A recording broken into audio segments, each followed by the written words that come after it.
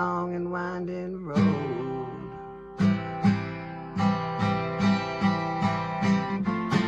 Too many people come and go.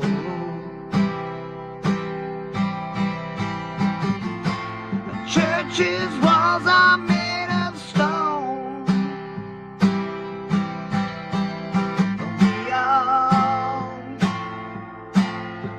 all make it home.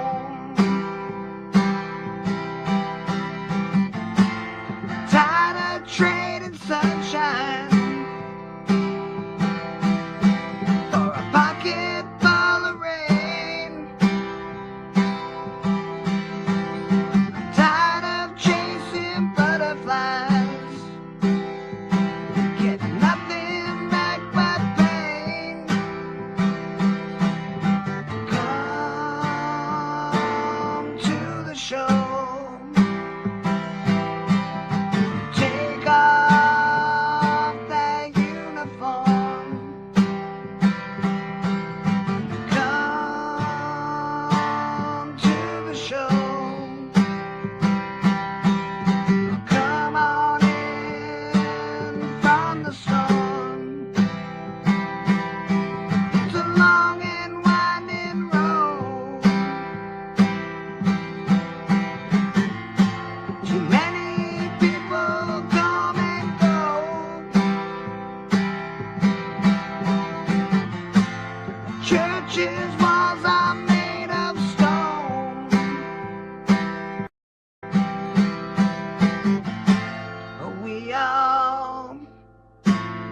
We all make it home.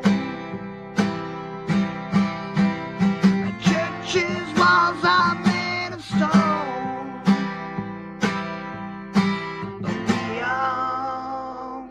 We all make it home. Bam, just like that. We are live. TM Nerdy in the house this morning. We got the link in the chat. How you doing this morning, TM? Okay, he's doing really well, it sounds like. Good for TM. I'm doing good, yeah. There he is. There he is. Let's say hi to the chat. We got John's Comics with Kids. Hello and good morning, all you fine parishioners. John's Comics with Kids. His channel's booming lately. He's doing a lot of great content, so go check him out. Holy smokes, I haven't seen this guy in a while. It's been a hot minute, Mr. Comic Journey. Good to see you, my man. If you're still here, that is. Loke. Looking forward to meeting Loke. May 30th to June, I don't know, whatever, 1st or something like that, I think is the Niagara Falls Comic-Con. So I will be meeting Loke there. He's got a booth. And I'll be picking up a piece of art that he did for the comic that Callie and I have worked on, which is Murder King. Still working on it. The first comic is done. I think we have almost 4 written so far out of the 6, so we're on top of it. We got actual Dracula doing the interiors. He's on top of it. Loke's already done a cover. We have Austin LeMay has already done a cover, and everything is looking pretty awesome. Same with Norin or Aaron. Rad Art has done a cover as well, which is freaking dope AF. So really excited. So Loke, excited to meet you soon. Derek Neiman, what's going on? Good to see you. Christina Payne, she, in fact, is not feeling so well this last little while, so hopefully she's feeling a little better. If you have any good vibes, send them her way. Well, I love that song. Wellbore, how you doing? Good to see you. Dan's Hobby Corner. Dan, I just followed you this morning. Dan's got YouTube, and I think he just started an Instagram. So because he doesn't have too many followers at the moment. So Dan's Hobby Corner. If you're not following Dan, give him a check out. Okay, Munin, what's going on, my man? Boom. Cliff on Comics. How are you, brother? Yes, a musical intro. I figured, you know what? I can write music. I don't need AI to write my intro. Good morning to everybody. All right. Big Nasty, what's going on? Big Nasty's Comics. Side Quest Comics in the house. Got lots of people kicking with us this morning. Flat Earth Santa. Nice. You gotta figure it'd be a lot easier if it was a flat Earth for Santa. Who else we got kicking around in here? JSS Brooklyn in the house. Good Sunday morning to you as well. K-pop Junkie. K-pop Junkie is not with us this morning, but she is at, I want to say, what is it, AstroCon or something like that. I don't know. She's at a con where she lives, Detroit, somewhere Detroit, I believe. So if you're at that con, K-pop is kicking around. Say hello to the awesome K-pop Junkie, Chonko Comics and Nerd Culture. How you doing, Chonko? Good to see you, man. I don't know if I've ever had this many people in the chat that I've had to say hello to. Queef Sweat, what's going on? Good morning. All right, I think we're at the bottom of the list, my man. Astronomicon, that's what it is. Boom. Yeah, so that's K-pop Junkie. She'll also be, I believe, doing a show tonight. I'm pretty sure I saw in the Sunday lineup, thanks to Cliff on Comics. Cliff on Comics, he has kept the tradition alive and has kept doing the Sunday lineup with all of our thumbnails and whatnot. And he puts them out and puts it together every Sunday for all of us that are on Sunday. Myself, K-pop Junkie. Geez, there's so many. Brooklyn. What is it? Anyway, I'm drawing a blank. It's first thing in the morning. But you know who they all are. We watch them. They're great.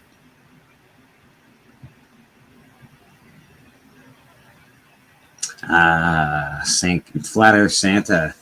I have actually shut the booth at the flea market down. I wasn't making enough money. Good morning, Dracula. Wasn't making enough money to make it make sense, you know? If it don't make dollars, it don't make sense, so to speak. It was a bummer. I'm bummed out that I had to do it. I feel a little freer with my time. I'll probably and most likely and will definitely be doing a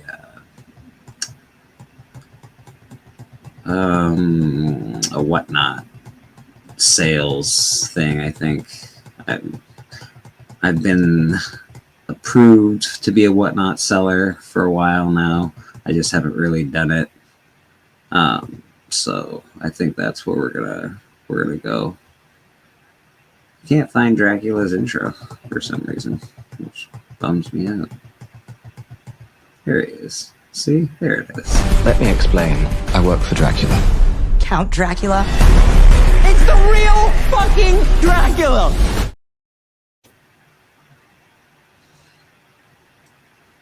Yeah, it is a bummer. But you know what? Onward and upward. Wellbore just passed 1,000 followers on IG. Way to go, Wellbore. That's awesome, buddy. All right, K-pop's got to go. See you later. Alligator. There is a link in the chat if anybody wants to pop on. You're more than welcome. I think I put it up there somewhere. I don't know where I put it, but it's in there. I assure you it's in there. GM, what are you up to these days? Nothing, just waiting on the move date. So I've been packed and ready to go, besides a few dishes in my bed. You're already packed and ready to go. Holy shit. Yeah, I move on the 17th, so. Wow, man.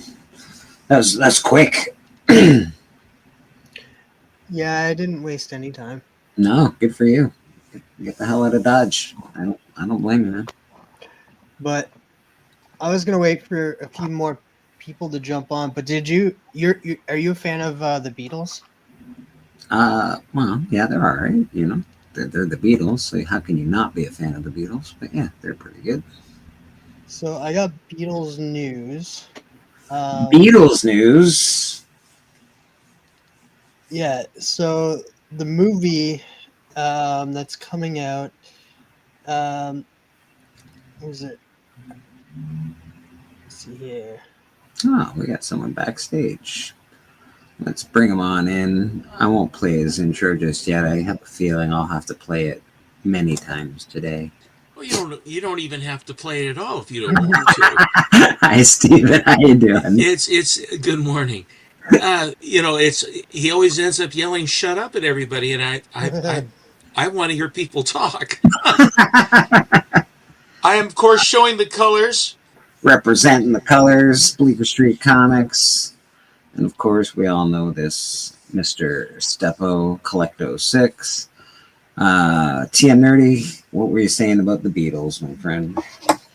Okay, well, there's supposedly a Beatles movie coming out in April 2028. Oh, Jesus, a ways away. You're really It was really ahead of the curve on this one, my man. There's only a 50% chance of all of them getting together again, though. I don't know about that. So they do have actors playing them, but it's going to be directed by Sam Mendes. Okay. And the people playing them is Paul Mescal is playing Paul McCartney. Harris Dickinson will play John Lennon. Barry Keoghan will play Ringo Starr, and Joseph Quinn will play George Harrison. Okay. So the news that broke at CinemaCon is that there won't be a Beatles movie. There will be 4. We need 4 Beatles movies?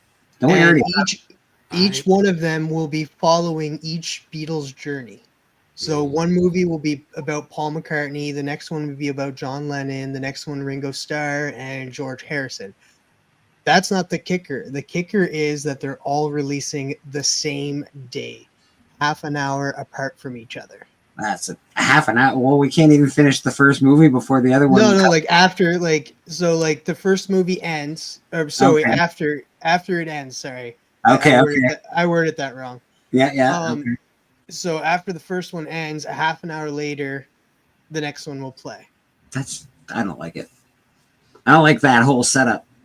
It's too much. Too much, and I think it basically just kill everything. I don't understand what they're doing. That's just I don't know, man. You might have had my money at one movie. You're not gonna get it 6 times for 60. I want your money 16 times, and then we're gonna do a culmination where all the people finally get together. I get it too, because it is a little jarring, but at the same time, I'm just like, theaters are in trouble. To have an event where people cinema people that love going to the cinema will make an event out of this, and we'll be like, you know what, I'm gonna go see all 4 of them. This is a cool event. But I get the fact that a lot of people are not going to do it. I'm half in the boat. I don't do movies anymore in theaters. Yeah, a lot of people don't. That's why they're in trouble. I love movies at home. I like watching movies where I can at home I'm good, but yeah, the theater experience for me is a burden anymore. It's a bit of a burden. Nobody needs a Yoko movie. Yeah, for real. Please, no. I remember in the White Album, I heard "Hey Bungalow Bill," and I heard this squeaky voice that was going on. I said, is Lennon doing putting on voices, or what is he doing? And I said, and it's awful. What is it? And then it turned out it was Yoko Ono. And I went, oh my God. Yeah, that was there was I'm interested in it. Like, I may go because it's only 4 movies, depending on how long they are, too. Because like, I watched the documentary that came out. What was it? A couple years back now. That was pretty good. Like everything. There have been a number of them, and finding all these reels and all these shows that they were in and all that. And of course, I was around when they first arrived, the British invasion. And I remember we had gone down to the Shakespearean Festival in 1964 in Ashland, Oregon. And the shows didn't start till evening time. And so my sister, brother, and I went to the Ashland Theater and watched Hard Day's Night. It had just been released. And that movie, still to this day, is one of the most wonderful pieces of cinema ever. And the guys are so natural at what they do. And the songs are so good.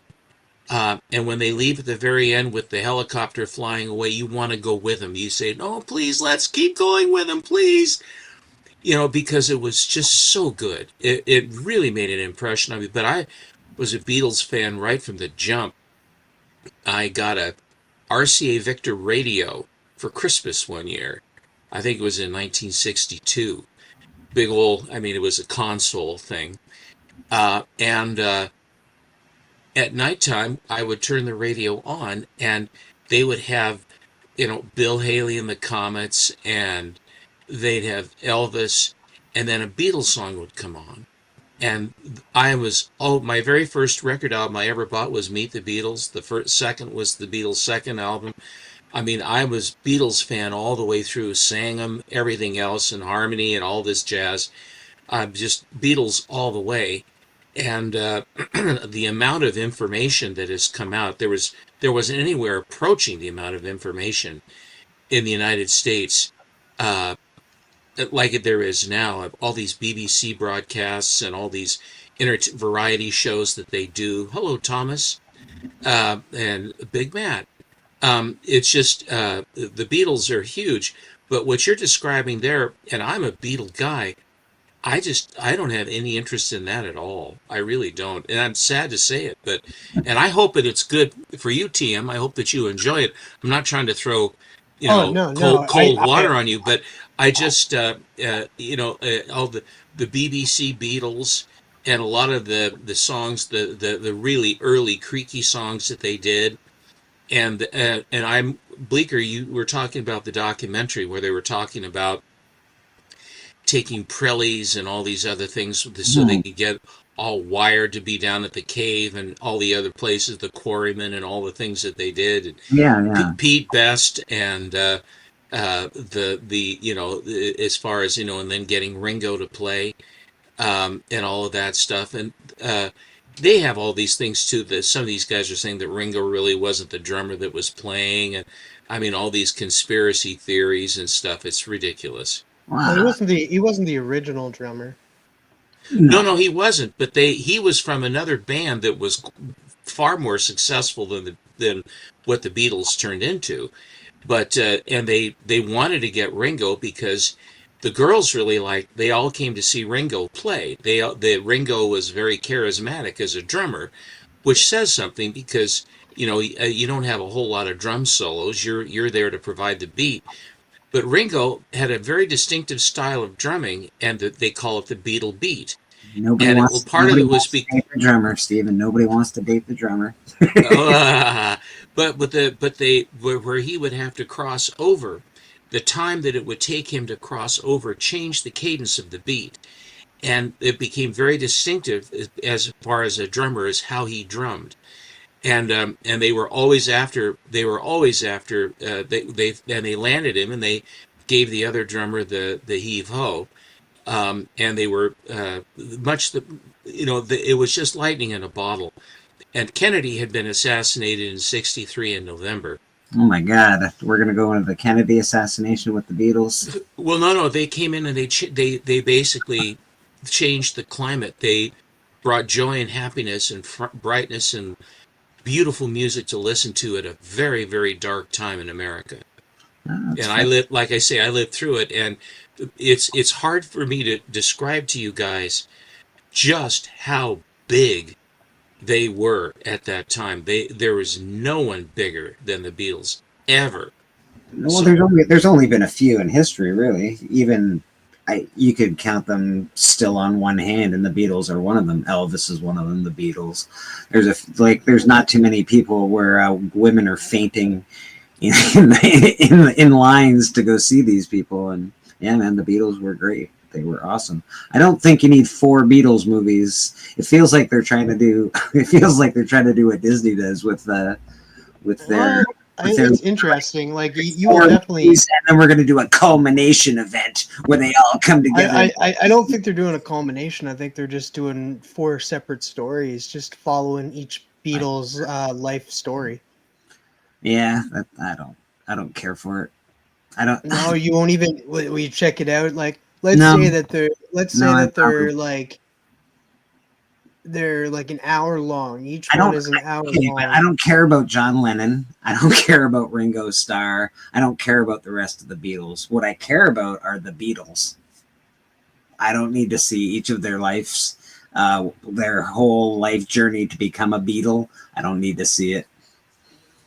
That's my opinion. That's again my personal opinion. I've seen That's everything fair. on the Beatles, bro. I There's like a never. million movies on the Beatles, like 1.5 million movies. I've seen them all.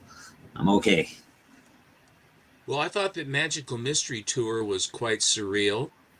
Uh, I thought that Yellow Submarine was quite surreal. And I remember going to the Guild Theater here in Portland, and they had special speakers they had to set up to do Magical Mystery Tour.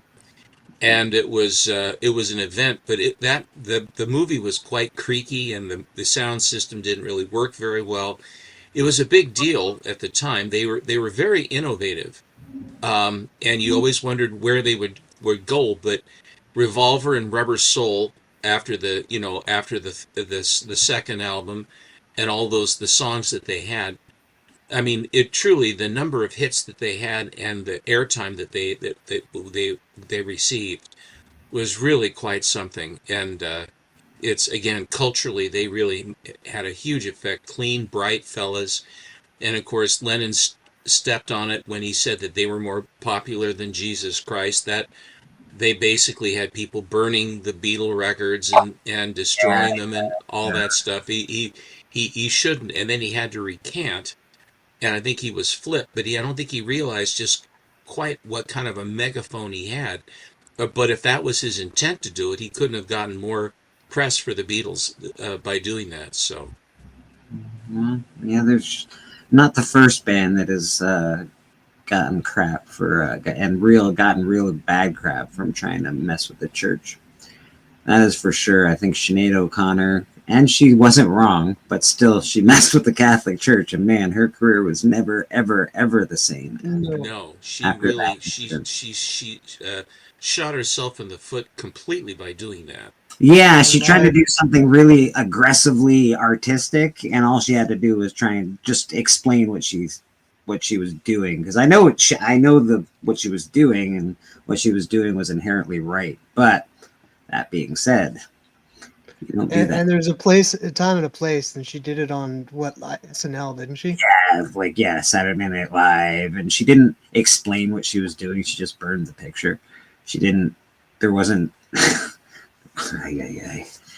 Anyway, I is the yeah, she really she shit the bed on she that one. really put her foot in it, and she sunk herself and became a pariah, and that was the end of it. Yes, Much like the Dixie Chicks going overseas and saying what a bunch of louts and idiots half of America were, yeah. that were her primary business, and they got too big for their britches, and they just shot themselves in the foot and just went nowhere. And they had wonderful music, they had great harmony, and Didn't they change their name?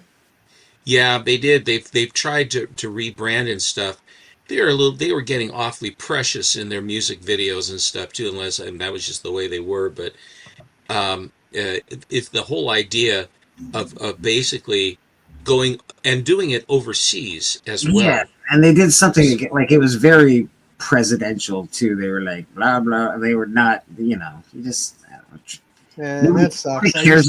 nobody cares about your political opinion just because you're. That's true. They do, and they try to. There's Matt likes comics. Well, you know, we were talking politics. And look, the minute we get him in here, he goes away. I used to like the Dixie one of my Chicks most too. prized possessions. Show away, Mister. Oh, look at this guy. Let me make Let you. me just get my camera flipped here. That's all right. There we go. Complete scores. Beautiful. Yep. It even gives you the key of the comb that Yellow Submarine had in it, where he's going shink, shink, shink over the comb. Nice. So that you can play this completely. And ever since this was gifted to me by an ex-girlfriend back in the day when we were together.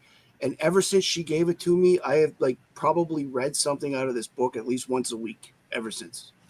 It's just absolutely fantastic. It must be a big book.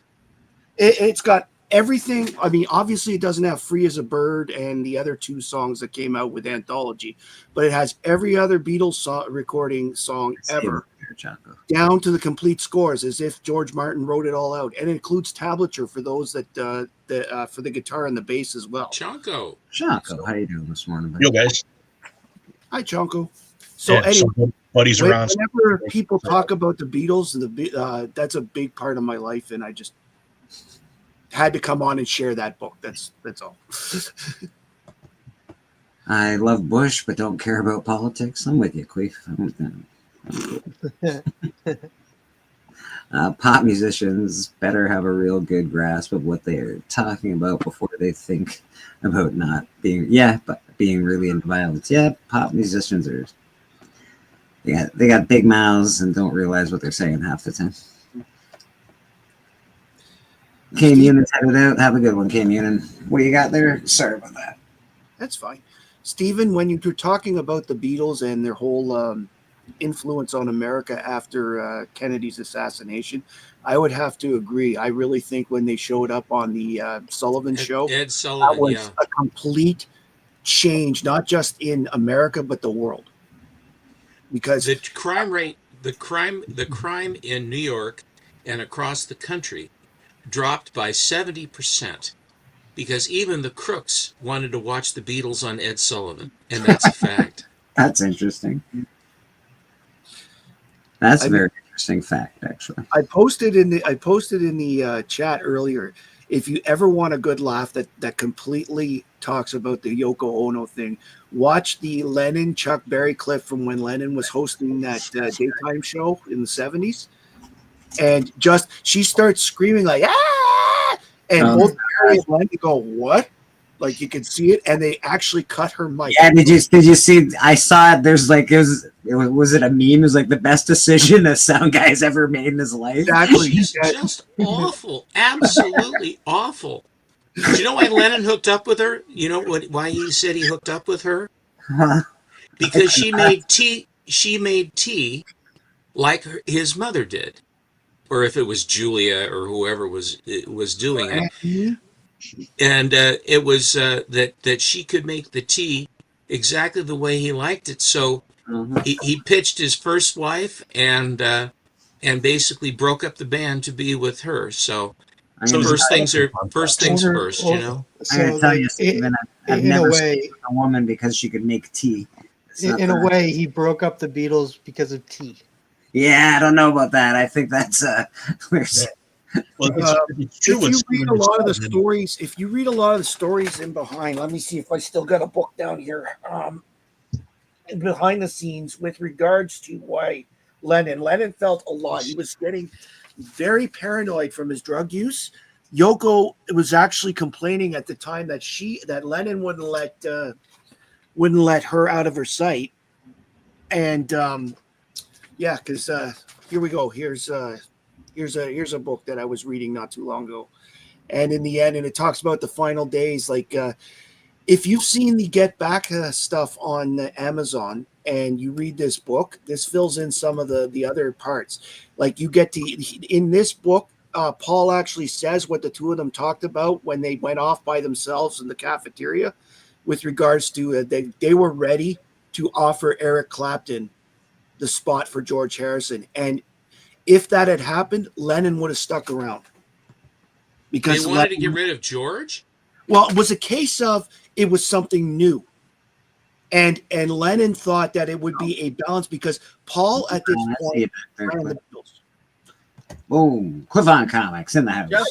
Just in time for me. Hi, Matt. Just in time for me to see Drew Manchu mention Bussy in the chat. I love that people are keeping my lingo alive. But it was a case. It was a case of, you know, like Lennon hated that Paul McCartney had taken over the Beatles because Lennon stepped back, and Lennon stepped back because he got involved with Yoko, and it got to the point where Lennon felt like he was a hired musician to come in and work on Paul's shit. So that's the long and winding dirge. Mm-hmm. Kelly, say it, Kelly. Well, While My Guitar Gently Weeps, I think, is Clapton. And then Harrison did something on his, and Harrison did something for Clapton, so they kind of traded a little bit. But I thought that George was very good, frankly. Yes, I think that it was George all four of them together was lightning in a bottle. George wasn't the problem. George's biggest problem back then was, as he quoted, they spent too much time together. Well, they couldn't get away from each other. When they were first at it and so bright and happy, and then later on the rot set in, they lasted a lot longer than even they themselves thought they would. The music that they produced as the time went on, progressed, you could hear the way they were changing. The White Album, that one whole half of the, it's two records. That one number 9 that goes on forever and ever. I mean, they're just sitting there noodling around. But the content, and each guy was making their own songs rather than together. They would work together, but basically they were all doing stuff on their own. I thought Abbey Road was a great album, and Harrison had some great hits on Abbey Road. Like when I was talking earlier in the chat about how Paul did 2 drum tracks, one of the drum tracks he did was back in the USSR because Paul was getting frustrated that Ringo just quite wasn't getting it the way he was like. He's like, I don't want, I want, which ended up on the track, right, with the backing drums. And Ringo left the band briefly at that point because he was so pissed at Paul taking that over.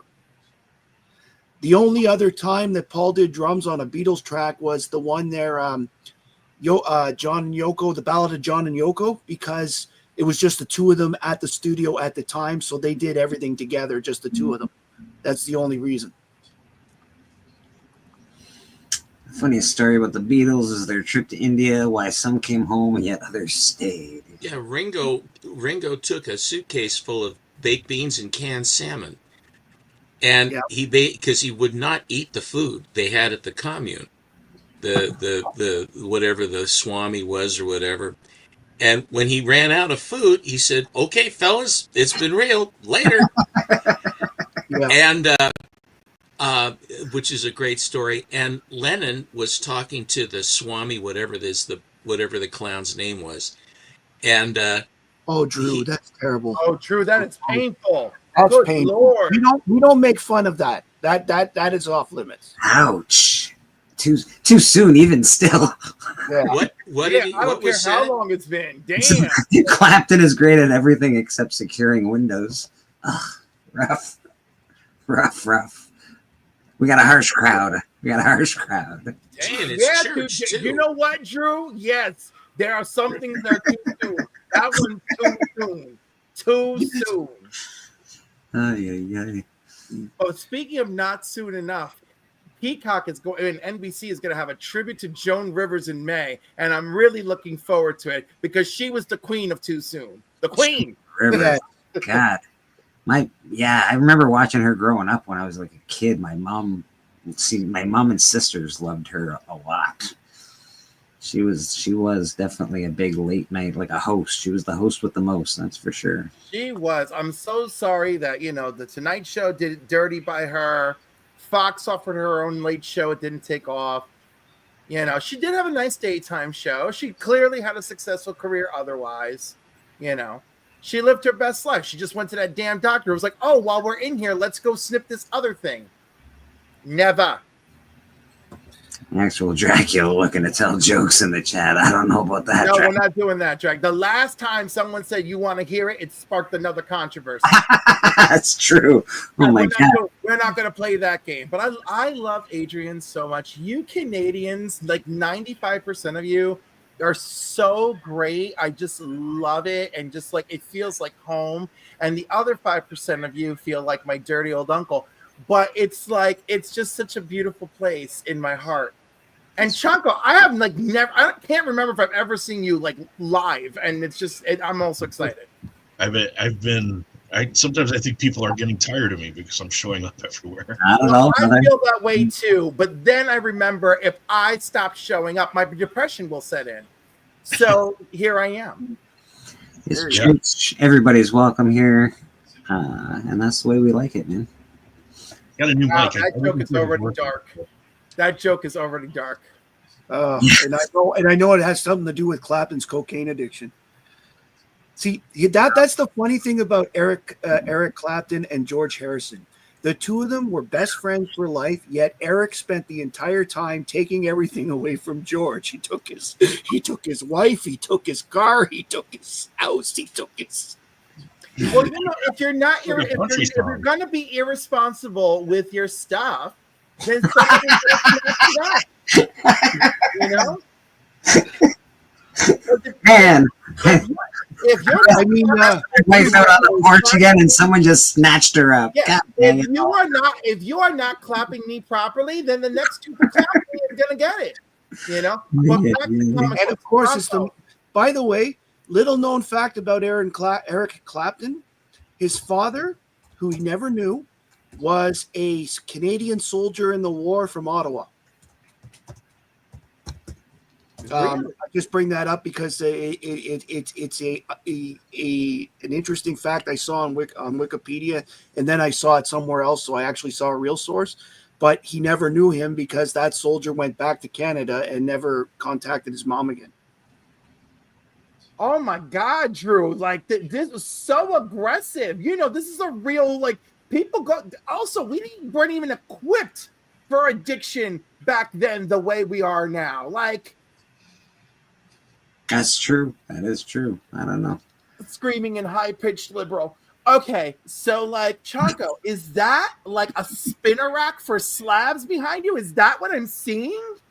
Spinner rack for whatever fits back there. Really is what. Okay, you know what? You played that game, but that looks like a spinner rack for slabs. And where did you get it? You mean like that spinner? You mean like that spinner rack right there? Oh my God! Did you get a spinner rack for slabs? Yeah, man. Bitch, where are you getting this? And tell me before these trade agreements make it unaffordable. This is off of Amazon. You can get that easily. It's just a magazine rack, and it fits magazine size stuff. So slabs fit, and normal comics. It's if you want like the budget spinner rack, Amazon, you can get one. You don't have to pay $2,000. Yeah, this one. Oh my goodness.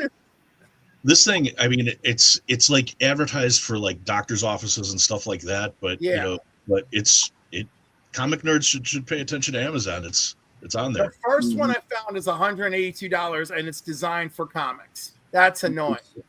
But there's a rotating brochure display, and I think that one will fit slabs. This it's kind of snug, but I mean all these slabs are in Mylars, so I think it's protecting them. But yeah, the slabs or regular comics or magazines all fit in there, and it's just it's for like a. This is definitely like a magazine rack, not a comic rack, because it's much bigger. We have a bunch of comedians to the chat today. Holy smokes, Callie! Yeah, man. Oh my goodness. obviously it's not something I I'm going see. to go out of my way to spend money on. You know, I am thinking of doing more with the walls in here Okay. while we're still working on the downstairs forever. Yeah, you've been doing your renovations for a really long time, Cliff. What's going on over there with your renovations? Our guy is really cheap, but only can come 1 day a week. Okay, that makes sense then. There it is. That's the deal. You always hear that story about anybody who's inexpensive. They work on their own time. Listen, it's the triangle. I don't know if you've ever been familiar with the triangle, right? It's fast, good, and cheap. You can only get 2 of the 3. Yeah. That is completely true. And coming soon, you're only going to be able to get fast and nothing else. Cliff is a work in progress. Aw. I'm a work in progress, honey. We're all work in progress. I've been a work in progress since I was born, buddy. That's the way it is. I hope I'll be a work in progress till I die.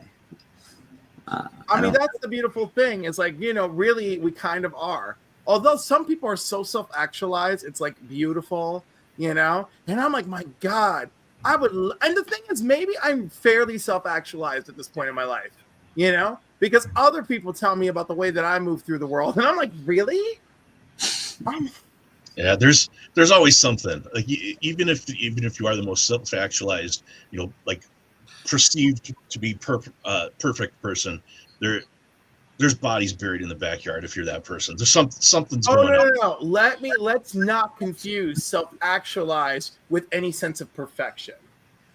Let's not confuse. Self-actualized is the embodiment of flaws and all, and you move through the world owning all of that. I am what I am, and I is what I is. As it's so Yeah, powerful. I don't like that. I don't like that. I like people who work to grind away the flaws as best they can, rather than that's what I'm saying. And accept it as part of them. Again, it's okay. I think people and ownership of their flaws. People who own their flaws usually grind at those flaws. Right? I hope people. Well, most of rarely have I met someone who looks me in the face and is just unapologetically racist or unapologetically self-destructive. You know, I don't know about that. I think there are a lot of people who are really proud of their flaws and they flaunt them. And they're like, oh, this is just me, accept me or not. And I don't think they work certainly on that in this day and age. Well, listen, stop talking about the U.S. government like that. So, like, I mean, actual people I know. I know. I'm just an asshole. That's what I am. Like me or not, I'm an asshole. And they'll like. That's just boring. It is boring. And I don't want to be around people like that. Exist. Yeah, I know. We're out there. I know. Anyway, Bleak, my family's going to be home soon. I wanted to pop on just to show off the Beatles book. Wow. And I thank you for letting me on. I love church. Everybody out there, if you're not subscribed to church, do so. We love when you're on here, buddy. Okay, guys. And Matt. So is Cliff, so is Jonko, so is Stepo, and so is. By the way, Matt, not to put you on the spot or anything, but I'm totally putting you on the spot. Do you feel that I am not enough of a Superman fan, or that I lack Superman knowledge? That I am the last person you invite? Oh no! You can. I have said on a few broadcasts that the Superman show is open to anybody who wants to come on, and all they had to do was contact me. Because that is so sweet and full of crap. Call me. Think of me and call me. If someone said to me tomorrow, hey Cliff, I need 2 other panelists for the Legion of Superheroes, you are the first person I'm thinking of. Cliff, believe me when I say I have thought of you many times. Once in a while about comics. And sometimes even pleasantly, I hope. Yes, of course. No, seriously. As I've said it on every broadcast that if you want to come on, let me know. It's because like what I'm trying to do with the Superman thing is not only show cool books, but talk about anything Superman you want to talk about. whether it's like I love this cartoon from 1942, or whether it doesn't matter. As long as it's Superman related, we're going to have it on the show. We lost a Steven somewhere along the way. I don't know where Steven went, but we lost him. I hope I didn't scare him away. Oh, No, I get I don't think so. like for example, I do have these Legion books out that I was thinking of showing tonight, and I've got some Superman family that I plan on. Is that tonight that you're doing that? That is tonight. It's my bi-weekly one. The only thing I haven't figured out, because I'm still asking my wife what's going on, is if I'm going to have an Easter Sunday one or not. If I have to move it over. Because that could be dangerous. Yeah. Right, So other than that, it's every 2 weeks, every second Sunday. So because that way it keeps it fresh, people have a chance. And Cliff, I would be happy. If you want to join tonight, I'll send you the link. I have no issue. I already accepted another invitation this evening. And I'll tell you what, I will when I finalize when the next one is, I'll be happy to send you an invite, because you are one of those out there that has one of the collections, like myself, a very, very big DC Superman related. So and also I hope you're very proud of me, because I unwittingly ordered this from China, but I did get it. Oh, nice. And I only paid $240. Wow, that is pretty good. I was like, I put that work in, but when that's my 1A for this year. 252 for this year. I'm looking for it this year. Yes. I thought I don't know why I thought you had this, but Alan has it. Alan has shown it on my show. Well, Alan has everything. Yes. So shout out to Alan, super knowledgeable. Go check him out. But but I would like to point out, bitch has everything. He's like Barbie. So,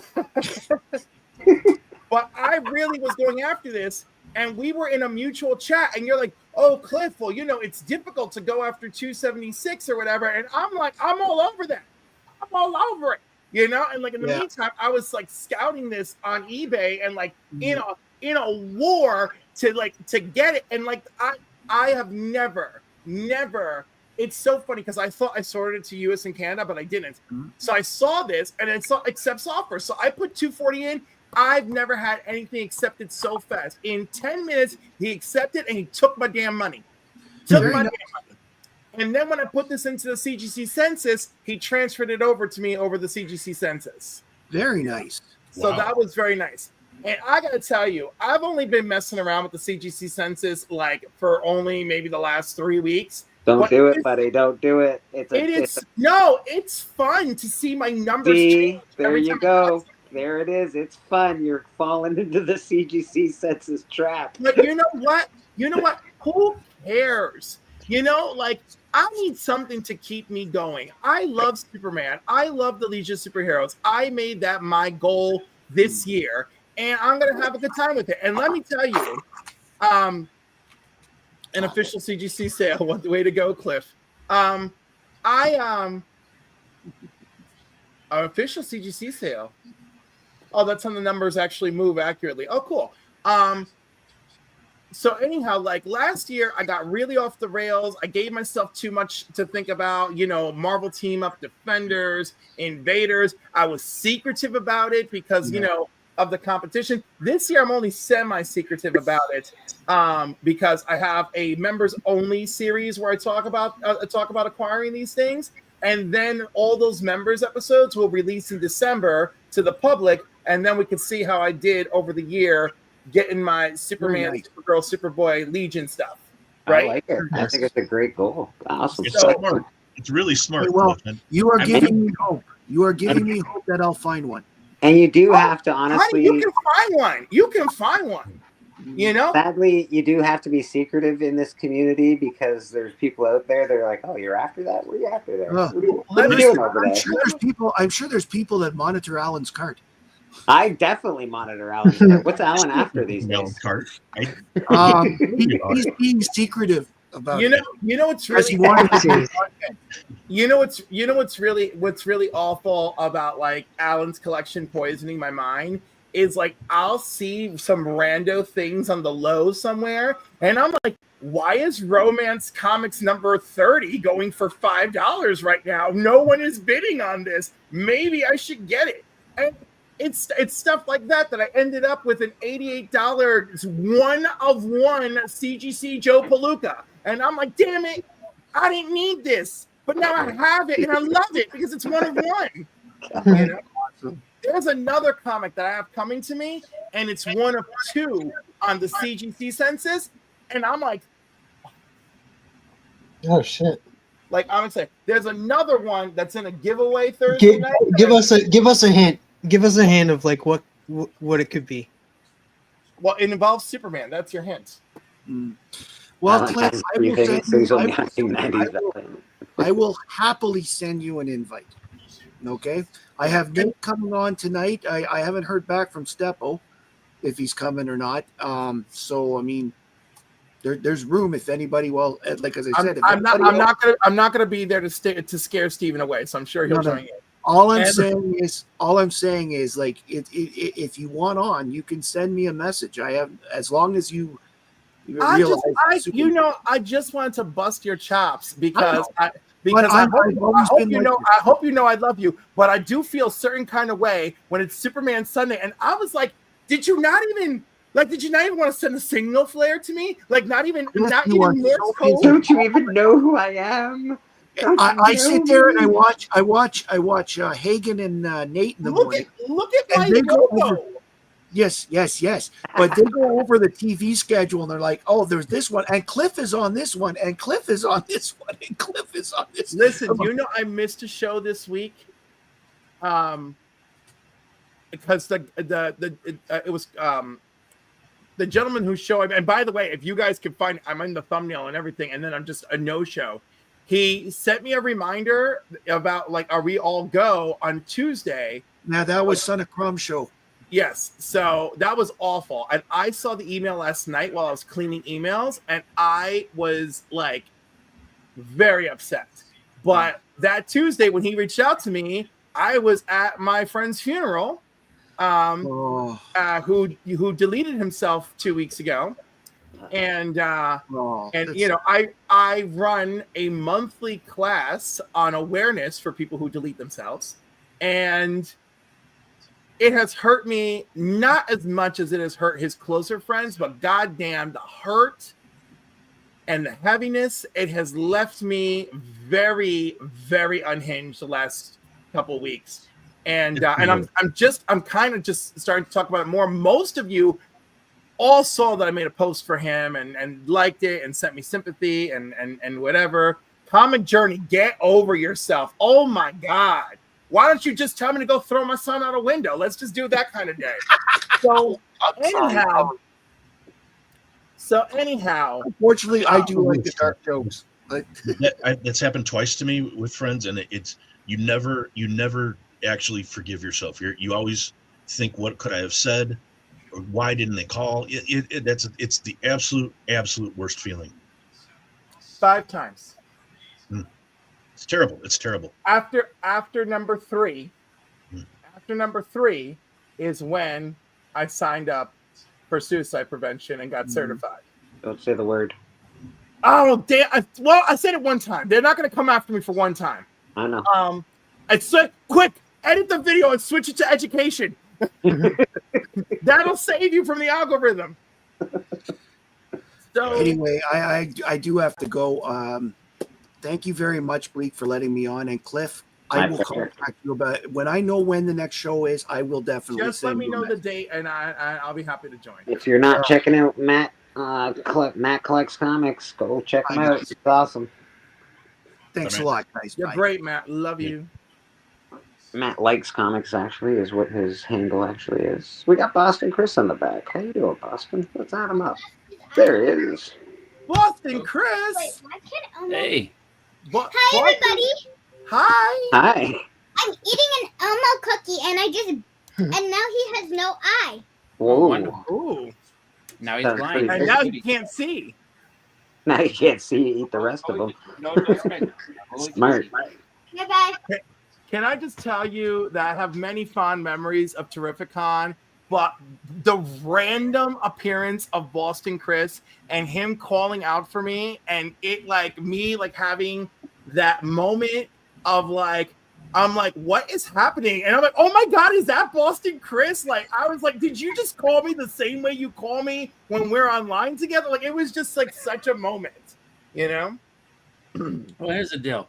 So if you've never met Cliff in person, Cliff is a very tall guy. So it's just like you see Cliff from a while back, and I'm like, oh, it's Cliff.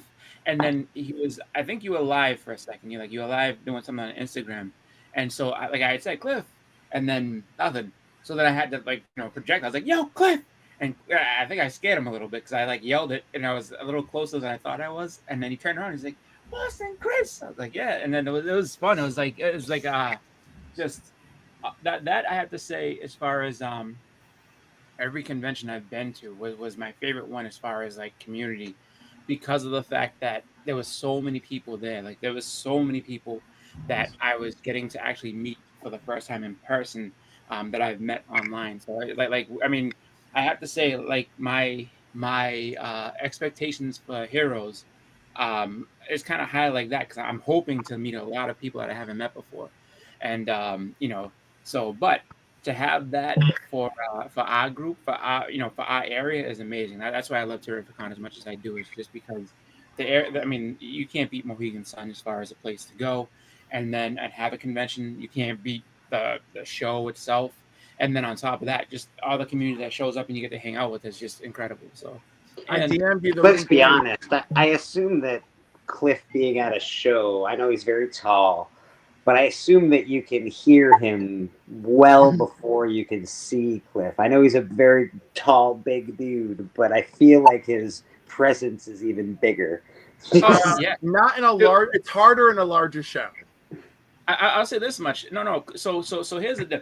So Cliff, I wasn't the only one that was, hey, yo, Cliff, like as soon as Otto saw Cliff, Otto was like, Cliff. Like he was a celebrity amongst all of us. Like he knew what he was doing. Like he's sitting there chilling, and just people go to Cliff. Like Cliff doesn't go to people. Go to Cliff because people. I go to people too. I go to people too. No, I know. I'm just saying. I say people go to you just because you just have that aura of celebrity about you. Whereas it's like people like, oh, that's Cliff. I gotta say hi to Cliff. You know what I mean?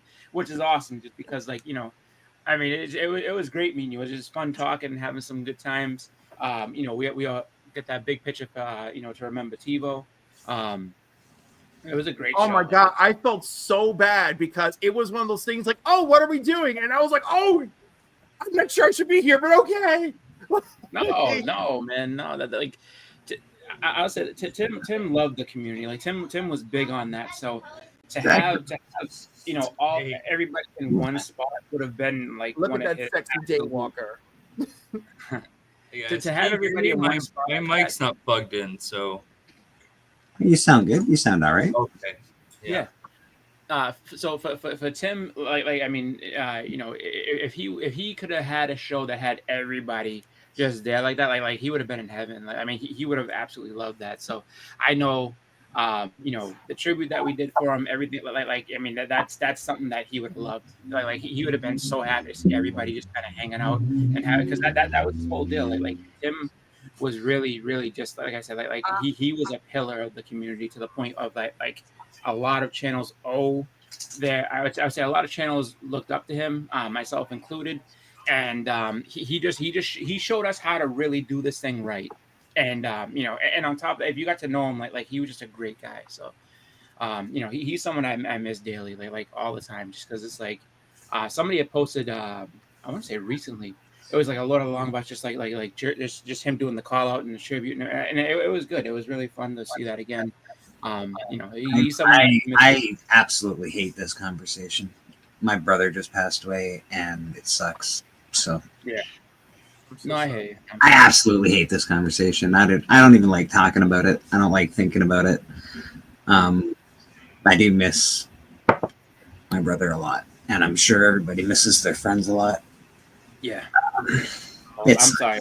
No. It's not anybody's fault. It's just here. Yeah. And it's funny. When I came on, I was mentally telling myself, like, don't be depressing. Don't be depressing.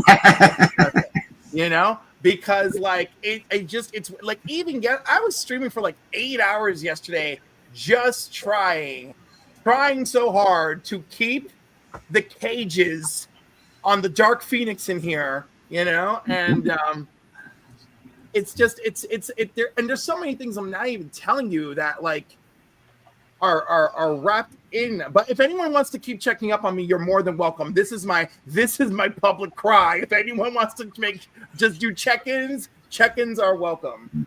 On the brighter side, did everybody check out the Naked Gun trailer? Yes. Is that got Liam Neeson in it? Of all people? Yeah. Weird, so bizarre. I haven't seen it yet, but it gives me hope. It gives me hope. I'm curious, man. You know what's funny is that he's actually very funny when he can do dry humor very well. So he can be like just the most serious thing ever and be hilarious. Oh yeah, when he was asking about the cereal, remember? Are these strictly for children? Yeah. I also want to say that it's not a remake. It's a continuation. All right. I'm curious just because it's Liam Neeson in that role. I think is sort of funny. Yeah, he plays his son, right? Yes. Yeah. But yeah, I mean, his scene from Life's Too Short, the Ricky Gervais show. Yeah. I mean, that's one of the funniest things ever. He's a funny dude. He's got good comedic timing, and because we all know him as being such a straight man, it makes perfect sense that anything and that Leslie was not a comedic actor either until Airplane. Yeah. He was a dramatic actor. No, didn't he? When they did Police Squad was goofy. Yeah, he was pretty. I don't think I ever watched him in a serious movie. I've always watched him in like really goofy movies. Oh, yeah. Travis, you mentioned Airplane. Speaking of Airplane, did you ever see? It's a very similar movie, very much in the same vein of that comedy.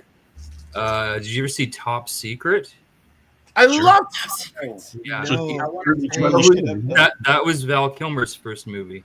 Let me tell you, that movie was in the first two movies that were signaling me that I was a homo. It has exclamation mark too. That's okay.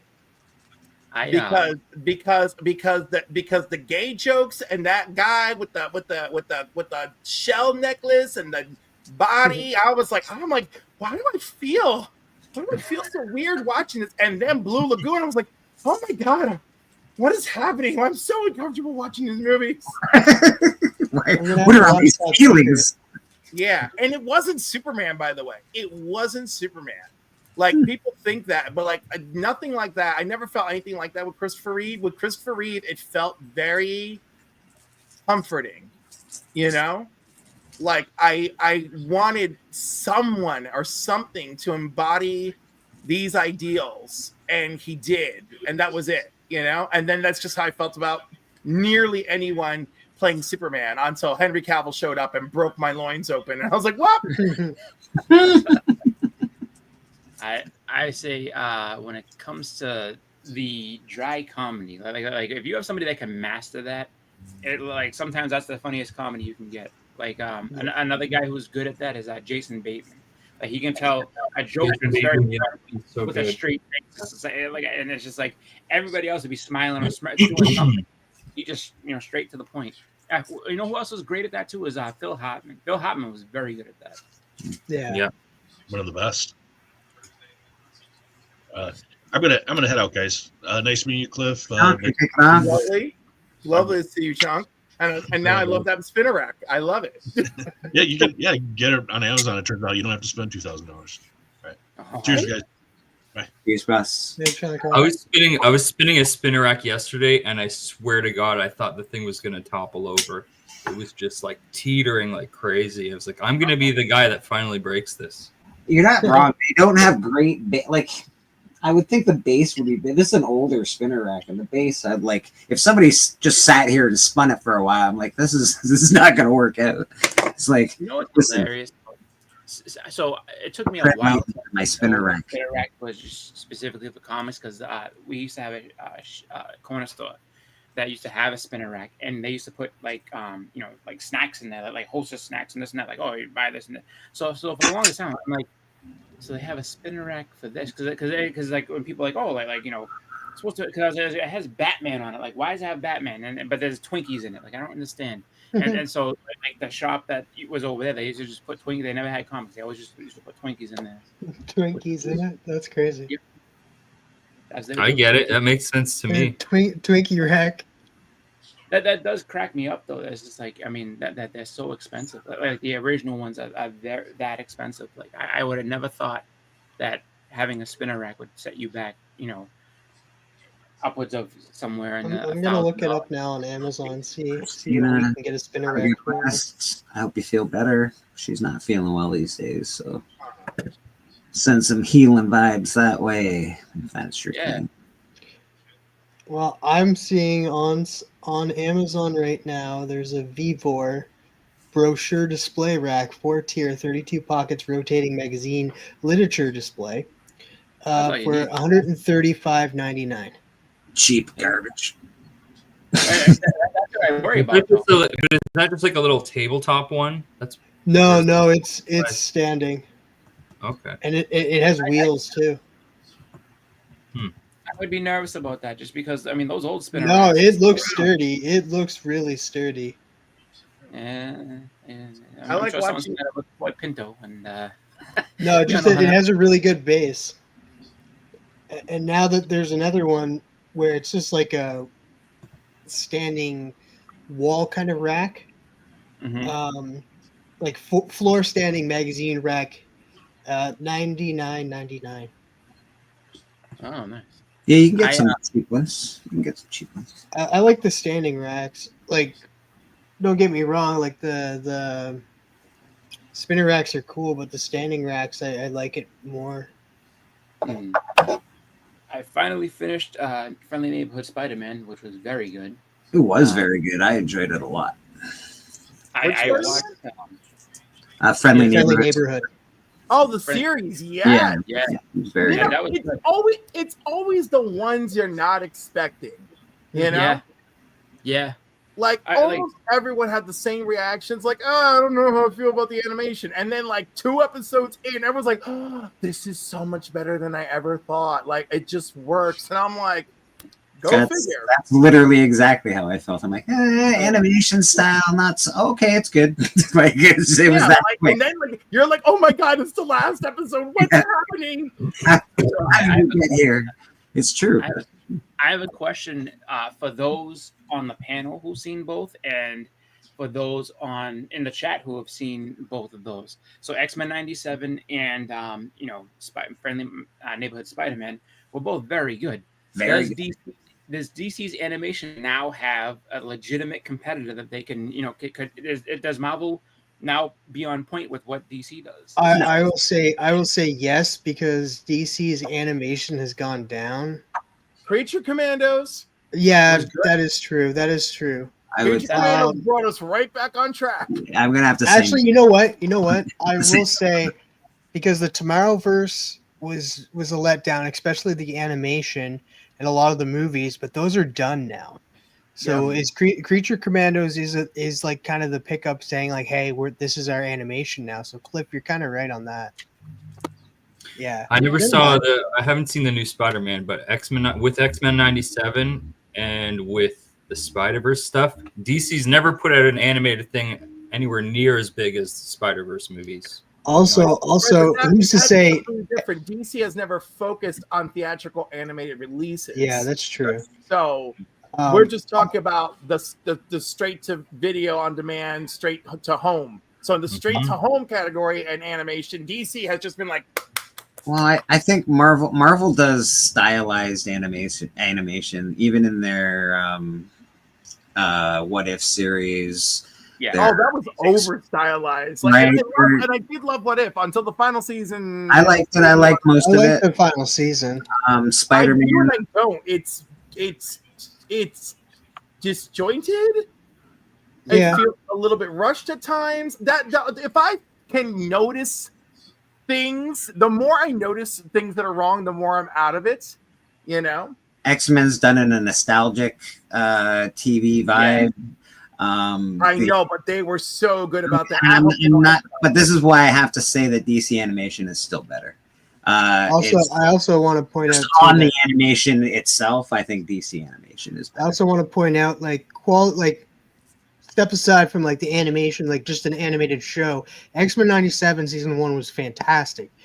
Amazing. Who's to say season 2 will be better because it's getting rewrites and stuff Terrified for season 2. Terrified. Yeah, that I am too. Like I'm a little worried. Like I was all on board when like they were just gonna like he said that he had season 2, he wrote it all. Yep. Until they said like, oh, they're gonna step in or rewrite a lot. I was like, don't, just leave it. Yeah. No, because they want to disassociate from him, even though they invited him to D23. How are you going to say that you have this dirt on this man that you allegedly have, but then you invited him to D23? That's the question. I was like, I hope he wins that court case. You watched the video, right, Cliff? Of course I watched the video. I still believe him. And if I'm wrong about him and what kind of person he is, I will be very sad, but I will also admit it. Unlike other people who will just live in denial. But I really kind of believe in him. So yeah, because a lot of people, like I've watched interviews with other people that were like that worked on X-Men '97 season 1, and everybody that worked with him talks highly about him. Listen, man, when you get a cartoon that can make you cry, and I don't care if you didn't cry when Gambit died, you're a fucking heartless cold prick. I know that episode's amazing.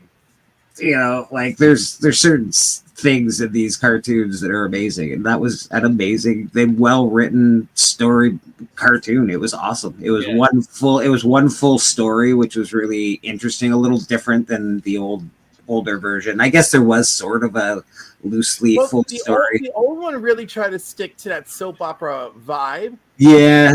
Like, but this one, oh my God.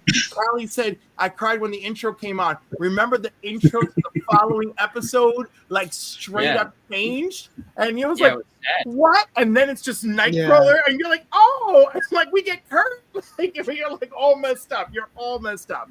But am I the only one who I just got chills now thinking about it, to be honest with you.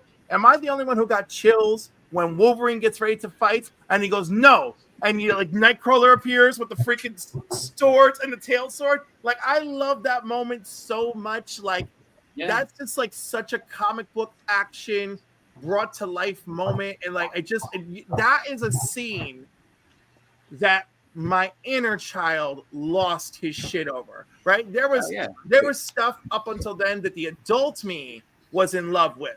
But that moment, it was my inner child that like lost his shit. I just love it. We got Steven back. Steven's back. Hello, Mr. Sorry about that. My dog came unraveled. Is something going? I don't know what the hell happened, but it was. I turned off my camera. I heard some yelling. And you're the next thing you know, your dog is almost in the street. Oh, now your computer's acting all funky, Steven. I can't hear you. I don't know if you could hear us.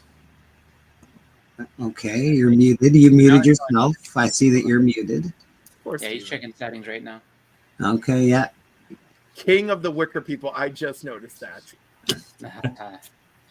Yeah, honestly, and when a TV show can make you cry, that's a pretty big deal. And I know I'm probably more emotional than most, but that showman made me cry. But so, in case you missed me talking about it 18 times yesterday, the incredible weight of a blah blah blah. What that movie with what's his face there, with Nick Cage, right? Okay. Right, but you know what I'm talking about, the one with him and Pedro Pascal? Yes, yeah. All right, so there's a moment in the movie where he asked Pedro Pascal, like, what's a perfect movie? And he's like, Paddington 2, right? And he's like, get out of here. And then it cuts to them finishing Paddington 2, and they're just sitting there crying. It's like, why is this movie amazing? So literally, that night, when I finished that movie, I immediately watched Paddington 2. And my ass was crying. I can't even tell you. It's the best performance of Hugh Grant's entire career. If y'all want to see a movie that is like animated based and like that you are not expected to just slap you around, that one. freaking Paddington 2. Who the hell told Paddington 2 to be this good? Cannot believe it. Actually, I felt that was it the Chip and Dale movie that came out. I felt the same way about the Chip and Dale movie. I was like, why is this movie so good? It's ridiculous. Yeah. How did that even happen? We can't hear you, Steven. I don't know if you can hear us. We can see you though. But I can speak. There you go. It sounded like there was a lot of weird cross things going on. It's mellowed out now. Okay. No, my pup unraveled. I had to go put out a fire. That's no fun. I hope he's fine. He's fine. Right. He is hello Dracula. Hello Chris. Hello Cliff again. Hello TM, and also hello to Mr. Bleeker and happy Sunday, y'all. Y'all indeed. Yeah. And what's really funny is you could tell. I can't quite remember the name of the movie, The Unbearable Weight of Massive Talent, but I can't shut up about Paddington 2. That tells you what kind of night that was. Yeah, I just wanted to pose that question to everybody, just because the fact is that, like, you know, it's always been you know, just like, you know, Marvel's animation kind of been like animated stuff. There's a little bit of, but like it's like, you know, like I would have to say like X-Men 97 and Creature Commandos. I mean, they are right on par with each other, and it's just like, you know, Marvel's stepping up in those areas, which is nice. It's nice to see that, just because, you know, to have, you know, just a healthy, you know, well-rounded, I guess, wealth of comic stuff that we get to watch is awesome. So, you know, I'm excited to see, you know, if basically iron sharpening iron, and they're both getting better as they go forward. That's my hope, as we kind of, you know, are still being, I call it, we're still being spoiled with all this, you know, comic content. Hi, Sue. Well, it's just nice to see that it's definitely nice to see them step up. It's nice to see that they care enough about those projects like X-Men 97 to write it as well as they did, because that's really, like, it was well written. Yeah. That just was, you know, almost take it right out of the comic books.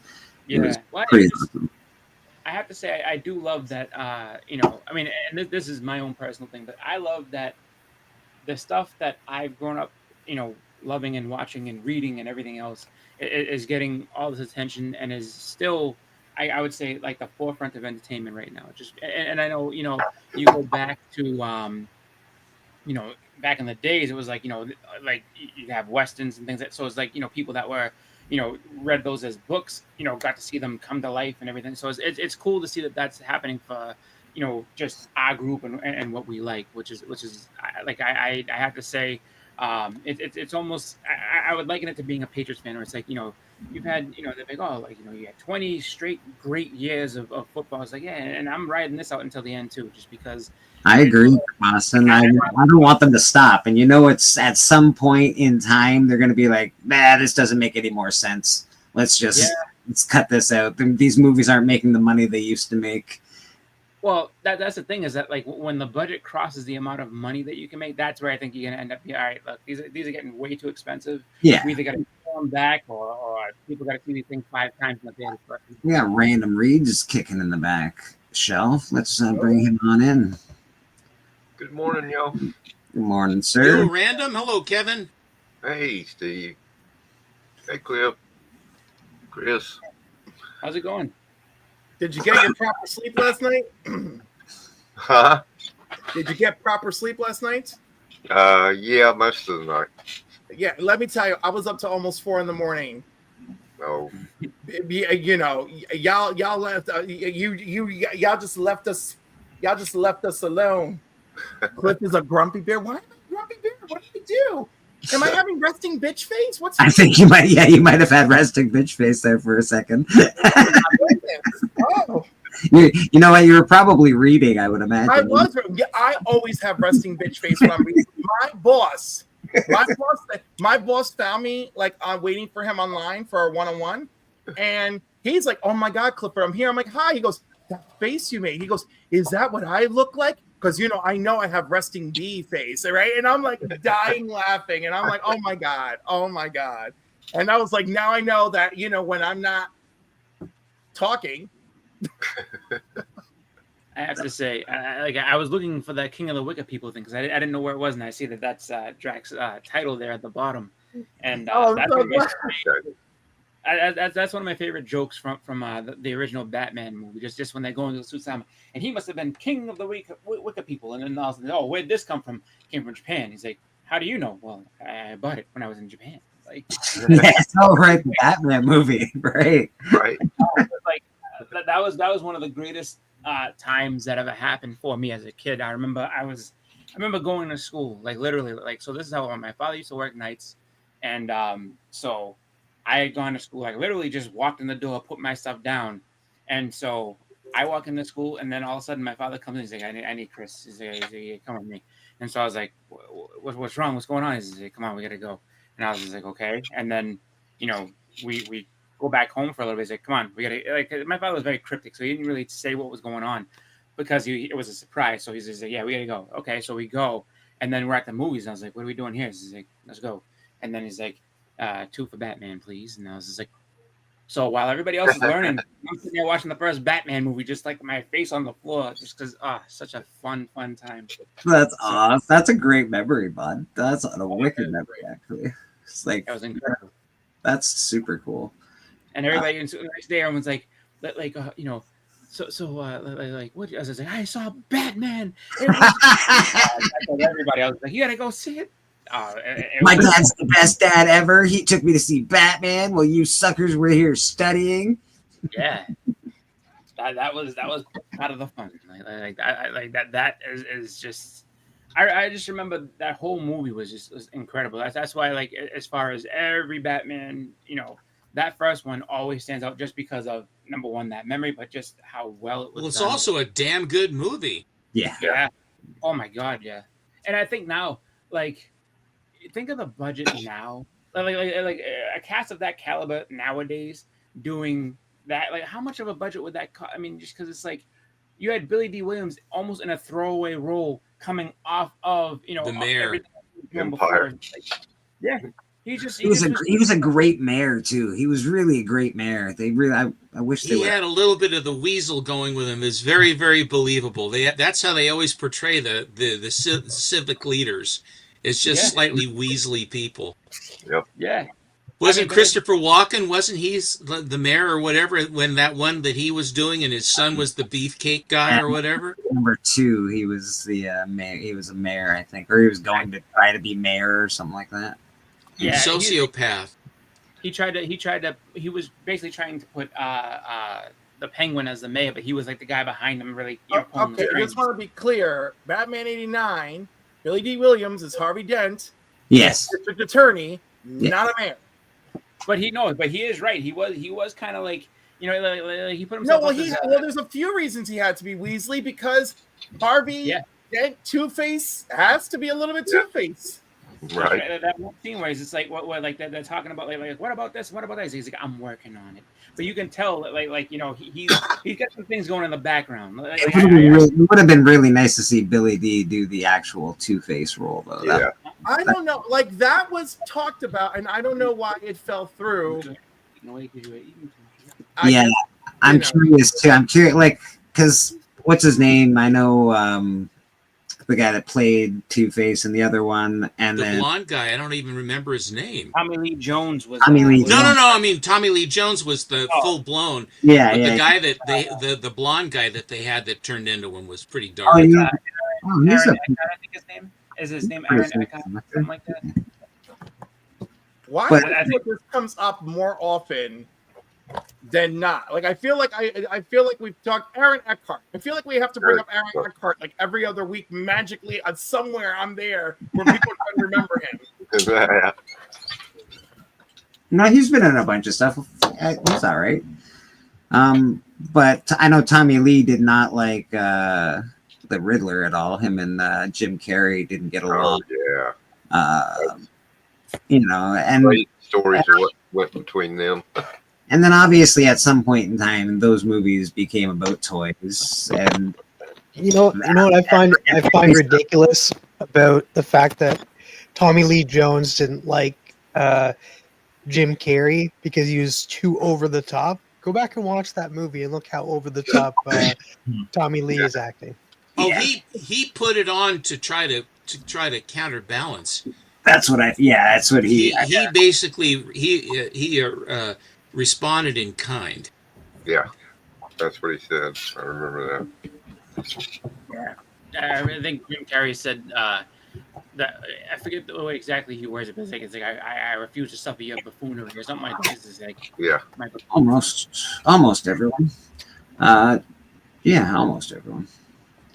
Dracula, are you you're really rattling your pots and pans? You got 8,000 books you're going to show, or what do you got going on there? You doing macrame or something? I am surrounded by boxes right now because I'm sorting through stuff. I need to sell some of this crap, so I'm just sell some of this valuable crap. material. Yeah, it's valuable collectibles. Packaging is everything. Yeah. I got to get rid of this crap. Anybody want to buy this crap?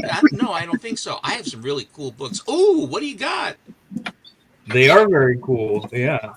I'm doing the same thing he is, packing up books to mail out from. All right, so the actual thing that Jim Carrey said happened is he's at this restaurant. The maitre d' says, "Oh, I hear you're working with Tommy Lee Jones. He's over in the corner having dinner."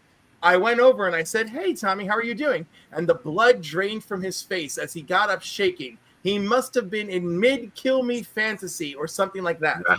And he went to hug me and he said, "I hate you. I really don't like you." And I said, "What's your problem?" And I pulled up a chair, which probably wasn't smart. And he said to my face, "I cannot sanction your buffoonery." Sanction, that's the word. Yeah.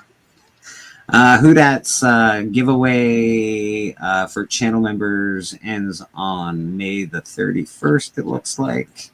And the books in this giveaway are extraordinary. If you're not a member of books that nobody wants, so don't listen to Boston Chris. He's full of shit. He just wants to win.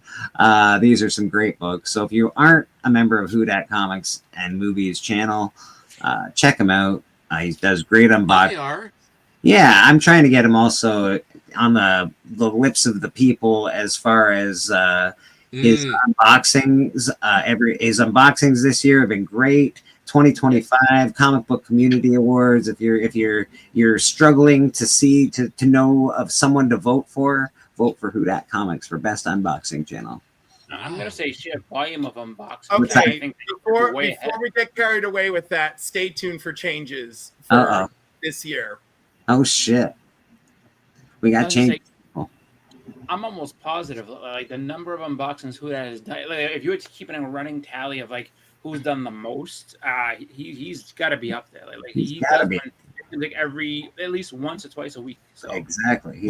Alan does do it a lot as well, gentlemen. I mean, I like Who Dat, but Alan does do an enormous amount of 8, 10, 15, 25, 30 shows that are all unboxings all the time. You're not wrong. You're not wrong.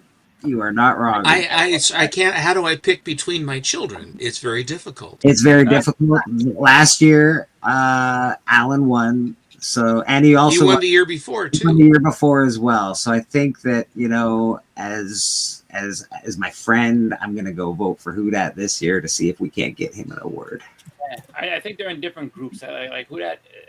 Alan's almost close to the over 5,000. Alan is pushing up against the 5,000, which means that our continuing feature of Monday's special will probably be shot out of the water by any number of other people between 5,000 and 10,000. So I'm not holding out anything on our Monday special. We work really hard on that to try and do all that stuff, but it is what it is.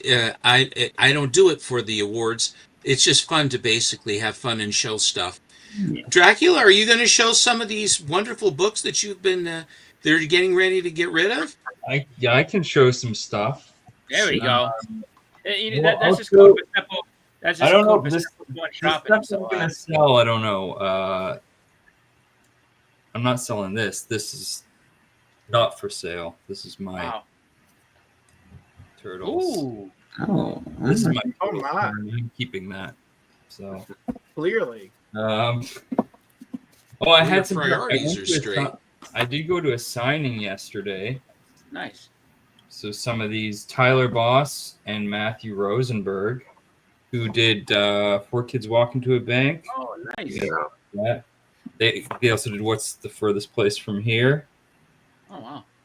And then they both have books that came out this week, new ones, I think either this week or last week. That four kids walks into a bank. That trade dress looks very New Kids on the Block. It's like super New Kids on the Block trade dress. That's interesting. Yeah. It reminds me of, it's like a 60s movie poster. So Yeah, Right. very much so. Very cool. But so Tyler Boss, who's the artist on those, he's written a book as well called "You'll Do Bad Things." This is pretty good. Actually, Bleak, this is kind of similar to what we're working on. It's like about a serial killer. It's actually a really cool book. Very cool. Very cool. Yeah, and then I was holding it today to see if you wanted to have a meeting on that pretty soon. Absolutely, yeah. I'll be around all week, so perfect. And then Matthew Rosenberg, I highly recommend this as well. If you haven't read this, that looks I love good. the title. The titles are awesome. Yeah, it's about this like girl whose dad is like some crazy experimental scientist, and some shit goes down. I'm not gonna give it away, but yeah, it's really cool. Also, this is an old book I got signed by Matthew. He did a short read of Punisher. That's cool. Yeah. New York says no to the Punisher. Nice. And then I found some just some back issue stuff. This is, I think it's pronounced Oho. Anyways, this is from Oni Press. It's Sam Keith and Alex Pardee. Oh, I remember that series they did. Yeah, I would think Oho or something like that. That sounds right. Unless it's really on the nose and it's Ojo. Yeah. I found it. Then they actually had the like trade, which I imagine has been out of print for a long time, but it was like $80. No, that's okay. I'll pass on that. Brett says I think they're removing Police, number 1. Interesting. Fish Police. What else did I grab? Marvel Comics Presents 69. Nice. If it's the Spanish word, it's Ojo. Yeah. Oh yeah, that's cool. But also, as you know, I do love issue 69. Yeah. Another issue. What is this? I don't know what issue this is. 3. Fantagor 3. Richard Corbin. That's cool. Oh, it means I. Yeah. And this is a cool find. Middle Class Fantasies, issue 1. Ooh. This is by what's his name? Jerry Lane.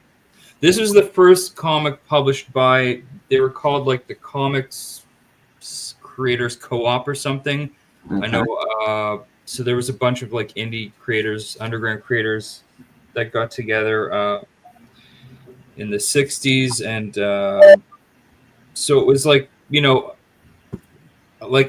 basically just self-publishing, but it wasn't like Last Gasp or Kitchen Sink. This was their own sort of co-op. It was pretty cool. It's a really cool story about Frogman. It's like this guy with a scuba suit that can fly. Okay. And it's actually really good. And then he like just also made his own Marx Brothers comic. It's just straight up like it's like a Marx Brothers. He just made his own. Right? Just took it. Just said I'm making that. That's weird. Made it. This I don't know what this is. Monster Hunters, but it's all Steve Ditko art. Oh yeah, Charlton. That's cool. Yeah. 35-cent Charlton. Beautiful. Old Dave Stem did a lot of Marx Brothers stuff in Cerebus back in the day. They were right, yeah, characters in the storyline. I see the 4 kids walk into a bank is actually in post production now. Liam Neeson stars. Oh, really? It'll be out I later actually this never year. read that. I read. I think I read most of What's the Furthest Place from Here, which is That'll really be good. on the hot list soon. Yeah. I seem to recall it was when they optioned it. That's why I looked it up, and yeah, it said it started filming in December 2024 in Limerick, Ireland. Picked up this too. Tongues by Anders Nilsson, Nice. which is a nice thick book. Really, his work's amazing. Really trippy stuff. But See, Oh, geez, yeah, Wow. really cool. when it There's comes to some- four kids walk into a bank, the problem isn't walking in; it's running out. If they run out of the bank, then they get in trouble. Oh, that's interesting. yeah, and then I now got like all these boxes around me, and I'm like trying to decide. It's the never-ending battle of like picking something up and being like, I don't know, do I putting it in a cell box and then like taking it out 5 minutes later? Like, What to keep and what to sell, and I do the same thing. I all of a sudden I'll go through my personal stack. Okay, I'm selling these books. I'll be like, oh, I don't know if I should sell that one.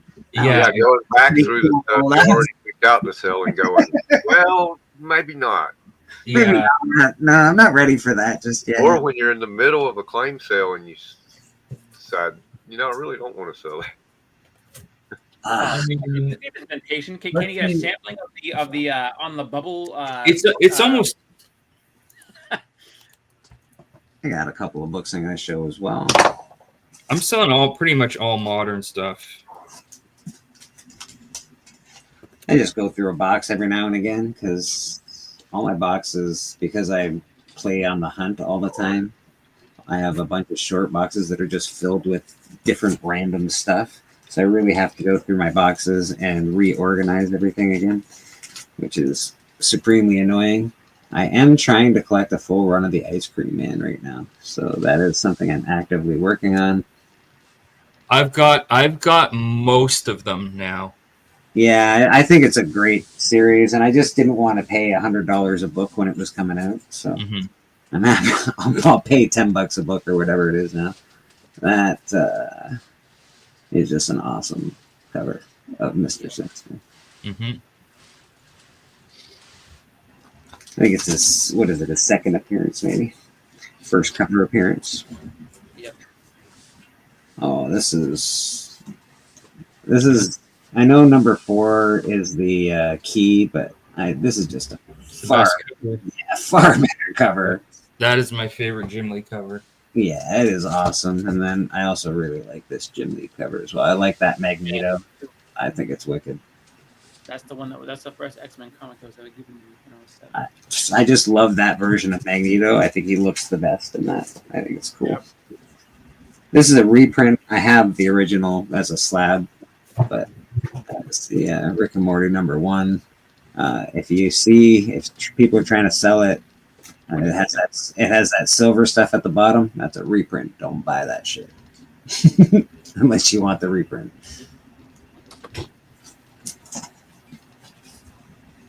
This is the Batman Who Laughs #1. Wow, that's cool. Yeah. That's just a cool cover. I don't know. The light is weird in here today.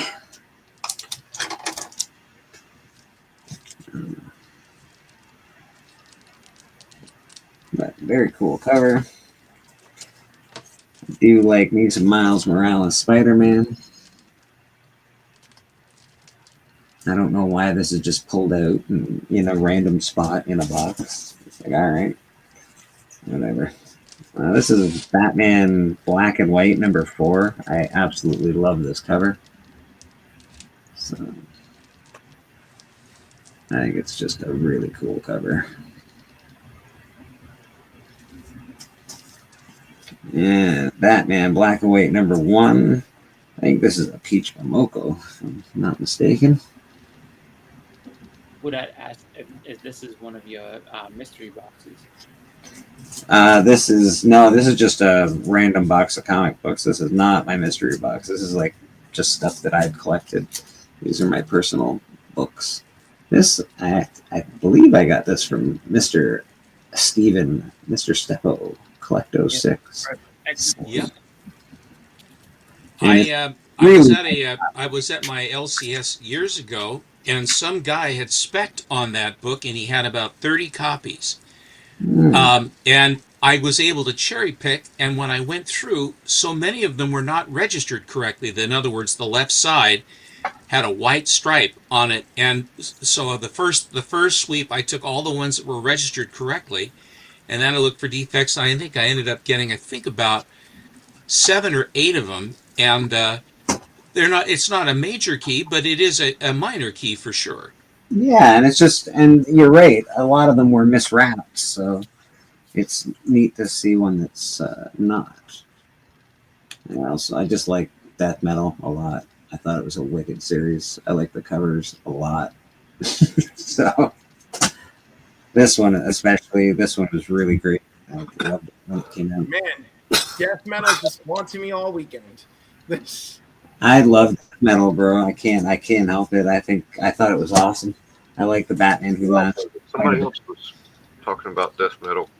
Last night, we had the whole thing. I hate the main story. I like the side stories. Oh, yeah, that's right. See, I was half asleep. That's why You were half asleep, but the one who loves it real rude is the one who is really into it. And then I got into the whole thing trying to explain to him that Wally West got Dr. Manhattan's powers and that one of the Batmen stole those powers. Yeah, that's when I went and decided it was time to go to bed. When you were explaining all that. And this one I just kept because, well, it's the newsstand version of it. So I like that green. That's pretty Pretty cool to have the newsstand version of that Web of Spider-Man. What else do we got in this fine box of comics beside me? Oh, we got another Web of Spider-Man. Second newsstand. Wah, wah. Oh, again, more Dark Knights. This one's just metal, I think. But it's awesome.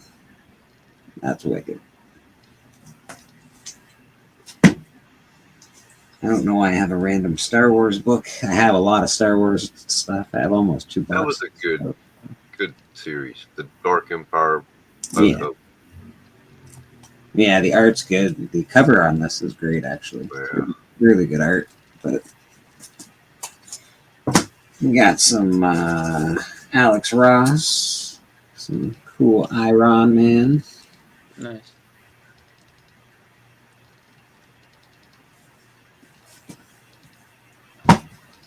Little Spawn action. Gotta have your Angelina.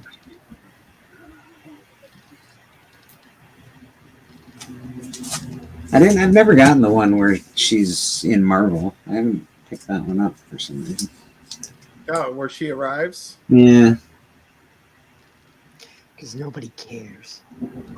Exactly. And I think that whoever they had on board to introduce her to Marvel cared, and that was pretty decent. And then it was like, let's just use her whenever we feel like. Let's see. That Simpsons comic is a big deal, if I remember correctly. That's actually the first appearance of The Simpsons. It's got a poster in it, so if you are buying that book, make sure the poster's in it. It usually is polybagged. If anybody is worth their salt, they know to get their books out of those poly bags. Don't keep them in there; it's really bad for them. Yeah, and probably a lot of them are open. I seem to remember when that came out, nobody really cared. And that's just a really super clean copy of Terminator 2. And I love this movie a lot. So this is really cool for me to have. I was going to get it signed at one point in time, but I find that actors, there's a lot of them cost way too much, especially actors that are like, I think it was the Liquid Terminator. I was going to get to sign it, and he wanted $200. I was like, No, sir. Oh, That's the first appearance of Leatherface. huh. I have it signed by 2 different Leatherfaces down there, which is pretty cool. A little Escape from New York. They take the poster out when you slab that Simpsons. Yeah, they would take the poster out. Yeah. So. Oh, Escape from New York. Gotta have it, man. Little Snake I Plissken. loved that movie when I was a kid. Yeah, me too. Well, I liked Kurt Russell when I was a little kid, and then to grow up and with him and see him do that was like, yeah, badass. All right, it's the first appearance of SpongeBob in comic books. SpongeBob #1, which is awesome. I still love SpongeBob, so it's not a mint copy, but it's cool, and I love V for Vendetta a lot. So. Oh yeah. Awesome. Yeah. Alan Moore, probably my favorite writer. Yeah. Sadly, he's a mean wizard that doesn't want to write for comic books anymore, which sucks. But I think my favorite ever comic story. there we go. Do you still have a Tomb of Dracula 10? No, somebody won that in a raffle that I did. Yeah, I was in the raffle. Yeah, they it was a neighbor from the north actually won it.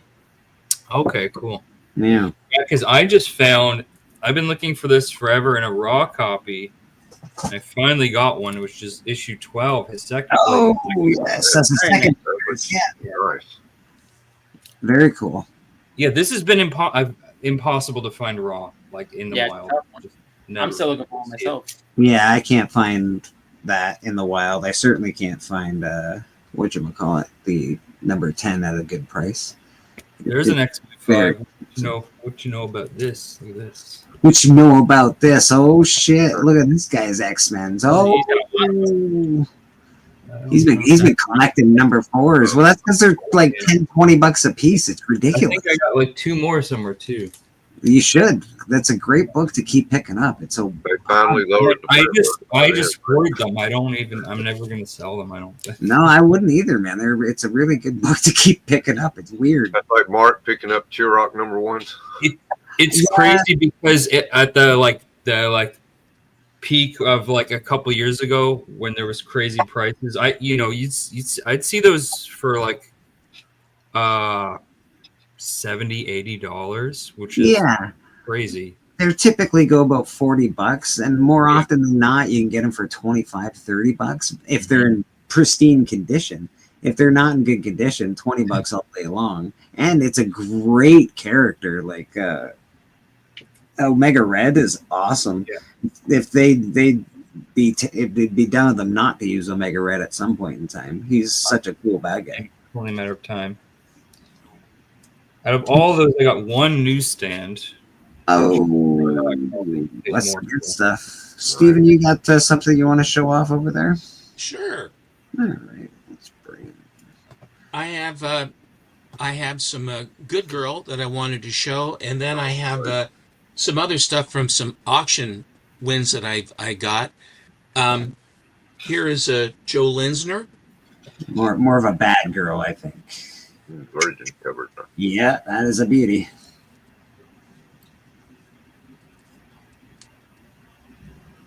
Circumstances claim.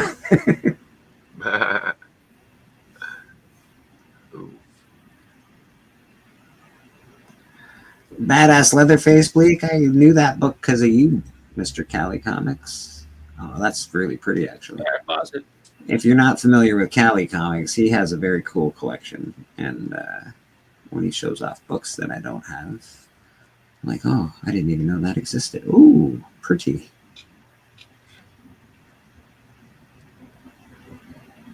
Here's the foil. Yes, foil's really. I can see it, but it just doesn't have the same effect as they do in person. No. Right. On camera, they're really hard. They get to. I don't know what it is. Oh, that's sharp. Really nice. Geez, it looks like a picture for Pete's sake. Yeah. You start wondering if people are using AI.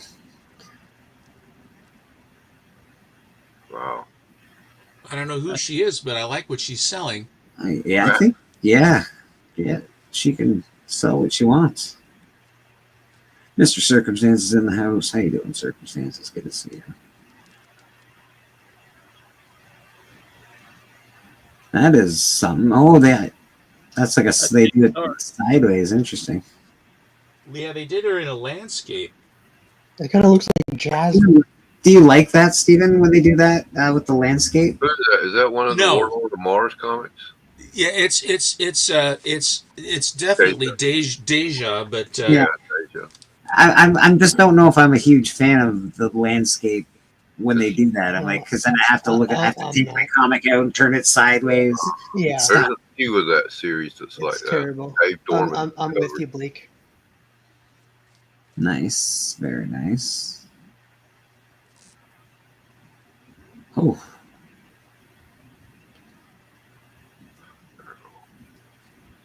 She is something, eh? Uh-huh. And the hits keep on coming. So you guys all for Sydney Sweeney playing her? Works for me. As long as they write her well. Like that. As long as they write her well, that's... Yeah, that's what really matters. I think she can do it. Steven, did you raid the last Unknown Comics sale? Did I rate it? No, why? I've had these for a long time. Oh, okay, because I was like, all those Power Girls were part of that sale, and I'm like, ooh. I've had them for a while. What is this? That is some angle. Yeah. Yeah, it is.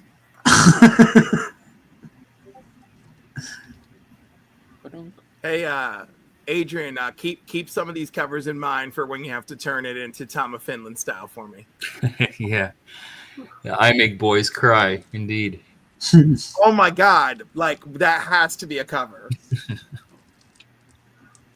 Oh, the shiny White Widow, that'll get my attention every time.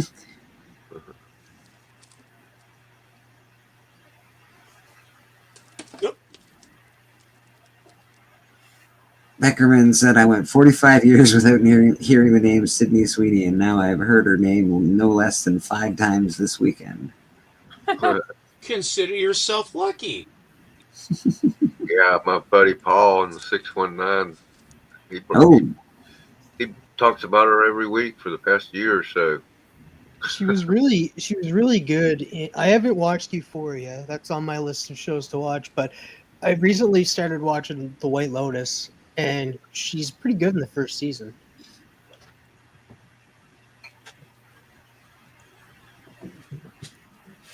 These are some, oh my goodness, ladies. Although, I think Cliff is right. There's not enough hunk covers, apparently. Well, it's different strokes for different folks, Yes, absolutely. It's okay. I will make it my mission before I die to make sure that there's more hunk covers. I like it. There will be. My entire Kickstarter will be dedicated to hunk covers. Nice. I love the and some of them will be from actual Dracula. Zatanna is getting very, very popular. Not that she wasn't always, but man, she's getting real extra popular as the years go by. Yeah. Jeez. Zatanna, leave some of the imagination. No wonder she's getting more popular. No wonder. DC has done a ton of hunk covers. Oh, nice. There are many, but there are not a ton. Enough. There are not a ton. Who drew the Zatanna? Oh, that's beautiful. Who drew the Zatanna on the wall behind you, Stephen? I see her on a cube of dice back there up in the top. I think that's Zerdy. Is that Zerdy? Yeah, it is a poster. I didn't know it was a poster when I bought it. Ah, I see. And I said, what the hell is this? Oh. Then I had to go to I ordered it from Amazon for beans. It showed up the next day, and then it fit that little space perfectly. Wilma and Betty are Zerdy, and so is this Selena Kyle, which is the Le Chat Noir homage. I like the J. Scott Campbell one of those, kind of spendy too. So it's a lot of good girl stuff, which you see. I also, on the astonishing auction, over the last 3 or 4 auctions, I would buy stuff here and there, and from MT and others. And then MT just sent these to me, and here is the tie for the first black cover, I think. Yep. Right, yeah.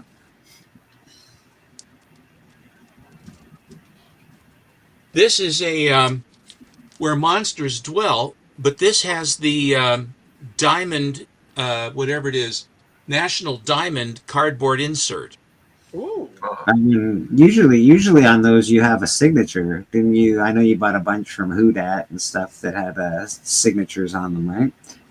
Well, thanks for spoiling the program. I appreciate that very much. Thank you. No problem, buddy. I'm showing these, and I save some of the better ones for the back. I start a little bit low, and then I like to end it on a high note. You see? I prefer the. I just look simple.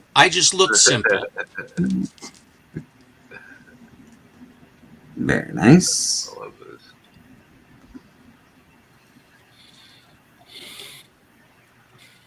Oh my gosh! Here's a signed book from Whodat.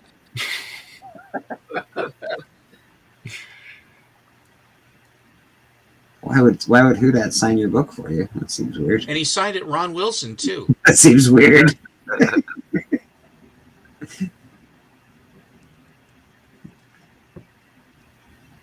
Mr. Rad, art and comics in the chat. How you doing, Rad? Hello, Rad.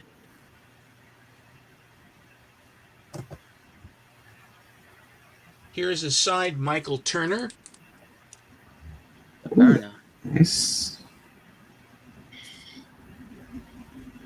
That's a really good cover, actually. Yeah, it is.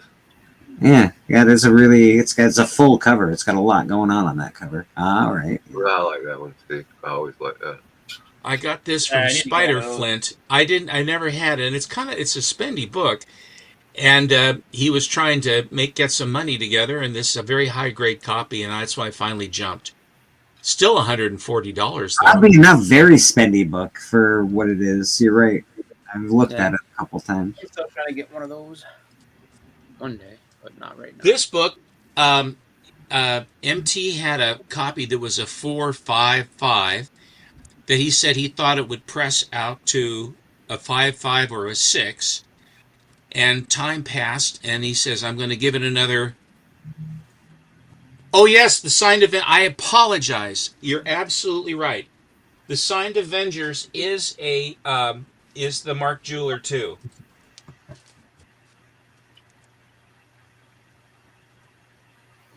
Very cool. So he put it in the press, and then he didn't like it. He pressed it again. He still didn't like it. And I was about to say, whatever happened to that book? And he says, what I did was I had an 8, and I just decided to give that to you instead because I didn't live up to expectations. So I ended up with this. Oh, that's a great cover, man. Nice. Excellent. Transformation cover. Cool. Well, it's an homage to the Hulk #1. Although it isn't, but it kind of is. Yeah. Kind of. And it has that copper color that just shows breathe on it and it's damaged. Yeah, it's good stuff. This one I got on this is the only Canadian copy of this book that there is, and it's a 6. Lawbreakers. Very cool.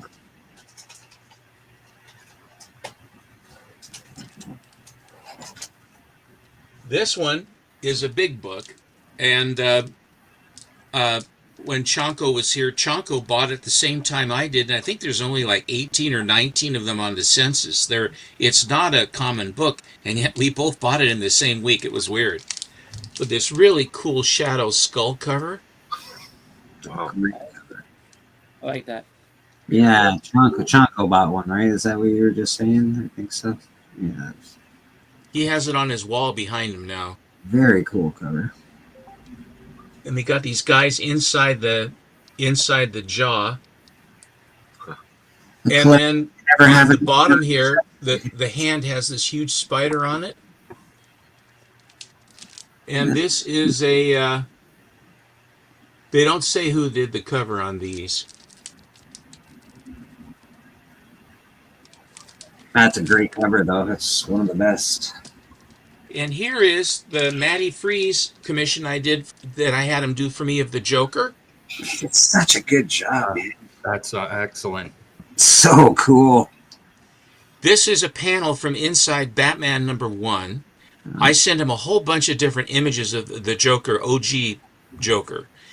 And there's a picture of him in his Sanctum Sanctorum, and he's scheming to figure out what he's going to do. And I think Batman is starting to infringe on him. There was in the next panel over was one of the playing cards that was his trademark. And what he would do is he would put razor blades on the edges of these decks of cards on one or two of them, and he would send them to people, rich people, and then they would say, "Oh, how nice!" They would shuffle, and then they would cut their finger, and it had the Joker venom on it, and then they would die a horrible death, frothing at the mouth, smiling, and die right on the floor. And then he would come in and then steal from them. And he killed people left and right. Early on, he was crazy to, killing people. It's a blank. It's a yellow blank that he has for this, but it did have the trade dress on it. And then he basically crafted the Joker like that one panel. He did a great job. He did a great job with that. That is a beautiful rendition of the Joker. So I have 3 more that are going to be sent, or have been sent to CGC. I have Clayface, the newer guy that's this sort of pile of mud that's got a bad face and a bad attitude. I have a Poison Ivy that was one of the very first gals that he did an homage to. And then the last one was the commission that I did, which is from my Weird Tales, Captain America's Weird Tale 74, with the Red Skull reaching in like this. Yes. And it turned out better than I could have imagined. It turned out so cool. So that's going in right now. And lastly, I'll show these because they're fun. It's all fun, but these are fun. These homage, here's an homage cover. Behind me, you can see all these gals, and they were drawn by an artist in Ireland named Shane McCormick. And the way I found out about him was I was on eBay, and I was looking, and then this book came up, and its partner right behind it. But he did this. That's awesome. Oh, geez, Louise, that is great. And so look at that, looking like Jessica Rabbit. Yeah. And so when I saw this, I saw who he was. I contacted him, and he had.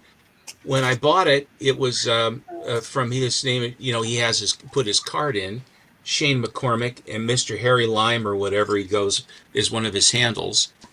And then he did this one as well. Ooh, that's nice. But I don't want to show that too long. So those are those, and then again, MT. There was a guy that there were some covers that were pitched and then were never used because they were too naughty. But some of them, a few of them, have actual books in them that they were test shots, and then they were turned down by both DC and Marvel, as they just said they were not in keeping with what they were doing. So these are just the covers. These were the tests. And I don't know how this fella got a hold of them. There's one guy named Arkham Asylum, and he had some. And then MT had gotten them actually from Arkham Asylum, and I bought them from MT, and I had to kind of wrest them out of his hands. But here is a Wonder Woman where she has a wedgie. Oh my goodness. She must be playing volleyball or something. That's the only possible explanation. Here is the Black Cat. Oh my gosh. Jeez Louise. And strangely, they wouldn't. I mean, they were all set to go, and they said no. Yeah, I can't imagine. Yeah. And I don't know how many of these covers they ran off. Alan has one additional one that I've never seen other than that, and of course, Alan can't find it, which is standard. And here's a Harley Quinn I thought would have been particularly nice to do. Oh, that is a cute little bottom. Oh, look at that. I like that. With the Joker in watching. Well, I don't really, I'd rather not him watch. But And that's the back. They went further on the back. Yeah, they really took it right to the. And we got Spidey peeking in on the Black Cat. Again, all of these were rejected. You know what? I honestly think this one could have made it if Spidey wasn't being a creep in this one. Spidey's a pervert. Well, he's creeping pretty good at the door, and she knows what she's doing. And on the back, it's just funny. Michael Baker in the chat. How you doing, brother? Sycotron, how are you, sir? Thomas O'Donnell. What's going on? 2 more, and then I'm done. Another Harley Quinn. Alan can't find it. Could be the new My Comic Shop bell. Oh, that's really pretty. I like that. And the one that is the one that I wanted the most and managed to get, this was the first one of this batch that I did. You remember the famous scene where Mary Jane is, let's face it, Tiger, you've hit the jackpot, where she shows up. Well, here is. Oh, the back. I should know. Is that a wraparound cover, Stephen? And it's Bruce Timm. Of course, it's Bruce Timm.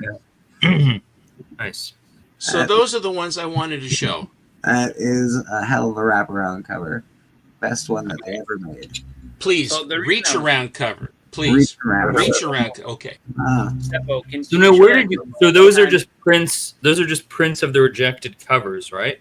And They are covers. They are actually on cover stock, but all it is the cover. I think 1 or 2 of them actually have books in them that they were pitched, and Marvel said no.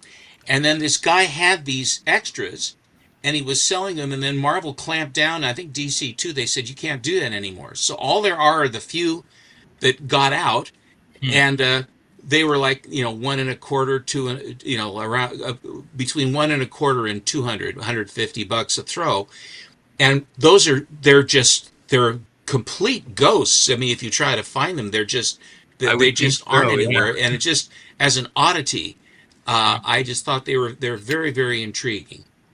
Stefan, can you show that Joker cover one more time, please? Say again? Can you show that Joker cover one more time? Yes, sure. Yeah. So the reason I was laughing is because he looks like a sad kid that just got punched in the face. It cracks me up every time I look at him. He just looks so sad. Like someone punched him in the mouth. He's like, "Why'd you do that for?" He is completely torqued, I think, because of Batman, and he's scheming how he's going to get after him. And when the Joker fights Batman early on, he has that crazy super strength. You've seen it, where just all of a sudden they're crazy super strength, and he just goes, he's complete maniacal laughing, beating up Batman. I mean, really handing him his lunch. And then that's the whole thing about Batman in the day, was that Batman would get beat. Batman would get beat up, and then he would come back and then beat the other guy up even worse and then win. Which is nice, as opposed to Superman, who would basically grab them, take them up to the top of the building, and throw them off the building. He says, well, that's the end of that, the early ones. It just seems to make sense. Why wouldn't you do it that way? You just fly them right up in the air and then just drop them. It seems to this was before, and this was before he could fly. Oh. So he basically he would jump up. He would jump up, or he would just race up the stairs real fast with the guy by the scruff of the neck. And the guy says, "You can't do this to me." He says, "Sure I can." And he pitches him off the building. And then he goes like this. He goes, "Well, that's that." And the guy's street pizza down below. That's Superman. That's the Golden Age Superman, right? Now, there.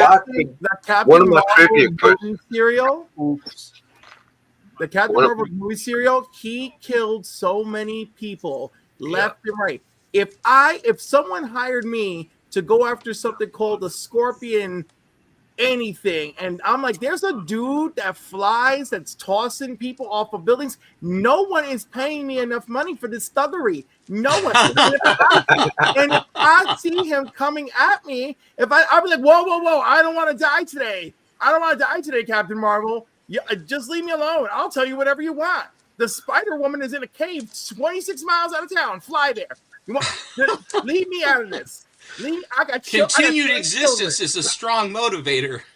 Yeah. One of All the right, trivia I'm questions gonna I had hop last on. week on Superman was in the early days of Superman, Mm-hmm. was he able to jump so high and far because of super strength? No, Or because of the Red Sun. He basically he was stronger because that he had come from a Red Sun planet, the multiple but he choice didn't have questions? all of the well all of the other things. You know, Matt says right here he could jump an eighth of a mile. Yeah. But the original answer to that, Steven, was super muscles. Like his muscles were so fit. Because of the Red Sun difference. Right. Well, no, this Red Sun thing did not come till when we get to, I don't know how much later it came, but I was so mad at myself for getting that question wrong on your trivia show. Because everybody said it was because of low gravity. Right, which And at I'm one like, point, no, y'all know better than that. No, but at one point, the gravity difference between Krypton and Earth was an excuse. Then the Red Sun contributed to that excuse, and blah blah blah blah blah. I mean, it's just like he used to burn people with X-ray vision, and then it's like, you know what? That's silly. Let's just give him X-ray vision and heat vision. You know? No, his powers, and then the super cold breath. Yeah. And then they had the issues of the first kryptonite, and they have all these other things these adjustments. But when he was started, he basically, like he was getting inoculated, and the hypodermics kept breaking on his skin. And he says, "Try again, Doc," which gave the impression that eventually he managed to get through to give him an injection. But he was just super duper tough. He could jump real far. And in Superman 17, they show him where he's jumping. He's like the Hulk kind of a thing, where the Hulk would jump and go along. He would jump farther and farther until finally he was then able to fly, and then the Yellow Sun and all the other things that the basically how they progressed the character, and they made him omniscient, and that basically is boring. Pushing planets out of orbit and all the other things that they did. Then they had to find a way to basically hurt him, and that's when they brought in kryptonite. And so to try and make it more interesting, because the writers over a period of time gave him more and more and more and more powers, whereas at the very beginning, Superman was a really, I think, a more interesting character because he wasn't as powerful. He could have troubles and stuff, but I remember reading, I think it's Superman number 4. I had a copy of that at one time, and Luthor, which is the first Luthor book, he has all these weapons he's trying on him. He says, "Well, I have this death ray." He says, "Go ahead." Superman says, "Go ahead, try it." And that's one of the first all original new stories in the Superman title. Superman 1, 2, and 3, and part of 4 were all reprints from Action Comics.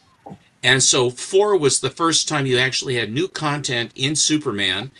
And Superman number 1 was not, they never even, it was a one-shot, basically. It was like an annual of action stories. They reprinted the thing 3 times, and then that turned into, because there's no number on it, but it wasn't Superman 1 as they planned it.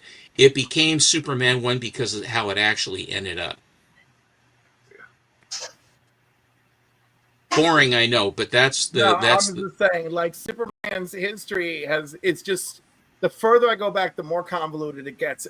Especially when I was like, maybe it felt less convoluted when I was a kid, because I'm like, oh, I'm piecing it all together. And now, like, I'm older, and I was like, this book said gravity, that book said a red sun. This time he visited his parents, and this happened over here, and I'm just like,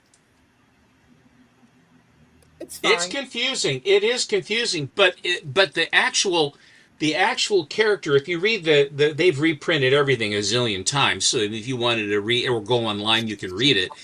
The early stories are very, very interesting, and he was very much a proletariat, and a progressive, because, for example, there was a story about that there was a mine. And it was an important, I don't know if it was what it was for a coal or whatever it was that was essential. And the management wouldn't play ball, and the labor leaders wouldn't play ball. And finally, what they did was and there was problems. So what he did was he flew in, he grabbed the leader of the union, and he grabbed the boss of the mine, and then he dug way down into one of the tunnels, and then threw each of them a shovel, and he left them a lantern, and then he buried them alive. He says, while you guys are digging yourselves out, if you dig yourselves out, you talk about how you can get along with one another and get this thing done. When they finally got themselves out from under, they said, we will make an agreement, and then the mine went back to work, and the workers were better taken care of, and the manager found the right. So Superman affected that change. I mean, Superman was the jam. I did want to say something about Superman. All right, I'm gonna hop off before Cliff gets too deep into it. You take it off, Jack. Yeah, I'm gonna get something to eat. But what are you up to these days on the YouTubes, or you want to shout anything out? What are you working on? Nothing on YouTube right now. Nothing planned. I have no idea. You got too much to do. I get it, brother. Yeah. It's not at the top of my priorities. I got to finish organizing these books because I can't move right now. That's fair. That's fair. Good luck. You know what that means? You need a bigger place. Get on the job. Yeah. Nice. Yeah.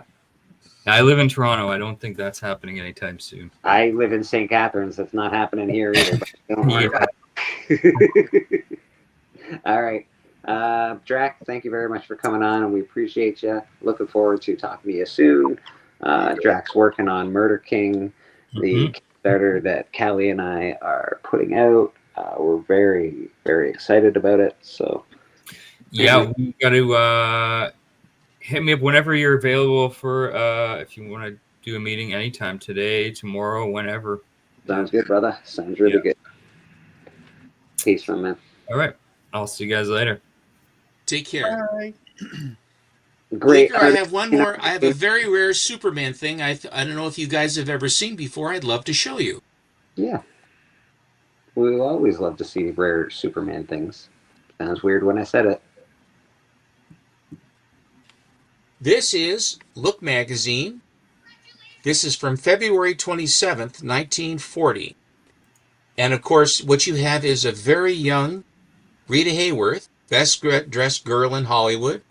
What it means to be neutral by Dorothy Thompson, because we were still neutral before World War II. I love Jitterbugs by Tommy Dorsey, who answers Artie Shaw, interviews him.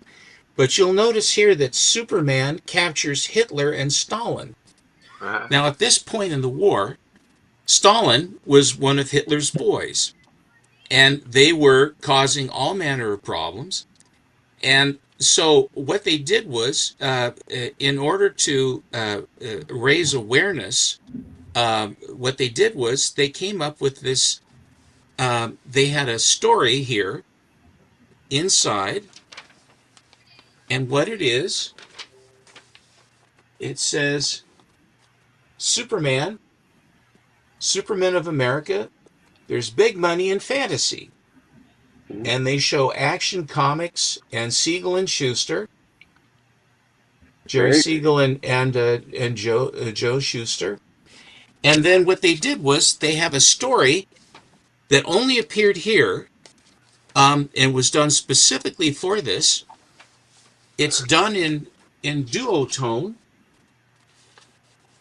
where you have Superman. Could you lose that? Thank you. You have Superman going and getting Hitler, and then he gets Stalin.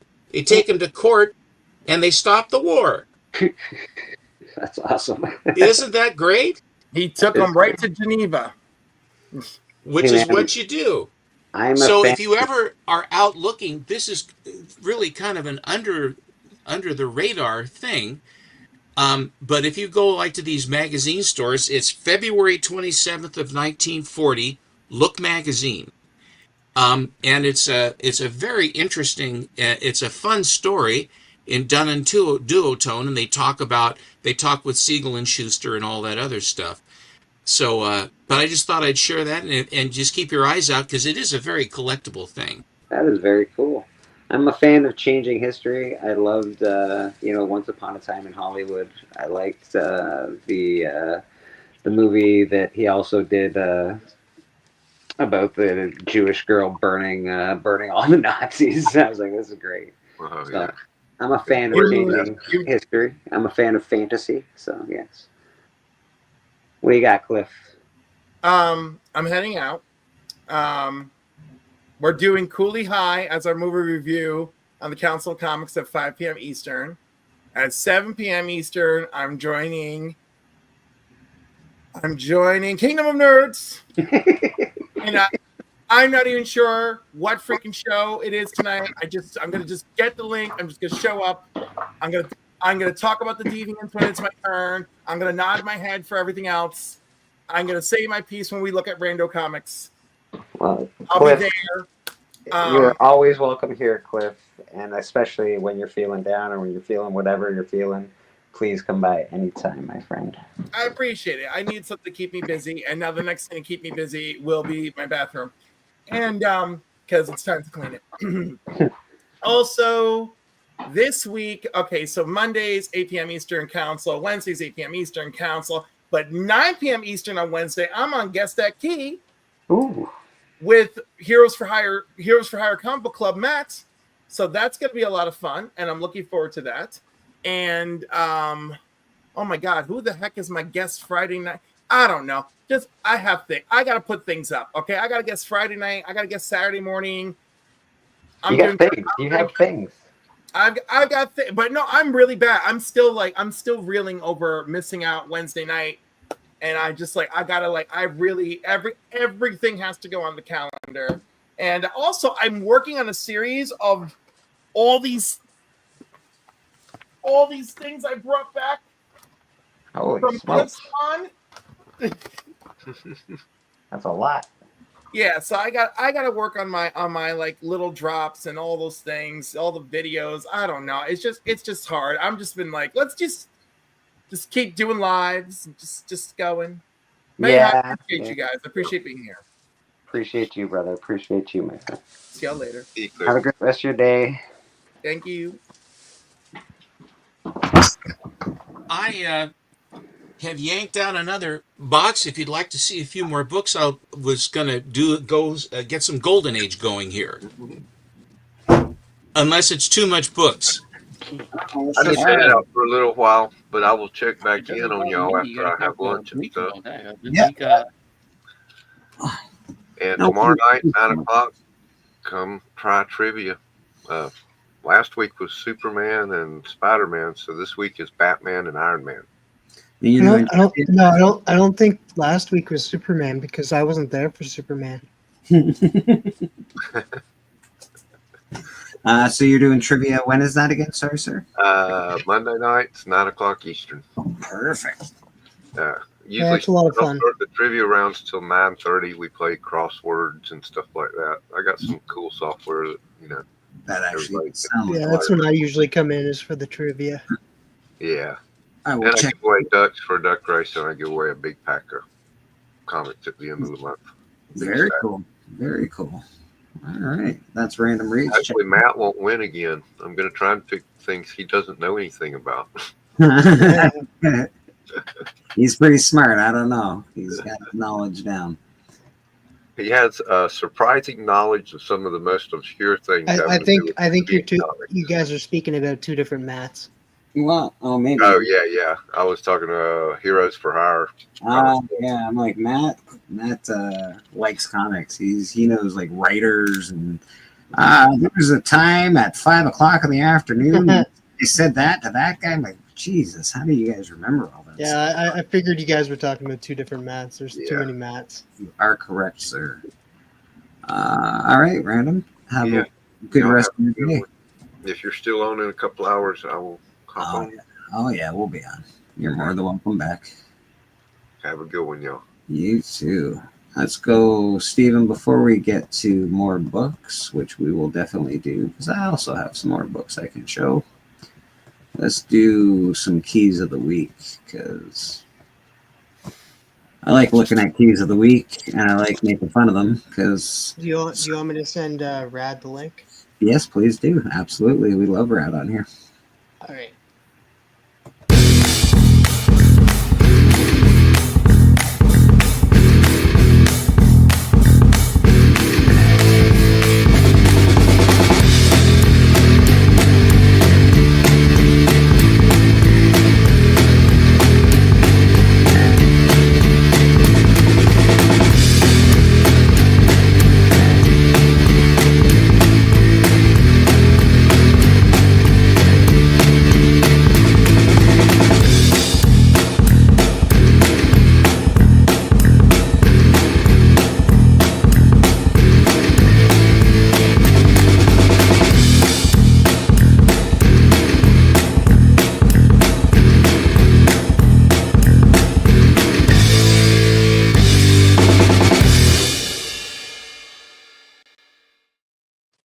All right, let's go through some keys of the week. Check it out. What do we got? Absolute Batman number 7. Introduction of Mr. Freeze. Introduction of Joker in full. I don't know, guys. I think you missed the boat. I think Steven might have that comic book. I don't know the Joker introduction, but call me crazy. Yes, so this is the introduction of the Joker in the Absolute Batman series. And the introduction of a new Mr. Freeze, I'm guessing, in the Absolute Batman series. I seen pictures. I seen pictures of Absolute Freeze, and he looks creepy AF. I think the look of them are great. I don't like how they're packaging them as key comics, but it's fine. They're only $2 or $4 a throw. Holy shit! I just saw the number next to the Spider-Man one. Oh yes. So it should be noted. All right, so there's 6 variant covers for this Absolute Batman, right? Yes. Then we get the Spider-Man, and there's 31 variants. 31 variants. That's insulting, isn't it? That's That's insulting.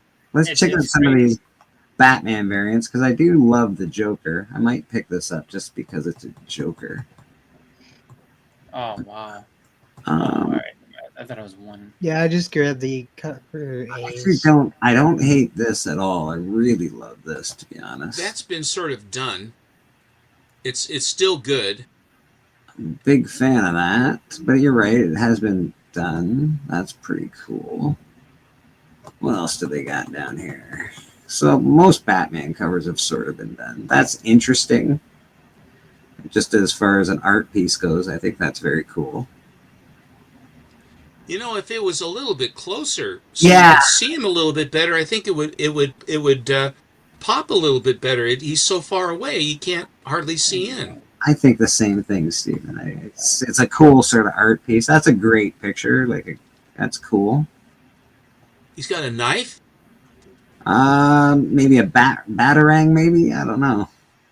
It's like a knife. It does look like a knife. I'm not gonna lie.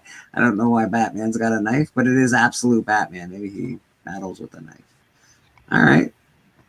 So that's interesting enough. That's Absolute Batman. Got some sort of cool covers. Amazing Spider-Man #1, first appearance of Hellgate. Alive and thwipping, the next era of Amazing Spider-Man has arrived. Peter is shockingly without a job. Yeah, shocking. And looking for gainful employment. He never has a freaking job. He never is employed. One of the smartest people in comics, and he can't keep a job. Give me a break. But his job search is interrupted by a rampaging rhino. Yada yada. All right. I'll give it to him because he's probably always just like being like, oh, I You're have not to gonna look leave through his work. 31 variants. No, you want to go through the 31 variants? I don't even like the sound. I don't even like the sound of the comic, but we'll go through the variants. Like he never has a job. He's sleeping on his buddy's couch. There's a 1 in 25. Well, 1 in 50. I'll give him the benefit of the doubt because he probably always has to leave work unexplained and stuff to go save the day. So not a lot of bosses will be like, you know what, we're gonna keep you on even though you just leave work like randomly. That's only a 1 in 50. That's a 1 in 50, but it's a pretty nice 1 in 50. I think Steven might enjoy that 1 in 50. It's a nice book. Yeah, if he was to get, you know. There's a 1 in 100, and there's a 1 in 200. Oh my God, it's a really nice cover, to be honest. That is a really great cover. Yeah. Jeez. And then there's others that are further down. I don't hate that at all, though, bro. That's really awesome. Now look at he has spiders. Now look at he has web shooters. Do you see this? Yeah, I do see that. Well, I thought that it came out of him. No, Or did no. they change it back again? You changed it. That's just for the movies, or just for one movie, Yeah, one Tobey Maguire movies. Tobey Maguire stuff. I don't love I'm that. not sure what the difference is between that and the 1 in 50, and I guess the 1 in 50 must be like a virgin cover or something. Yeah, the 1 in 50 is a version. This is just a regular cover with the trade dress. Yeah. Again, it doesn't. It's not like the trade dress covers anything. That's actually fine. I would take the trade dress on that. There'll be a blank in there, so that's always good to get. But I do love this. This is a really great cover. Like this is. Who did that? There's not, I mean, so you can get the cover without having to pay the 1 in 200 price for it. Yeah. It's a non-key issue, no additional information. John Romita Jr. John Romita Jr. Oh, Lee Bermejo. Yeah, Bermejo. Oh, nice. Yeah. He usually does good stuff. I think Rad might be backstage. Oh, all right. Let me go back to you guys for a second. When I'm back here, I can't see what's up. Okay, there's Rad. I'll add him. Rad, how you doing, sir? Hey guys. Hey, Aaron. All right, back to Amazing Spider-Man. I think we can say we don't need to see all of. All right, let's just go. Frig. Oh, we got a blank. That's a nice blank. And then there's a bunch of those Reflection cover. Yeah, I feel like we've seen this cover a lot. Like a lot. I don't know how many Spider-Man covers Lee Bermejo's done. He normally does Batman, right? Yeah, that's a great, and it's a really nice Spider-Man cover. As far as art goes, it's really good. A lot of this stuff, to me, it looks very computer generated. Those are store exclusives, so you may not have a chance to get the store exclusive. Yeah, these you may not get. These are pretty nice. Those are pretty nice. Who did that one? Let me check her out, Mr. Steven. We got Digital art is just a thing now. We have to get used to, I guess. Yeah. Scroll down. Cover artist. Derek Chu. Yeah, one of your. Nice That cover. doesn't look like Chew. So is Chu computer guy, or is he? What is he? I think he works digitally. Yeah, I think he works. Yeah, digitally. no, that's definitely Everybody pretty much is digital nowadays. It's very rare to find full traditional artists. Yeah, that's Eric Larson.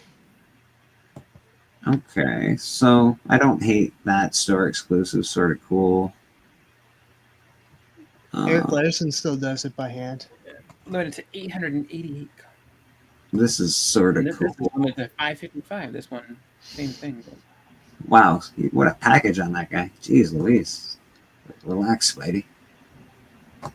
Yeah. There's an homage right there. Spider-Man one. Oh my god. Shark. Oh my god, you got Jeff. No.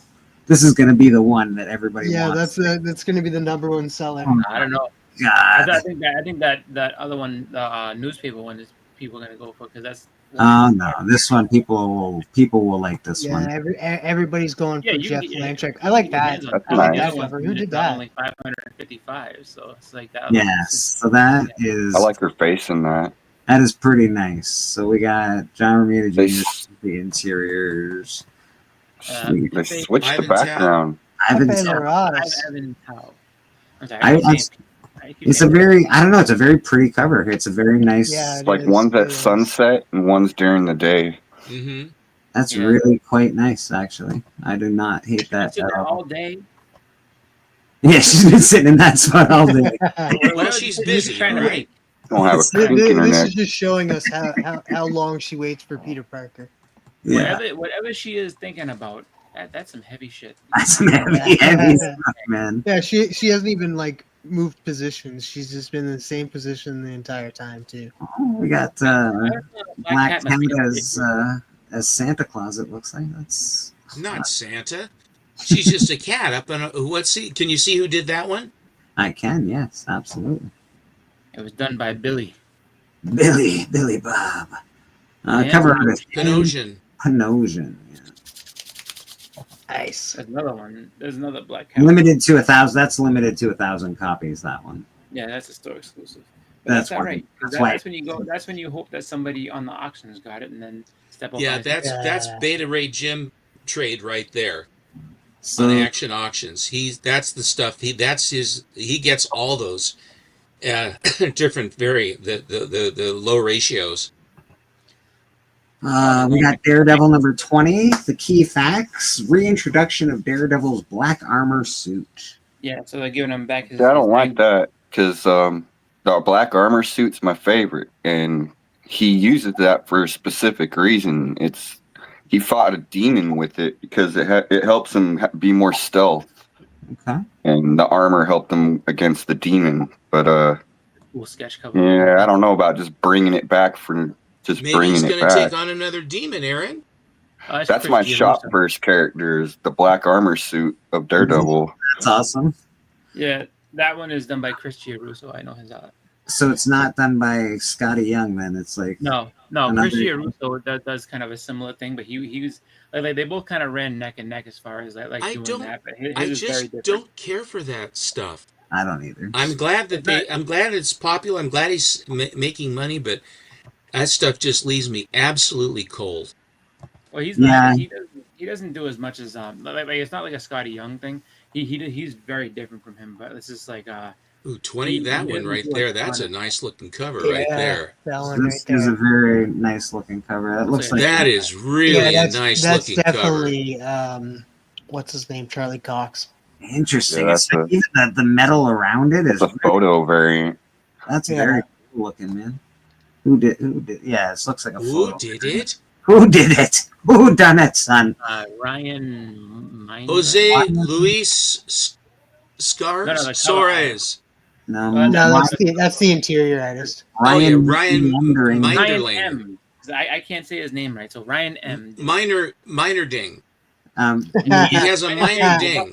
I think it's meandering. And then he went. No, I thought that the second vowel takes its name, doesn't it? Isn't that? I mean, that's the rule, isn't it? The second vowel takes its name. I think so. Yeah. If it's minor ding, then he can just buff that out. He doesn't have to really pay. That's why he's compensating. He's compensating. Here's the color version of that. I don't hate the color version actually quite as much. I actually don't mind that. God, it's okay. burger. It's It's not my favorite kind. I don't love my heroes looking like that, but it's okay. It's too cartoony. That was one of the reasons I didn't really care for Fawcett to begin with. It's too cartoony. Some of it. Okay, so will you be picking this up, Rad, just because it's the reintroduction of the black suit and all that? I don't know. I didn't really like any of the covers, but No, I didn't love them. I'm with not you. sure who's writing that either. But I don't know. It depends how the story is. If I end up getting it later down the road, it's not nothing I'm running out the door to get. That's fair. That's fair. So that cover looks like it's done by somebody who does the Marvel vs. Capcom games. I think the guy's name was Lon Vo. They used to do those games, but I don't know if he's doing that. First, we have to get to the key facts, which apparently the key is just synopsis. All right. Oh my god. I wish Anyway, Muscle versus Magic. The newly returned Bruce Banner leads Charlie to New York City to seek an audience with the Doctor Strange. But they really write these awfully. Are met instead by someone they don't expect. When a magic rite goes horribly wrong, can Banner put aside his terror of Hulk and will Hulk? Oh my God, I can't even read it. That's gotta be some coding that comes up wrong. Like when This is terrible. No, but it has to be something like they type it a certain way and then the code goes wrong with it. Yeah, I'm see, I gonna- know it. Capcom Fighting Collection. I'm going to So tell you, that's I somebody who works for Capcom. I do not like this style of art. Well, it's basically like a almost anime style because that's like based on the video games. I don't like what they've done with the plot, where he's Capcom afraid style. of the Hulk, and the Hulk is mad at Banner, and it's so typical Marvel that they screw up their heroes with all these problems, and you can't have a straight battle of good and evil. It's always eking out, and their personal lives suck. So there's never any resolution. I don't like that. I'm very white bread, I guess. This is the only cover to that, which I find interesting. It doesn't say, it just says variant Marvel 2025. A magic rite goes horribly wrong. Can Banner put aside his terror of Hulk, and will Hulk put aside his hatred of Banner in order to save them? Leads straight into Incredible Hulk 25, featuring a fan-requested Hulk versus rematch for the ages. And that's why it's a key is because What does it say right next to Hulk's face? Like it's talking about Capcom. It's like Capcom Yeah, right there. Collection, something like that. It's talking about the Marvel vs. Capcom. Yeah. Fighting. So I bet you there's a, I bet Yeah, you that's they're Marvel doing a vs. Capcom. That's actually going to be probably popular. Yeah. Yeah, it's Oh, definitely going to be popular. It's a video game cover, but I Video think that game. they must be doing some type of release of a game, like Marvel vs. Capcom collection game or something like that. So that's why that's being done that way. Every Star Wars book, I don't know if you know this, has at least one first appearance, apparently. Every book. All right, so those are the key facts. First full appearance of Aether Prime. Yoda, blah, blah, blah. Jedi face a new threat. Fantastic, mysterious worlds, like usual. This is apparently a key because of Aether Prime. This was a Kenner toy that was never issued, they say. Okay. There are 5 variants. I'm backstage. assuming we will see Aether Prime if we can look at the variants. I think Biggie is backstage. Okay.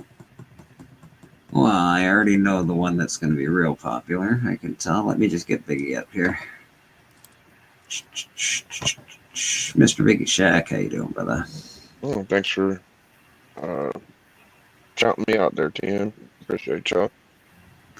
All right, where am I again? Back here. I like this one. Like, it's a nice cover. Typical, but it's cool. I get it. Got the glow. I'm not seeing anything that is particular. I actually don't mind it with the trade dress, to be honest. The pink trade dress looks pretty cool. That's going to be the one. If you're a Star Wars fan, that'll probably be the one, in my opinion.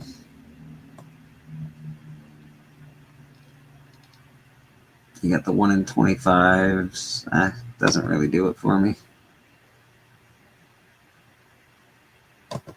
Is that right? Oh, Rad. AR is a huge Star Wars and Star Trek fan. He loves both of them. Yeah, I like both. I was very happy with the Star Trek, the resurgence when the Star Trek movies started getting redone. I thought they were really cool. Storm number 7. Key facts. First appearance of Shango and Mama Rogan in the story. Thunder I like God. that name. Yeah, Mama Rogan. Thunder Gods, who previously appeared in the Thor and Hercules Encyclopedia Mythologica. Reintroduction and redesign of a Thunder Gods, Marmagar, Rogan, and Shango. Sasuzana, Jesus. All right, so there's a lot of things going on here.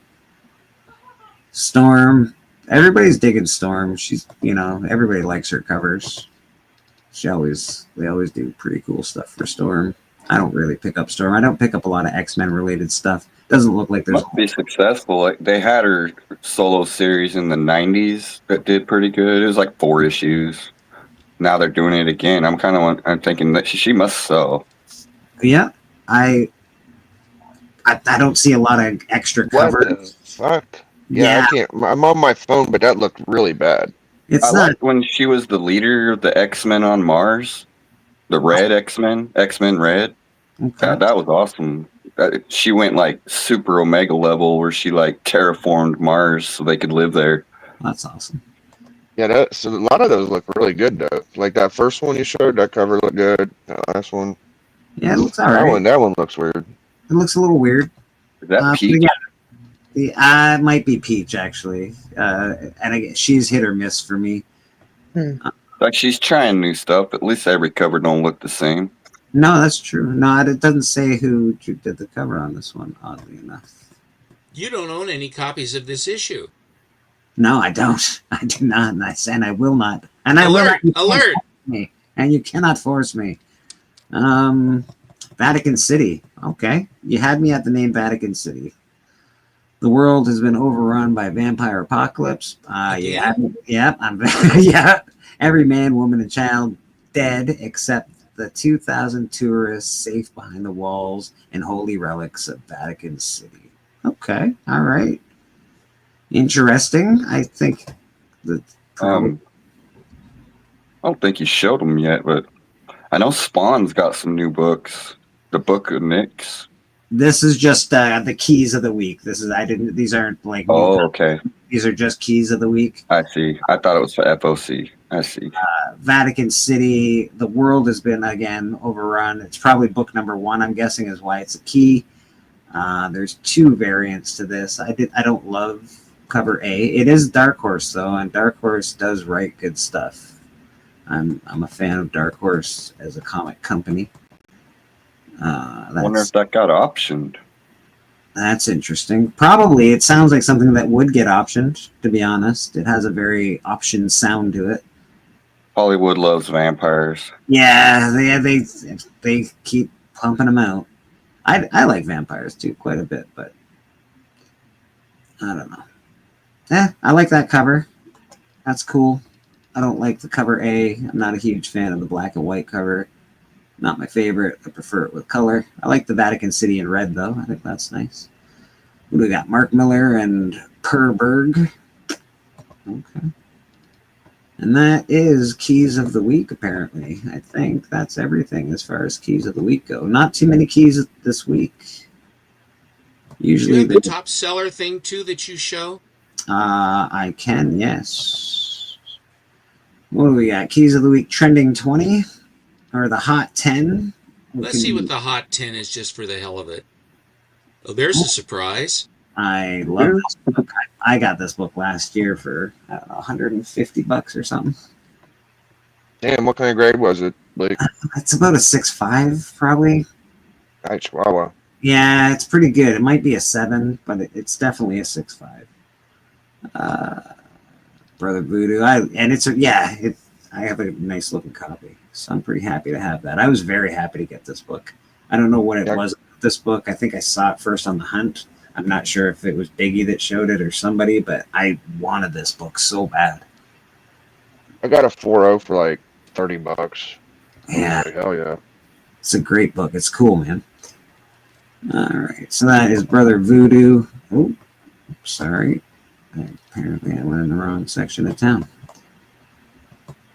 Oh, Daredevil #1. Trending this week. First appearance and origin of Daredevil. First mid-grade. First Foggy Nelson. Yeah, I know. 6.8 for a mid-grade. Jeez Louise. 1.7 for, well, this book got expensive because this book was even in 20. I guess the show helped hike up the price, yeah.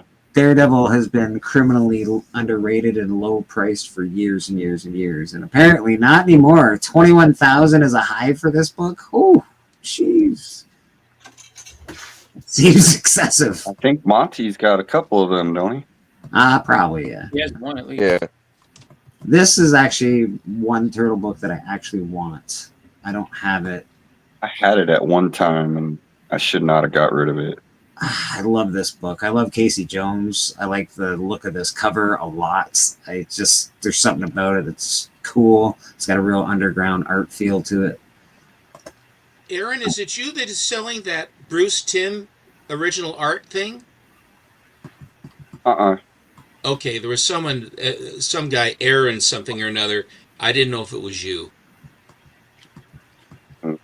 Might have been Psychotronic Squirt Gun. Oh, I know he That sells. doesn't look like the Daredevil 7. No, it don't. That's way too light of a blue. You're right, Steppo. It's got to Yeah, I be know kind what of a you think. purple. Because I just got that book. Yeah, this it looks like it's computered. I don't know what they did to it. Yeah, they are kind of fucked. I mean, I it's have to funny say, because in that fight, Daredevil Daredevil and screwed. looks. I think that's from like an omnibus something. So this is the debut of the red suit, right? That's why everybody's Number 7. going crazy about it. Oh my god! Hollywood cover. He wore the red suit. It's amazing. Oh, well, that's always been a big issue. I like though. Daredevil, but he ain't beaten Namor. No, fuck Oh, no. dude, it's a great issue. I might have to suggest that on book club because it is a fun read. My There's my LCS book. has I love that. this book. I need Look to at that get cover. it before someone else grabs it. It's $600 at my LCS. That's the only thing that's stopping me. It's like it looks on the lower grade. than mid grade, Oh no.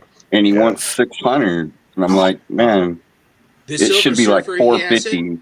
Or Does the he offer Daredevil? payment plans? The Daredevil. This Silver Surfer is nice. Does he offer payment plans, Rad? Yeah, he would to me.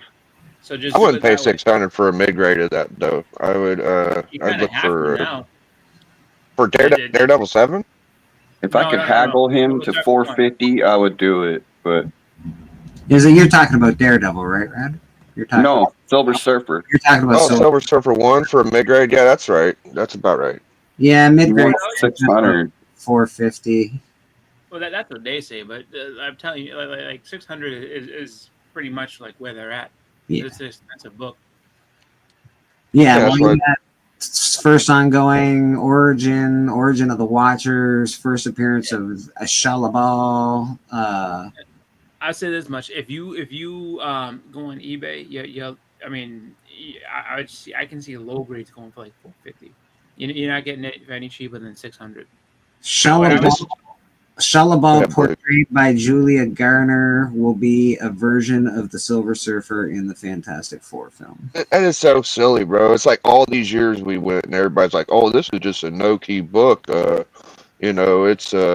It's not. It shouldn't be a key, and now it's like a legit key because of this stupid movie. Man, it's at $1.8 thousand for a high grade. That's You know what insane. happens is that all the people that own The 40 first Shalabal is a pretty big key to that, but Yeah. All Yeah, the 48 people are the ones that are like, that's not a key. That's the thing. They don't want their book to go down. Yeah. I don't know what it was, but I always thought like, oh, that's like his girlfriend. I'll go for it. And This has been steadily getting higher and higher for a long time, and 350 and a high is, I think, wrong. I think it's more like a $800, $900 book in high grade. But Yeah. I've never cared for this book, dude. I have never really even thought about getting it. It's a great one. I love Black Cat. But I love that cover. It's a good one. Yeah. The cover's great. I mean, just the perspective of the cover is really great, and it's Black Cat. Makes sense that people love it. It's okay. I like the idea of Peter Parker flirting with the villain. Yeah, he's got that Well, it's like Batman Catwoman, isn't it? Batman Catwoman, exactly. And it's what's it called? High school classmate of his and everything too. So it's just like that's how it all kind of ties together. So you can get a mid grade one for a pretty decent price. It looks like. You could have just found the right seller to get one 9.2 for like $150 last year, but Yeah, that's true. that's True. the hot part. Hulk 181. That's always going to be popular. First full appearance of Wolverine. Final page cameo issue in number 180. Marvel Value Stamp Series A number 54. Shanna the She Devil. I don't know why that would be popular. I don't know either. Oh, the Just just joking. the people that know, just in case you get one without the stamp, and it's just some like if someone just like taped one, a married one in there. Yeah. You'll, like it's just not somebody random. You can see them. Oh, it's supposed to be Shadow of the She-Devil, not Iron Fist in this one. Yeah. There's your book, Biggie. Yep. I'm working on that one. Yeah, I'm probably gonna get that for my birthday. It's very affordable, I think. I even know with the spec on it now, like you can get a low grade for $100. I mean, I want that book Yeah. because my LCS also has a bullseye statue. I'm gonna get it. Nice. It's an awesome Bullseye's your statue. guy? I like bullseye. Yeah. Cool. Hey, I got one of these. Me too. First appearance of the Hobgoblin, blah blah blah. Complete. I've seen that book so much. Like, Yeah, it's a lot of around people have all that. over. Oh yeah, there's time. It's Hi, not. hi, Peter. That's like future spec, I guess, because everybody's waiting for that guy to turn into him in the movie. Yeah, the thing is, you just need the ones like it's tattoos are important. The book is a funny book with the price. Yeah, it can be. Of course, it's a funny book. Secret Wars #8. Everybody loves this book. Origin of the Black Symbiote costume. Later bonds with Eddie. Second appearance surprised it isn't higher. of Spider-Woman. I used to be because everybody always thought it was the first black suit, but we all know better. They're giving it like the raw though. So that's the thing. You can't look at this and like what it has there is not necessarily accurate as far No, as the. no. You know, This is fair market value, and people do not often look at fair market value. Yeah, no one ever kind of goes. They go by last sold. Yeah. 9.6 sold. It says here, back up a little bit. 9.6 sold for what was it? A lot. That was it says here 9.6 sold for $370 versus the average $358 for the other, up 3%. But 9.6 $375 versus the average is a 43% increase. Yeah. Yeah. Just because 262 is the average, so it's up 43%. Yeah, That's it's pretty because good. You have everything happening with the whole deal with the Avengers, and so Secret Wars is coming. So it's like, so that's why that book is getting hot again. I mean, it always heats up and cools off, but it's like all you need is like there's something with Venom heats up, something with any kind of symbiote heats up, and then it's just like like they're not doing anything with them right now. All right, cools back down for a little bit. So that one, like I would say, don't break your bank on it. Just kind of if it comes to you, it comes to you, because there's tons of them. Well, I could use a better copy. Apparently, in this book, the beloved suit that evolved into Venom originated from a contest Marvel had launched in 1982 to source a potential talent for their fan base. Interesting. Yep. Oh, you never heard that story, Blake? No. Oh, dude. Number 2. Yeah, the guy didn't he try to sue for the rights because the Marvel just pretty much took the right? No. I don't know. I think he tried to sue or something for it. Yeah, probably later on. Submissions become. You can be sure that it says submissions become the property of Marvel Comics. Yeah, right. And that's what. And they'll just say you didn't have to send it in. I mean, you can just hear it. You can hear the sharks going already. So that was that was the hot 10, and then of course we'll have the trending 20. It's kind of like anytime you do something for Marvel, it becomes Marvel's, just like Liefeld and Deadpool. So this is the trending 20. I don't know what's going on. First full This appearance, book- negative. Yeah, that book's hot, dude. I got that last year. It's pretty sweet. It's another key too. It's like something with Jackpot, I think. Well, it's because it's Brand New Day. That's why like the Spider-Man movie title is revealed, and that's part of that story. First Mr. Negative, second Jackpot. Batman: The Dark Knight #1. First appearance of White Rabbit.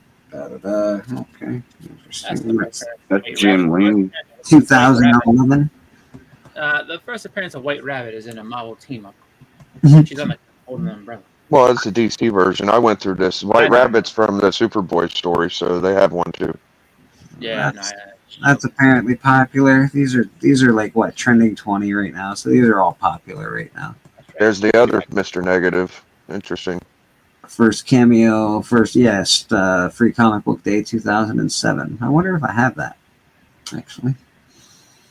Yeah, Yeah, I don't. Mockingbird. I had a couple of those. I think I sold one to Steven, and now I have one more left. Oh, Steppo going to come up. Look at that. Yeah. Mockingbird was a ripoff of the Black Canary. Yes. Oh yes. What Nathaniel Richards is? Everybody's real into the Richards thing right now. Fantastic Four is a big deal. So, Fantastic Four 272, first cameo appearance of Nathaniel Richards, the father of Reed Richards. How convoluted can you be? In an alternate reality after attempting to time travel to the future, but instead traveling sideways. Come on. What? Parallel time stream. Come on. What's wrong, Steppo? You got to get the annual? Is that what you're saying? That's 1984 though. That was you know. I don't know why you're upset with this one. I mean, as a plot, I mean, it is so. I mean, come on, Marvel. Far Sector #1, first appearance of Green Lantern Soldier. See what it says? Whoa, go back up to that one again. It says it. Okay, right there. It says that on the bottom there that Robert Downey Jr. might be the alternate version of Reed Richards. Relation to Reed Richards, yeah. Robert Downey Jr. is related to a fictional character. Well, that's nice. Yeah. For Christ. It's Well, I mean, that makes sense. In the new movie coming out. All these top 20s, like the trending stuff's all based on speculation. Dude, there's a quadrillion copies of this fucking book. This is a waste of I time. have like 10 copies of this book. Oh, yeah. Quadrillion's a lot. Yeah, It's a lot, bro. There's so many TM, how copies. many you got? Like, TM's got like 10 of them. Yeah, I got a lot of that book. Nightcrawler #1, first solo series featuring Nightcrawler. I wonder why Nightcrawler is so popular. I like the cover, He's though. gonna be in the Doomsday movie. Is he? Okay, there it is. There it is. I like his character a lot. He's a nice person that's been tread upon and yet retains his civility and is a nice guy. I need this stupid comic, but it's too expensive every time I go. What buy is it. it? Oh, Helverine. you know the one per Capulu Virgin went down significantly. Like you can get that for like But 30, I don't 40 get it bucks. I because think about getting it. his son was Helverine to start with, and then Wolverine became Helverine later. I guess I don't know. Like they messed it up. It was Docking, but that's not Docking. I don't know. He's got 3 claws. Docking. I don't know why the one per is cheap and this one stayed at it's. You would think the one per would stay high too, but I got this lost is the book. in the story. No, that's the ups and downs of variants. They're all over the place. You get your variants, Wolverine 36. This is all the variants for the Helverine one. I actually don't hate that. It's got a clean sort of look to it. I don't hate that. It's out of proportion. Is that Knock? He's got a big ass head. Yeah, I don't hate it. The Helverine, that's cool. So these are all versions of that book. If you're out in the wild and you're looking for it, so I certainly am. I think it's a cool book. But I also That's the one I like right there. That's nice. I collect the first appearances of the Ghost Riders. So I love motorcycle covers. yeah, this is pretty cool. Even the color version of that's pretty cool. I like them, to be honest, and not often. I actually like the black and white version quite a bit. There's a lot more to the picture with the black and white. The color, just you lose all your lines. Yeah, the black and white on that's quite good. It's got a lot going for it. All right, so that is that. I guess. Todd Knock, the name of the artist on those. Todd Knock. Todd Knock. Fart Knock. What? First appearance of Halverine. All right. Yeah, that's he was pretty beat cool. up as a kid all the time. I thought Dockin was Helverine. That confuses me. Now, I've seen this book a couple times recently. Everybody seems to be showing this guy off. First team appearance of the new Teen Titans. First appearance of Raven, Cyborg, Starfire, Beast Boy. And the lousiest, busiest, crappiest looking cover in the world. Not a fan of the cover. I am not a fan of that. Too damn much going on. The hell of a cover. I don't like all of the advertising on this cover. It's much terrible. Yeah, I think there's too much Well, okay, hold on. Let's break this down. Is this bad art? No. Okay, well, I think what it's are we saying? It's all the ads piss you off. It's the I think the format The comic sucks. book. It's too busy. Yeah. It's got too many ads. The 25-cent all new. The Too new much Titan. promotion on the cover. Yeah, too much promotion stuff. On If the window box was blown up with a minimal trade dress of Superman and Green Lantern, I mean, make that smaller in the corner, that cover itself would be a really cool cover. But look at all this jazz around it. No, I do actually love the 2/3 of it's trade dress and ads. Come on, The actual I'm not paying picture for ads. But it's not.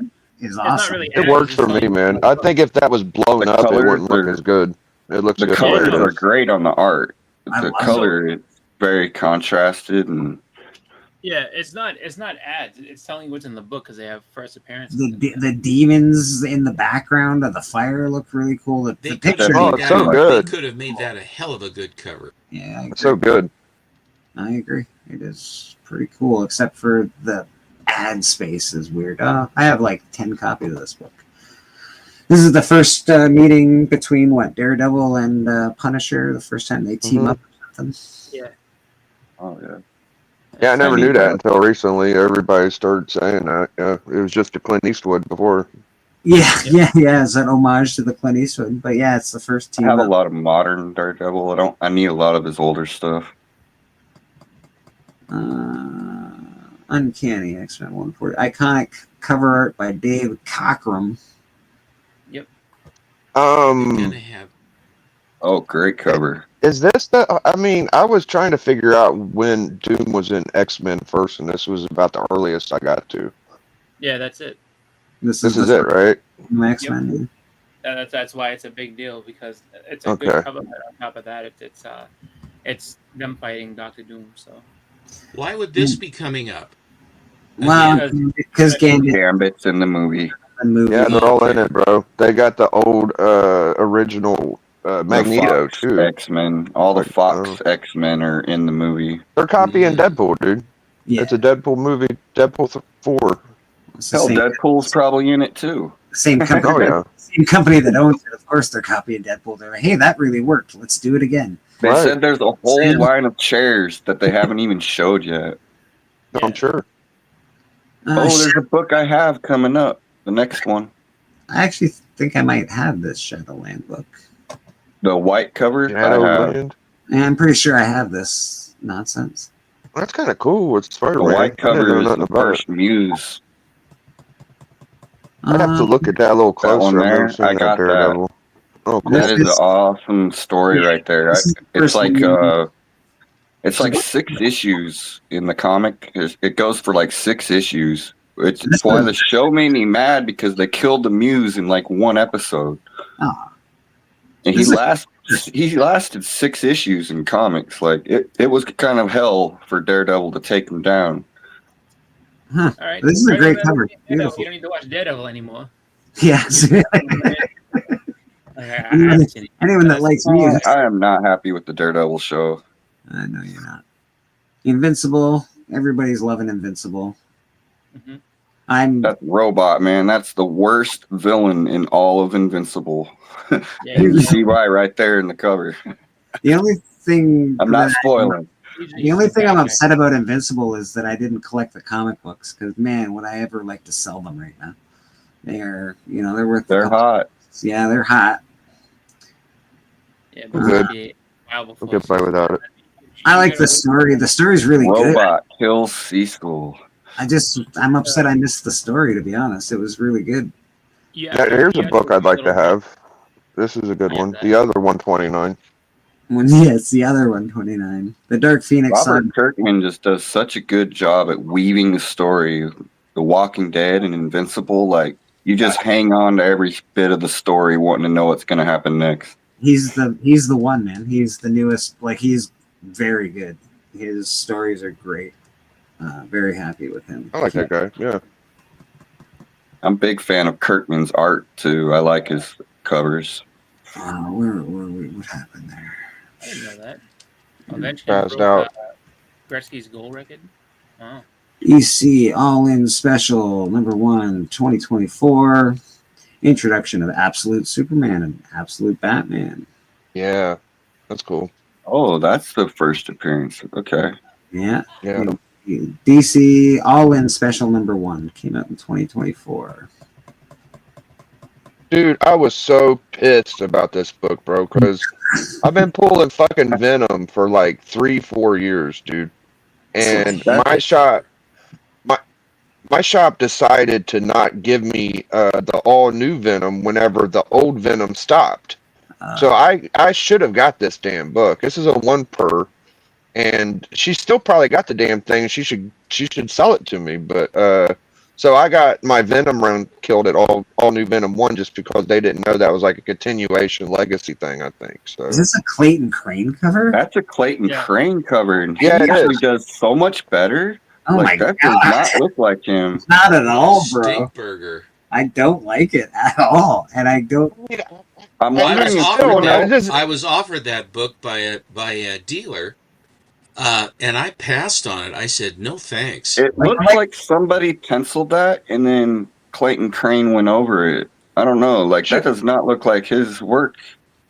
Put yourself in my position, though. I've been pulling the damn title for 3 years, and Oh, my no, you're shop right, has decided yeah, no, it's you're fucking absolutely- crazy. Your position is completely right. The one fucking I ain't saying the cover's great. I'm just saying it's worth more money than cover. You know, Yeah. it's like the one book out of the last 3 years, it's worth like 20, 30, 40 bucks.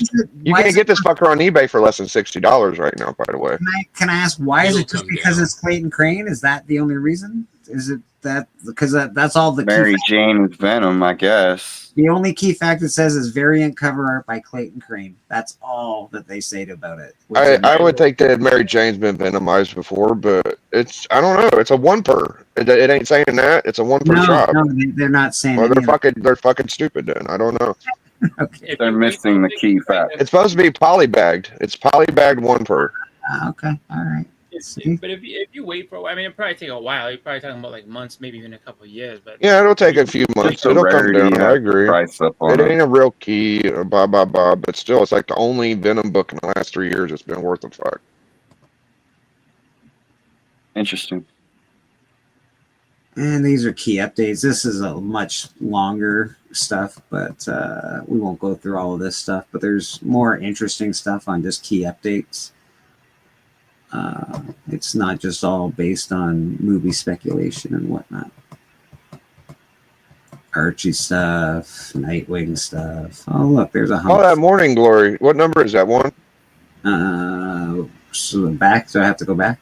Is that where I'm going? It's the gay dude on the thing with the naked chest and shit. I got some of those. I was just wondering what number it is. Robin number 2. Oh, it's Robin. I thought that was more.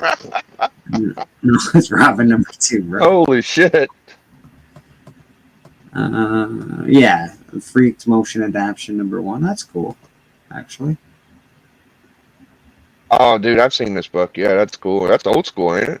Yeah. So these are books that are trending, but like the keys, I guess they've made new key facts about them. Why is Spawn key? Why is that? And what number is that Spawn? Oops, sorry. Give me a second, guys. Give me a second. I have that. That I don't looks, know that looks why like a it's Morning key, though. Glory. I'm not sure that's Robin. I think It's that's A fucked up. wraparound cover. Limited to 650. Oh, I don't have that book. I think don't I have need that. I that. need that. Dang it. That 361. I don't know what number we're on right now, but I probably got it. I think I got 364. It's the last one I got. I like this just because Zartan's on the front cover. He was my favorite bad guy for G.I. Joe. That's cool.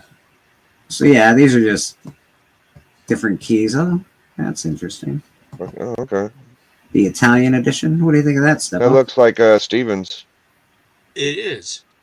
Yeah. It's from Cheval Noir. Yeah. I feel like Steppo would know a thing or two about that guy. I haven't seen anybody show that damn thing. I know that. Oh, look at that. What is it? Lawrence of Arabia? Is that what we're doing here? It's the first one that they had the fold cover. Special Alfred of Arabia, first issue to feature a fold-in picture that created a different image when properly aligned. Which caused the damage to every back cover of Mad Magazine after that. So this is an interesting thing to go through because it doesn't just do modern books. It's like it goes back. Like this is 1997. Cover art inspired by Watchmen. I could have told you that. Yeah, dude, that's cool. This is my favorite part of your show is the back issue stuff. Yeah, the Spawn. I just looked. The Spawn 361 that I got was a Baron Berens. Oh goodness! I bet you that was a hot book. I wonder if I could. I have that book, but I just don't have this cover. That's cool. The Labyrinth. Yeah, I think they're making a sequel or a reboot. Yeah. Dude, there's so many labyrinths, bro. I had to stop after like 4 volumes. I was like, okay, that's enough. Holy shit. I definitely have this. Kicking around here myself. Oh, you got that bad boy. Cool. Good for you. Yeah, it's kicking around in one of my boxes somewhere. Vampirilla 7, cover art by Jenny Frison.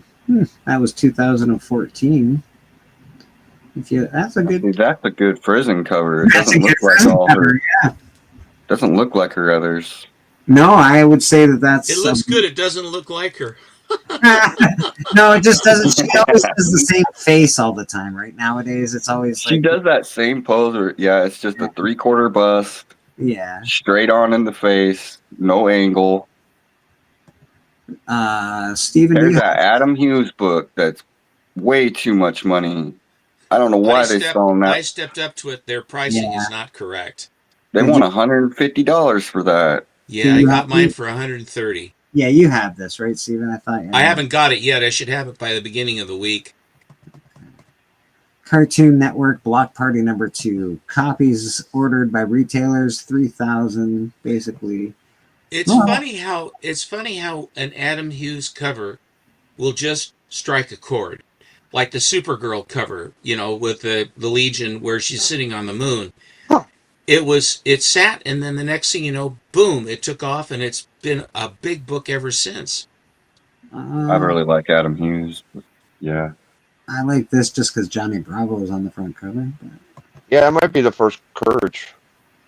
That's 2004. I don't know. I'm curious to know if that's the first anything around Johnny Bravo.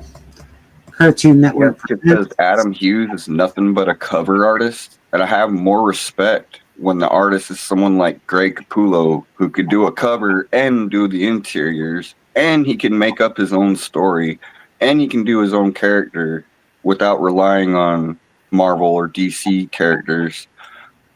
For Adam Hughes, all he does is covers. All he does is work for other people. He doesn't do his own creativity. So I don't look at him. The money is green. He's making a living. Yeah. I'm not mad at it. I think it's cool. But he's you're right. a workman. He's a workman. He creates interesting things. He may not do interiors, but he does interesting covers that sell the book, and of course, the cover sells the book too. I just see him lower on the echelon of artists. Great artists. He is not as multi-dimensional. This is Comic Reviews, 1990, and the cover art's done by Todd McFarlane. Ooh, that made it jazzed it up a bit. I wouldn't think of McFarlane. I remember seeing Incredible Hulk look like that. And I've never seen this book personally. That looks like Kingpin to me. I'm not sure that's Hulk. Yeah, it's Kingpin. Todd McFarlane did a gray Incredible Hulk in that same pose. I would pick this up. I love magazines, dude. It looks like a mag to me. I like Todd I'm down. And I think that's pretty cool, actually. Hell yeah. I don't hate that at all. Steven, do you have this one? I feel like I do not yet. I'm sure it'll probably work its way into my collection. Yeah, I'm sure. It's like nice. I'm not even gonna say where I saw it. I like Zatanna. I really do. I've liked her since Hawkman 4. Yeah, and I like good character. I like Alex Ross. So. Exquisite Corpses. Well, that just looks cool. Oh, very anime. Okay, interesting. Very anime. Like Kira like. Image is really they're really going interesting. They're doing some My interesting. thing with Zatanna is that I got the second and the third so easy, and I just never really pushed for the first. The first Zatanna is expensive as all heck, man. That's that Hawkman book, isn't it? Well, it's a three-part story, and it's spread way out because the Atom has a part of it, and then it's way later. There's a Justice League that has the final piece of the puzzle for her father. It's weird. So this is Moon Girl #1. I find just little interesting facts. This is the first cover art by Raza, which I think is cool. If you like, it's hard to find first. Wow, it doesn't look like. Yeah, Raza is good. Yeah, that's really interesting that that's their first cover art. I think that's cool. That's cool. Moon Girl and Devil Dinosaur. That Moon Girl, or is that a different Moon Girl? No, I would say it's different. Different Moon Girl. Aliens, the deadliest species of predator. Oh, I'm missing that. I have almost every Alien Predator book there is, but I'm missing that. Do you have the 20th Century It's Fox a foil. ones? I do, yeah. I think so. Yeah, that's rare. Platinum foil, interesting. And this is 1993. So that's cool. Never seen that.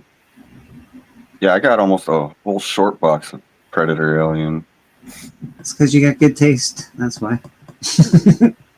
Daredevil 40, Death of Hector, Alia, aka White Tiger. Okay. Yeah, that's been a key for a while, yeah. Yeah, I'm pretty sure I have that book, actually. Don't know where it is, but I'm pretty sure I have it. I don't have this. I love Darwin Cook. I really do. I like Looney Tunes. That's sort of a cute cover. That's really nice. Good style to it. Yeah, I probably would have got that if I saw it. I ran across a lot of the Looney Tunes, and I've sold them now. Yeah, I would have got this if I saw it, too. It just gives you that nostalgic feel. I always liked Looney Tunes more than Disney. Oh, Looney Tunes is so much better. Venom. All new Venom #4. Okay. Motherfuckers are pissing me off with this Venom. I didn't know 4 was a key. Motherfuckers are making me so mad. First appearance of Rick Jones and Sleeper Agent after bonding with the Sleeper symbiote. I think Beckerman's in the back, or is he already out? No, we can get Beckerman in. I don't. We got Papa and Beckerman back there. Papa Willie, Mr. Beckerman, how you doing, gentlemen? Hello, guys. Gentlemen, I'm going to bounce and sit with my beautiful bride. Sounds good. I will make room at the table, room at the inn. We appreciate you being here. We ran him off, Papa. He showed up. You did good. Papa was like, no. You did good. Took one look and ran for the hills. I'll see you guys. Hi, my friend Steven. Don't forget to check out Steven Monday nights with Alan as they do the Monday night special. And Friday nights, he does the comic book hangout on Friday nights with Alan as well. And you can see Steven around here, of course, on Church and a few other places. We will be showing, I will be showing an enormous amount of raw Alex Schomburg Golden Age books tomorrow. And Alan will be showing a whole bunch. It's going to be raw Alex Schomburg books aplenty tomorrow for our Monday special. So it should be a lot of fun if you guys get a chance to swing by. Very cool. Very cool. Have a great day, you guys. Thank you, Steven. Have a great rest of your day, friend. See ya. Yeah, so these are just some cool books that you can check out if you're, see them around. There's some interesting stuff. The key values. I don't know. That's cool. That is an anime, and it's a really good anime. Yeah. Claymore. That's very cool. It's a Shonen Jump #7, apparently. Yeah, Shonen Jump is a it's kind of like what would you say, like heavy metal, like where they would just put in a bunch of stories. Right. So like it's a place you would find a bunch of different manga stories. Yeah. But Claymore is a really good anime. This is it. I don't love all of these covers, but this one, wow, that's pretty. Yeah. That's a I lot. forgot who done that. That's a lot of negative space, man. Isn't that JTC? Yeah, JTC always does those. Yeah. That is a lot of negative space, though. It's like I feel like she's missing. Like No. Yeah, every time I get one, I run to the YouTube auction and sell them because I'm just not big into it. It's too much space. That's when Rogue was. When Rogue wore that suit, she was with Magneto.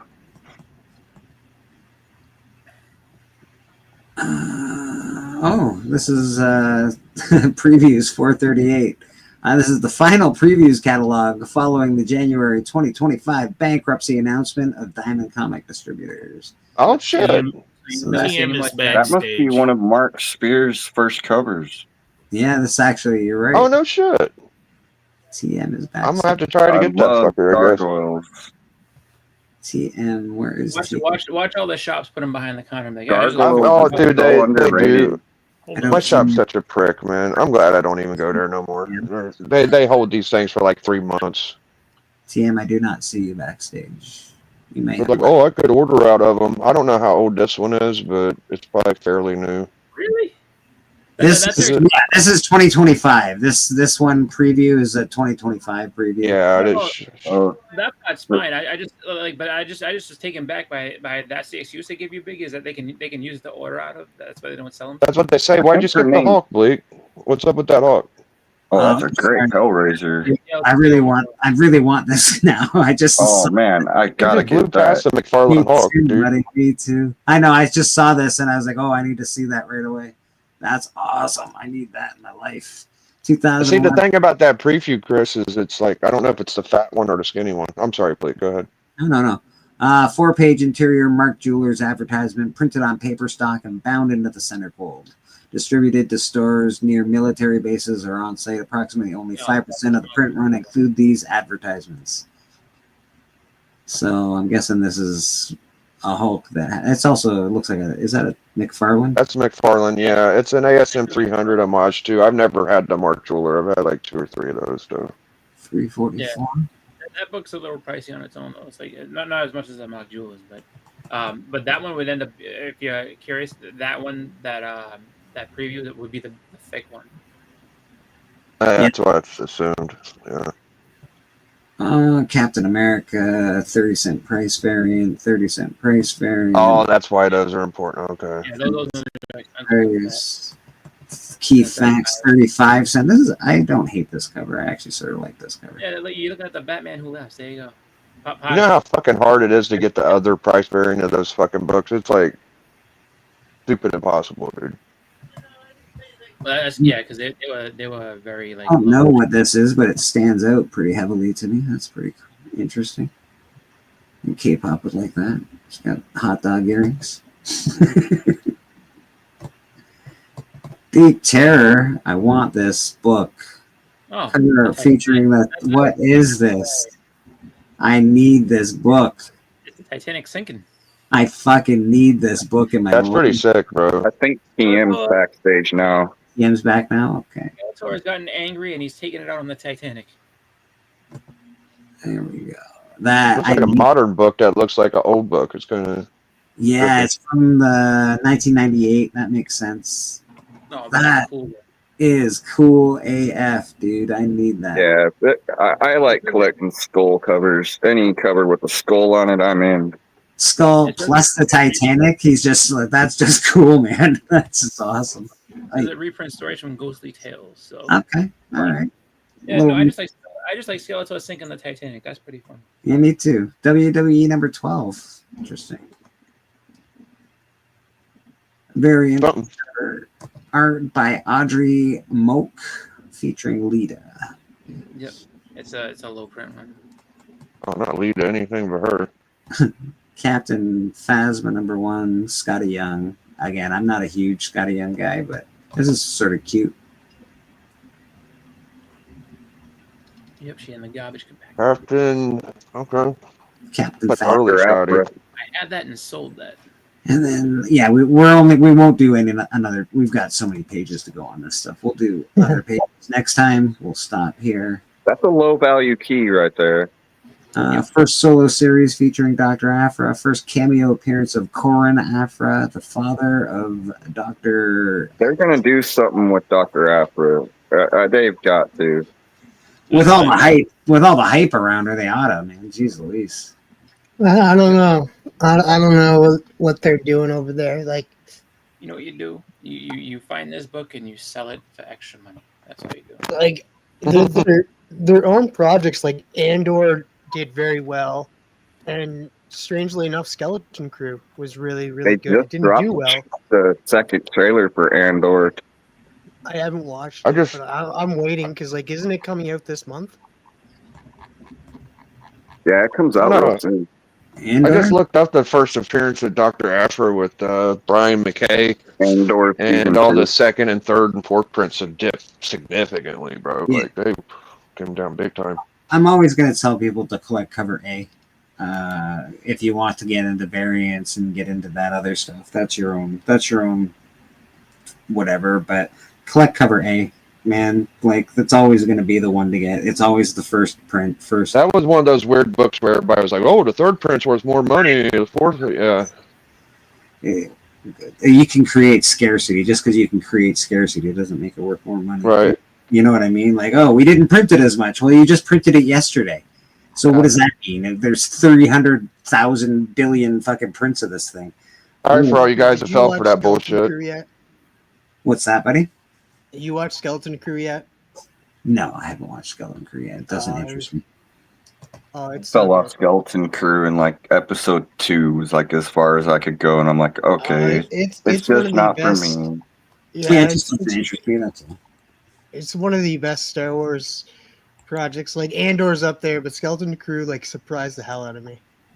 I don't know. I couldn't get into the whole suburbia in Star Wars. Like, Oh no, that's they're just not my only Star there. Wars. They're just there for a short period of time. Like, it's an adventure. Afra will be huge live screen character. Yeah, that she might be. I hate to hear people say their shop sucks. My main shop, Infinite Realities in Tucker, Georgia. I like Rogue One a lot. Rogue One is one of the top 3 Star Wars movies that ever was. I like Skeleton Crew a lot, but I don't need anybody else to like it. I'm not TM. It's hard to like a shop whenever you know they got 8/10 of their fucking comic books in the back of the didn't store, like and they the won't even let the elephant customer character. see it. So I've just got. I couldn't believe it. I don't want people to like it. I just want people to watch it. Yes, you do. I You don't. want people I don't to- care if you- Bleak watches it even. Yeah, I You're do. using a very greedy tactic, TM. My friend does this all the time. Whenever there's a game that comes out, especially if it's a series of I games, say greedy. you want I just everybody to want buy it people or to check play it out or a whatever. show. Oh no, no, Just no, giving no, you. I know I'm your giving you game. time, TM. I don't think you're greedy. As am I, but I know your game when it comes to it. Because if you watch it, then that means Your oh, game. a number of people have watched it. We can keep using it. Yeah, I'm I know not, your little I'm not game. co-signing this, whatever this is. I know your game. Trust me, I got accosted. There was a game called The Mark of Cree. I don't know what game you're talking about. I recommend shows I like. That's what That's people all, do. dude. It's not a game. What's the game end prize here? The game end prize is that you get more people to watch it, then they make another season of it. So then you're like, oh, see, like, Oh. yeah. No, I don't think it needs another season. I like that they used that little One person at a owl time, that was gotcha. in that cartoon. Yeah. What was that cartoon? Finding Nemo, or I forgot the name of that cartoon. Finding Nim, Adventures of Nim, or something like that. The Secret of Nim, yes. Secret of Nim. Yeah. Yeah. That little owl was in there. That was kind of a cool. Yeah, no, Knock. my friend Jamie accosted me for a while because it was a game. He didn't even have it. So I had an Xbox, he didn't. And this game was only for Xbox, and it was called The Mark of Cree, and it was supposed to be 3 games and everything else. And I never bought it, never played it, nothing. And he's like, this is the reason, see, this is why you suck. Because had you bought that game, it could have still been going on. Like, there could have been more fan interest, and then we could have got the whole story. It sounded One really person, wow. and why don't you buy an Xbox and play it? I don't want to do that. You have an Xbox. You buy it, and then it'll continue on. So every time someone's like, oh, you know. I recommend shows that aren't even on the air anymore. Just because they're good, not just because. Yeah, I don't think because, TM's doing that to hope for an extra season. He just likes to recommend stuff, It's see like, what no, y'all I'm think just about giving it. him a hard time. I just let you know. I How you doing, Biggie? It's all right. I'm good. I'm pissed off with my LCS. I think we give these LCSs too much too much love. Actually, Well, Yeah, I'm kind of I think upset it with mine sucks too. that yours doesn't treat you right. Mine treats me incredible, so I can't say right, mine bad. right. Yeah. No, I mean, that mine was treats me pretty good, but if you really think about it, how good do they treat you? It's like, okay, I can go in there and talk them into letting me see the books in the back if I really try. Ooh, but if they would just show no initiative and bring out some of them books, maybe I'd be like, oh, this is a great place. No, they'd rather them sit back there and they've been kicked out of a fucking a building and still didn't want to show these books in the back. I mean, what does it take? What's Yeah, it take, My bro? SDS is still my pretty shop, new. they give me one per stores. If they don't pay for them, they don't charge me for them. That's And what I'm But saying. I've Like, already what's learned up with the that one pers? I know If they my get them. shop They're had a like, one oh, I per don't even know store, if I they got charge them. me double. You're like, if I this is go to going the for shop while 400 the on owner's eBay right there, now. I don't ever Yeah, I get a hear deal. But if I that. go to the shop when it's just the employees always hook me up way more than they should. They be See, throwing that's in cool. all kinds of free stuff. I like hearing that. I like hearing that people have a good. I mean, I get away with more shit than most of the customers, but it's still like it's not enough. It's like they should You've be. done I know you've that done trick. well That's there all though, I'm saying. Biggie. I've done Biggie, better than anybody in my town. yeah, you've done very well at that shop. I've seen over just what I've seen, and you were doing this long before I came along. You've done fucking awesome at that shop. You know, No, but I get as I many know. one pers as anybody. Like I try my best, but it's just they're so hard to deal with. No, but Not I have a necessarily on new question. books, but you do well back stock in there though. Oh yeah, the back You've issues they crushed kill that. it. You've crushed that store, man. You've like Is that the only shop nearby you? It's the only place that has new comic books. I'd have to probably go like 80, 100 miles to get a new comic book now besides that there. Yeah. is the shiniest of shiny books I've ever seen. Holy shit! But that's the I question. got that for free. This was a throw-in. This one and this one, Mark's dad from Legion of Comics Oh, gave that's these cool. to me for free. What's up with that book that Mark's dad showed today? I thought they sold shit very cheaply. That thing. I was trying to find it. All It had a those books are $150 from tag the on it. BT. Biggie, all those books you're seeing on Pop's Attic today are from the BTC box, that monthly box. Okay. That's what they're trying to recoup their money out of that. I like just that. So, They skull Mignole. Interesting. I have to know though. So when it comes to that shop, right? I mean, they must also know that there's nothing else nearby that sells what they sell for at least 80 to 100 miles. Like, I mean, Biggie's complaint is legitimate, or it's like you would think that they would bring out more stuff to help people. I love out. that cover, right? Yeah. It's a destination. That's a weird situation in that shop. It's all good. I mean, I still buy books from them. They text me on a weekly basis and we talk about the pool. That Venom just got away from me because I didn't know that the original, I was like, why ain't I getting my Venom? And I didn't know the original title's name switched to all new. So it just got away from me. What is They that? should have been up on that. The Predator homage right there. Well, yeah. What is that's cool. But I would say though, even with that, like they should. Got that one. I like that book. Wildstorm, man. I have that as well, actually. These are Yeah, it's pissing just a me cool off cover. because I tried to grab these, but So old Aaron beats me to them. While that is, I mean, the title is one thing, you as a customer knowing that, but that should be them reaching out to you because they have advanced knowledge on that. Like, hey, you like Venom books? Well, the title's going to change to this. Do you want to keep going? Like, they should have reached out to you on that one. That's kind of. I agree, bro. I don't know why they didn't know or anything. It's always on me to figure it out. They don't know that much about comics coming out. Ooh, Yeah. Those are popular. I will say, like, I had a I think I have all the Fatal Attractions now. Yeah. my LCS. I think I have them as well. So I don't think my that guy has enough muscles. I think that guy could use more muscles. So Guido Strong versus guy. Blob. Yeah. And I think I have all the Phalanx Covenant now. So I was just talking is- about Gen the other day. This is where they made Generation X made their debut. Covenant. Man, I miss that.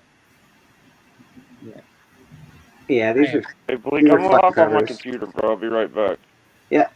Is he throwing a toy train at him or a real train? What's happening? real A real train. Yeah, there's see the people down there. There it is. There's the people. Yeah. But I was gonna say, so my LCS New England Comics has multiple locations, and I have been going to the Harvard Square one for years, and I knew everybody in there by first name, and there was one like so the guy that was there, his name was David. He was cool. Hannah though was kind of a pain, and Hannah would always be like, kind of like not give me a hard time, but she would always kind of overlook things. So I think that's kind of like maybe what Biggie has going on, where it's like, where they see you all the time, they're not really worried about you. They're worried more about the person that comes in once. Like, oh, you need to come back. Oh, we want to see you come back, because that's how Hannah would go. Because Hannah knew, and then this is one of the things that pissed me off bad with her. So she knew I was looking for there was a Amazing Spider-Man 50 first Kingpin, and it was there. It was a Wednesday. And I was like, I can't afford that right now. I was like, I get paid this Friday. I will be back Friday again. Okay, cool. I come back Friday, and I was excited. I was just like, and I was like, yeah, I'm ready. Like, because it was a good price and everything. I was like, I'll take it. And so she's like, what's up, Chris? I was like, you got my book for me? She's like, what is that? I was like, the Kingpin. She's like, oh, we sold that yesterday. I almost choked her. So I was just like, are you serious? I kind of got, I was like, I've been coming here for years, Hannah, years. And like, why would you tell? Well, some guy came. He was from out of town, and he was just buying up everything. I was like, I've been coming here since I was 9 years old, Hannah. 9. At the time I was like in my 30s. I was like, I got him beat, but you sell that to him and not me. Like, why? And she's like, yeah, I'm sorry, he was just here yesterday. And I'm like, whatever, bitch. I know, dude. I did pick up some other books, but I can't show them till Wednesday. I'm gonna be on Gary B's. I'm gonna show my top 10 cartoon books. Oh, nice. That's awesome. I like that. Yeah, cartoon books are fun. But that I would say is just one of those things sometimes that people get with shops, like when you've been around for a long time. Like, there's certain shops that will take care of you, knowing full well, loyal customer, been here forever, great. Other people have the opposite, and they're like, oh, loyal customer, been here forever. This guy will come back next week. You're new. What do you want? And that's always the shitty way of doing things. When you don't value the long time customers, you just look at them as, well, they'll always be there. But you won't be able to get them to come back. Yeah. They don't value loyalty and persistence. They value fucking whatever sparks their fancy. Whatever they can do. Yep. Well, and it's not a good thing to celebrate that that location closed. But I will say this much: I stopped going after they held back that after I had to basically like pry the Walking Dead, like the last issue that was, at the time, I was like, oh, this is the last issue. I had to pry that out of them and make them be like, hey, look, you have them. Yeah, we have them they put them in a file cabinet, and we're going to sell them on eBay. So I ended up getting one. And that I can't abide by. If you order extra to sell on eBay, maybe, I guess, but like you gotta provide your customers. Like, if your customers have that in their pull box, you don't go, oh, sorry, this is a $50 book. No, bud, that's a $4 book. It's in my fucking pull box. But that was the thing, and that's when I stopped buying new comics. I was like, dude, I'm done with this. And I did the same thing, Boston. Same thing. They charged me $50 at the counter for one of my pull books. I was like, no, fuck you. Fuck you. But at that point, and then it's funny because I stopped going there, and then COVID hit and they went away. So I can say well, they closed because I just stopped going there. I don't have a good local LCS to go to that just won't charge me out the ass. They won't let me go in their basement. They won't let me, and if I do go in their basement, on the off chance that I'm allowed to, they charge me at the counter. They look up stuff on eBay. They don't look up fair market value. They look up like what it's selling for. It's brutal. Yeah, I don't have anything like that, per se. But I do have, like, there's a bunch of good shops all around that they they do good by me, just because I've been cool with them, they're cool with me. But the thing is, though, is just that I just know that I know both sides of that story. It's just it was just kind of funny that that one location because there's multiple New England comics. There's another one that's in Quincy that is really good and is really nice. And and the guy he basically is the guy that owns and runs them all.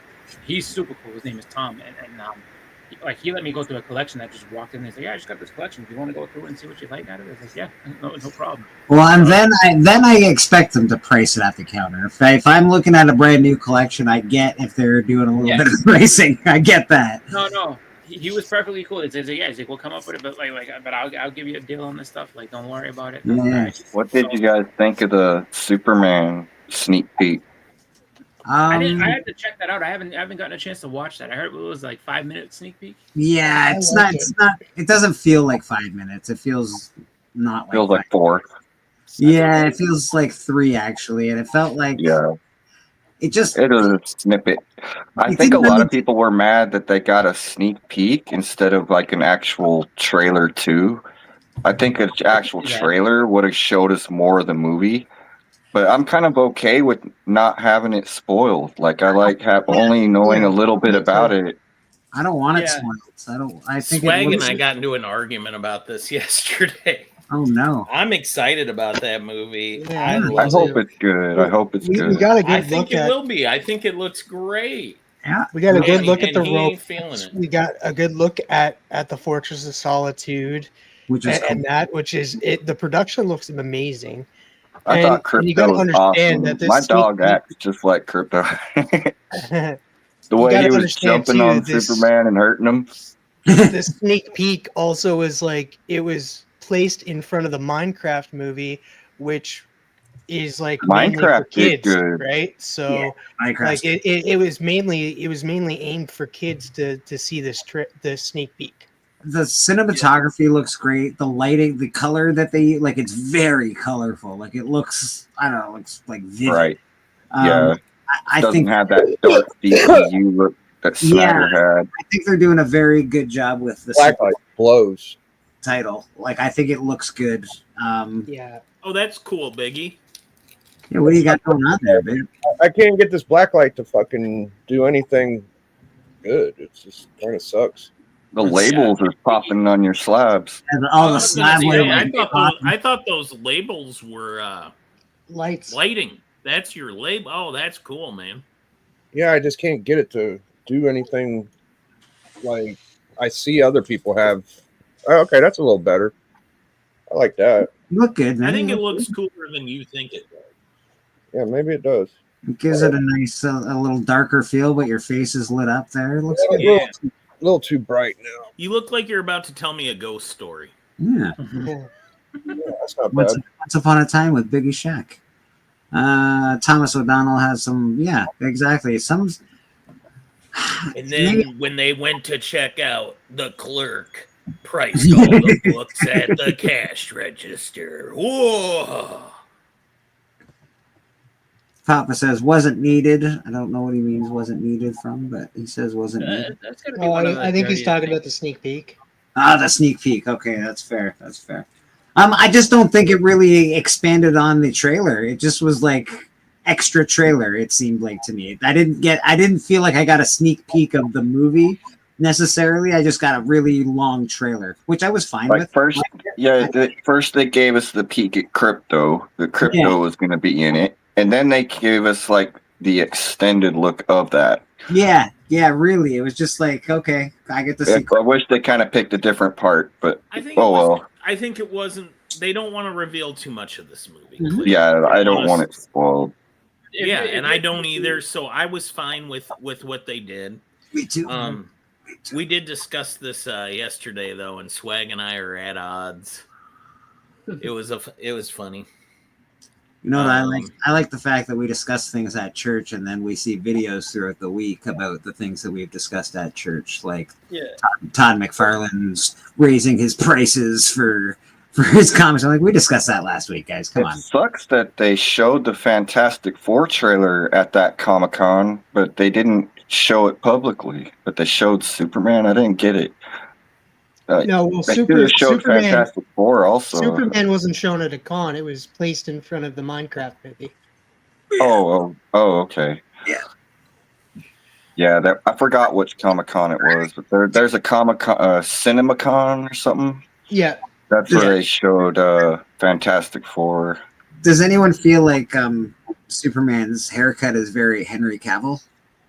Like it's like Well, he looked like it's Henry like, Cavill, but I mean, don't have Henry him. Cavill was picked because he looks like Superman. So they're I looking think for people that I look think the like hair looks Superman. like Superman.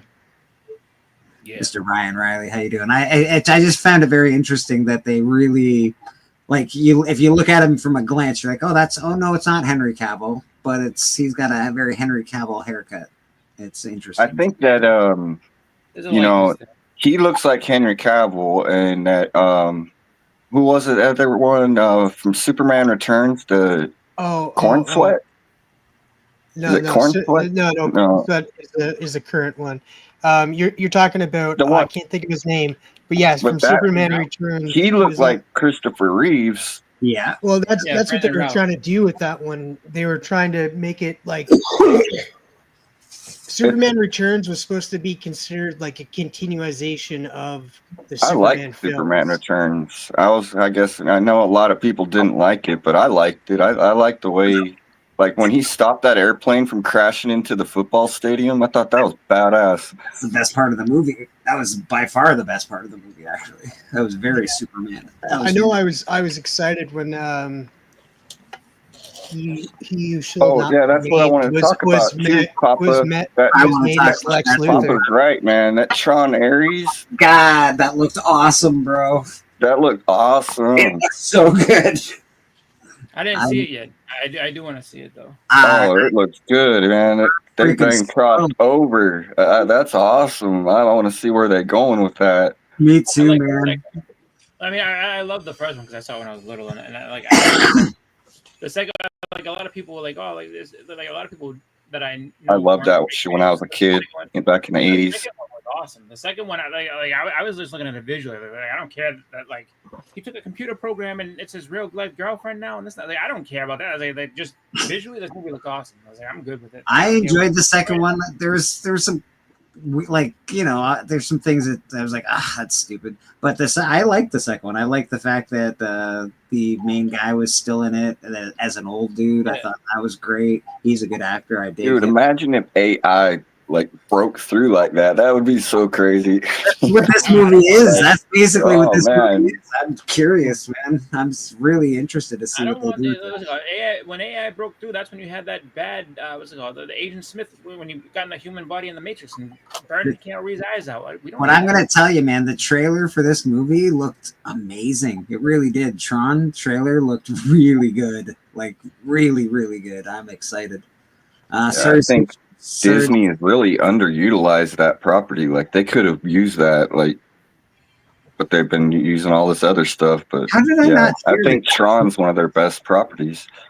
I think for them, like they realize like what Tron means for them is a big bill, and like, yeah, we're not doing that. Like we got to space these out a little bit just because we have all this other stuff too. Because I like that first movie, I know cost them a bunch of money, and then the second one definitely was them, stepping up their game and putting, some. I think people just weren't really ready for it when it came out because it came out so much later from I'm the surprised original. we're getting another Tron movie because the second one was The reboot didn't do that well. Yeah, that first one. Yeah, so I'm honestly surprised we're getting another one, but the look of this trailer And the soundtracks by Nine Inch Nails, I was like, oh, hell yeah. Yeah. Last time it was, They always have a great soundtrack on Tron. Yeah, Trent Reznor always puts together a good soundtrack. The second one was dope. Papa liked the second one. I didn't even really Rest in peace, Val Kilmer. He was a great actor. I didn't even know. I know that he was passed. Like I know he has issues like throat cancer or something of that nature. Yeah, he had throat cancer. But I didn't even know he passed away. This is really It was like 3 or 4 days ago. That's crazy. Usually I hear, that's like the death of somebody. Everybody, I'm so sorry about that. Hear that for an hour. I didn't hear anything on Val Kilmer. That sucks. Yeah, no, there was a lot of people that like a lot of people made posts and stuff about it from like actors and things that have been Dude, stuff with. is Jim Morrison? Like I watched that movie, The Doors. I never watched that. I always wanted to, but I never did. Brad, you have to. It is. He's Jim Morrison. It's insane. I liked him as the Saint in that movie, The Saint. Yeah. That was a good movie. He was a good spy, and He was awesome as Goose, baby. Or not Ghost in the Darkness. Goose. Oh, what's Her the Iceman. Rice? hunting Yeah, down those lions. I love Ghost in the Darkness. Yeah, that's he that's was. based on a true story. That Ghost in the Yeah. Dark. He was Lions replacing- killed over 400 people in Africa. Yeah, yeah, like they were destroying a They got village. the taste for human blood. And that's Rogue why- lions. I must live in a hole. Popeye must live in a hole. I didn't hear anything about Val Kilmer. And apparently, our blood tastes good. He was better. He was a better Jim Morrison than Jim Morrison. He really was. The movie The Doors. He's so good as Jim Morrison. It's unbelievable. It's he may as well have been Jim Morrison. It's crazy. I actually, and surprisingly enough, even though the Alexander movie wasn't wonderful, I loved him as the father, the king. He was Alexander's dad, and he was really good in that movie too. Doc Holliday, of course. That's his Doc- best performance. That's one of his best roles of all time. Yeah. That's the one. I'll be your, what is it? I'll be your Daisy or something like that. I'll be your Huckleberry. Barry. Yeah, Huckleberry.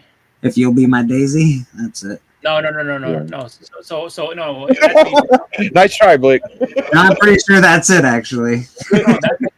what he would say to people is, what's it called? Like when he challenged Johnny Ringo, Johnny Ringo goes, "I'm gonna kill you." And he said, "I'm your Huckleberry," and he's like, "And I'm gonna kill your ass." He's like, "And you're a daisy if you do."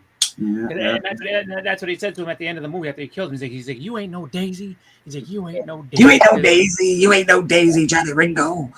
Yeah, I'm your Huckleberry. Yeah, I just started off with I'm your Huckleberry. I'll be your Huckleberry. Yeah. Look, it's Johnny Ringo. He's like, "I do." I actually been watching a lot. I just watched. There's a documentary that came out. I'm not sure if it's on Netflix or one of them about Wyatt Earp and all Yeah, that. yeah, I watched that too. That was recent. Yeah, it's pretty good. It's not bad. You know, it's like it's a little lengthy, but it's pretty good. Yeah. And you can't forget Batman. I actually didn't hate him as Batman. Val Kilmer. I liked that movie. I liked what's his name as oh my god, my names are awful. I'm terrible with names. Jim Carrey was good in that.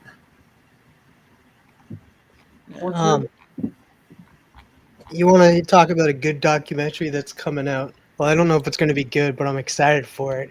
It is Not Just a Goof, and it's a documentary on the Goofy movie, which I absolutely loved growing up. Just say you don't say that word here in Ontario, buddy. Yeah, I don't agree with them changing that to that. Goof always meant goofy to me. Yeah, I get it. Because it's like that everywhere. It's like that here in PEI and when I was out in Alberta, like that word is. I don't know. Is that the word in America? I don't know if that's a word in America. It is in I Canada. don't know what you're talking about. Yeah, if you say goof in Canada, it's like a jail term. It's like an automatic. We got to fight right now. Oh no. Yeah. Well, it signifies something somebody does. Like it's something bad for jail people. Canadian jail. Get some things going on. Ryan Riley says Willow. Yeah, can't forget Mad Mardigan. Yep, Mad Mardigan and Willow. They stole the baby while he was taking a pee-pee. That's what the little rat guy says, like, "We stole that baby from you while you were taking a pee-pee, Mad Mardigan." He got turned into a pig when Bad Morty gets mad. Like, "You're all pigs," and all of a sudden they start really turning into pigs. That movie was kind of nuts too. Yeah, they tried to redo Willow and it was awful. I watched less than one episode of it. And I was like, this is so bad. I can't watch it. And then I said something about it on Facebook and I got so much hate. People were like, blah, blah, blah. You don't even know that he was going to die and he was just sick. And I'm like, well, either way, he sucked and it still sucked. I don't care. Disney agrees with you, and that's why they took the whole season off of they Disney did Plus. because it was awful, man. It was really bad.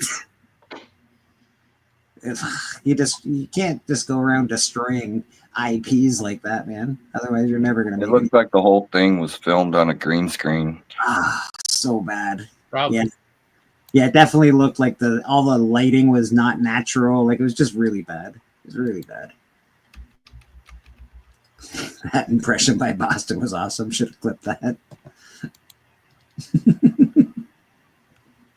There's a movie coming out that's supposed to be like the next Interstellar. It's called it's called Project Hail Mary. It's got which one was Ryan. Interstellar? Who was in Interstellar? That was Matthew what's his McConaughey. name? Matthew Yeah. McConaughey. Yeah. This I think one's it's got pronounced Ryan. Matthew McGod. Can't act. This one's got Ryan Yeah, Gosling. he was pretty good in Interstellar. He was also really good in the AIDS movie. He was really good in that. I just feel bad for him because he's built like a T-Rex. If you look at Matthew McConaughey, his arms are very short. I feel like he has a hard time going to the washroom.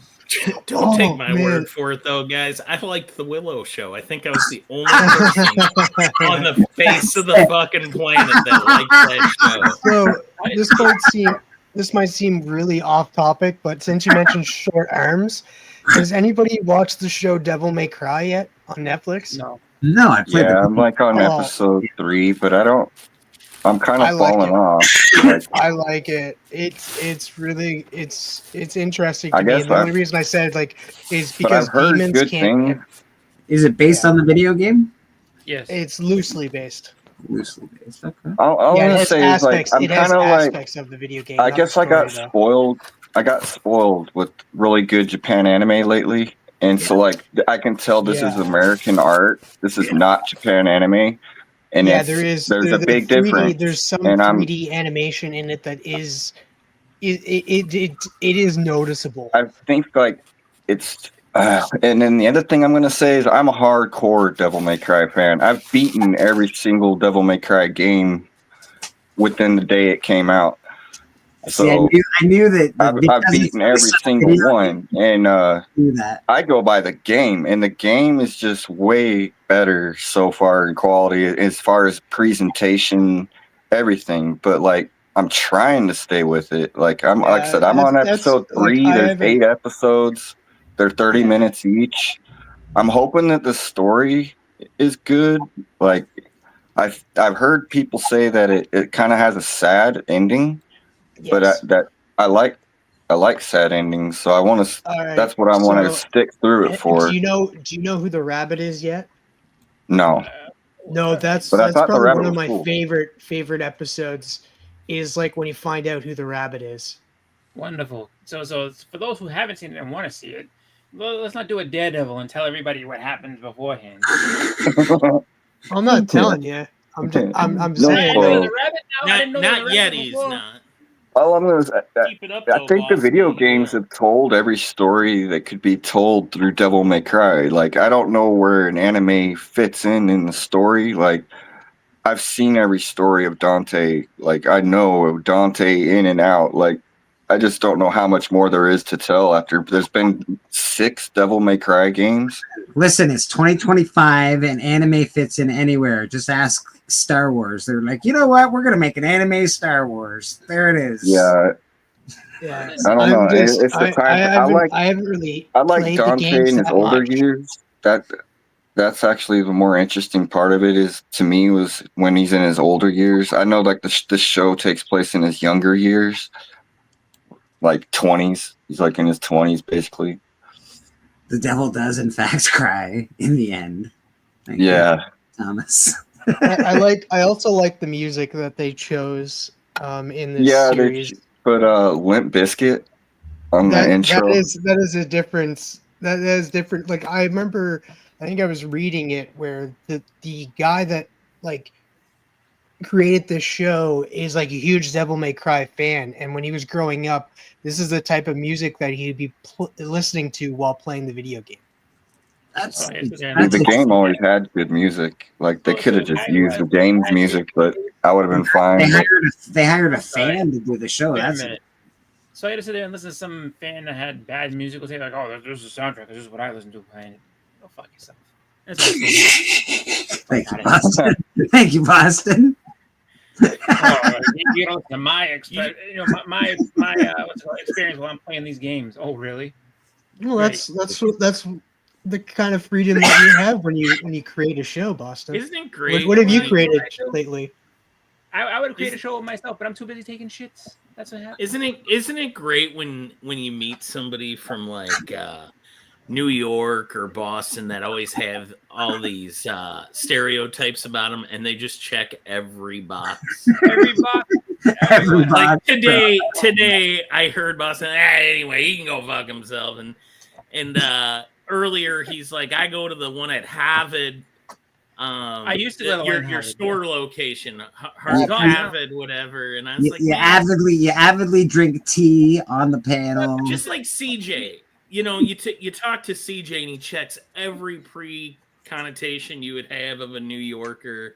Boston Chris is earning that name. Like, I love it, man. I love when things are Boston that wears the moniker Boston very proudly. I wanted to see where you were going to go with that. Because I was gonna be like, if you ever come to Boston, I'm not taking you to Harvard Square now.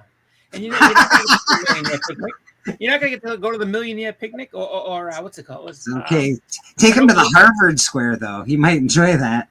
I don't know. Oh, actually, there is one shop that like I used to really do well in. It's called the Millionaire Picnic. They're over there. Like, it's a very small shop, but it's Harvard cool. Square. I can have it. But I will say this. I'll say this much: if you ever do end up going to Boston, you actually can, if you ride the Red Line, from basically, if you ride the Red Line, you can end up hitting up a bunch of really good comic shops all in a row. So, why does that? But I will say, I am watching Devil May Cry still. I will watch it through before I fully judge it. But I'm kind of falling off. Like I'm on episode. Like I watched episode 2. I'm on episode 3, but I'm falling off. So like I hope it gets better. But I feel like I was in the same boat while watching it too.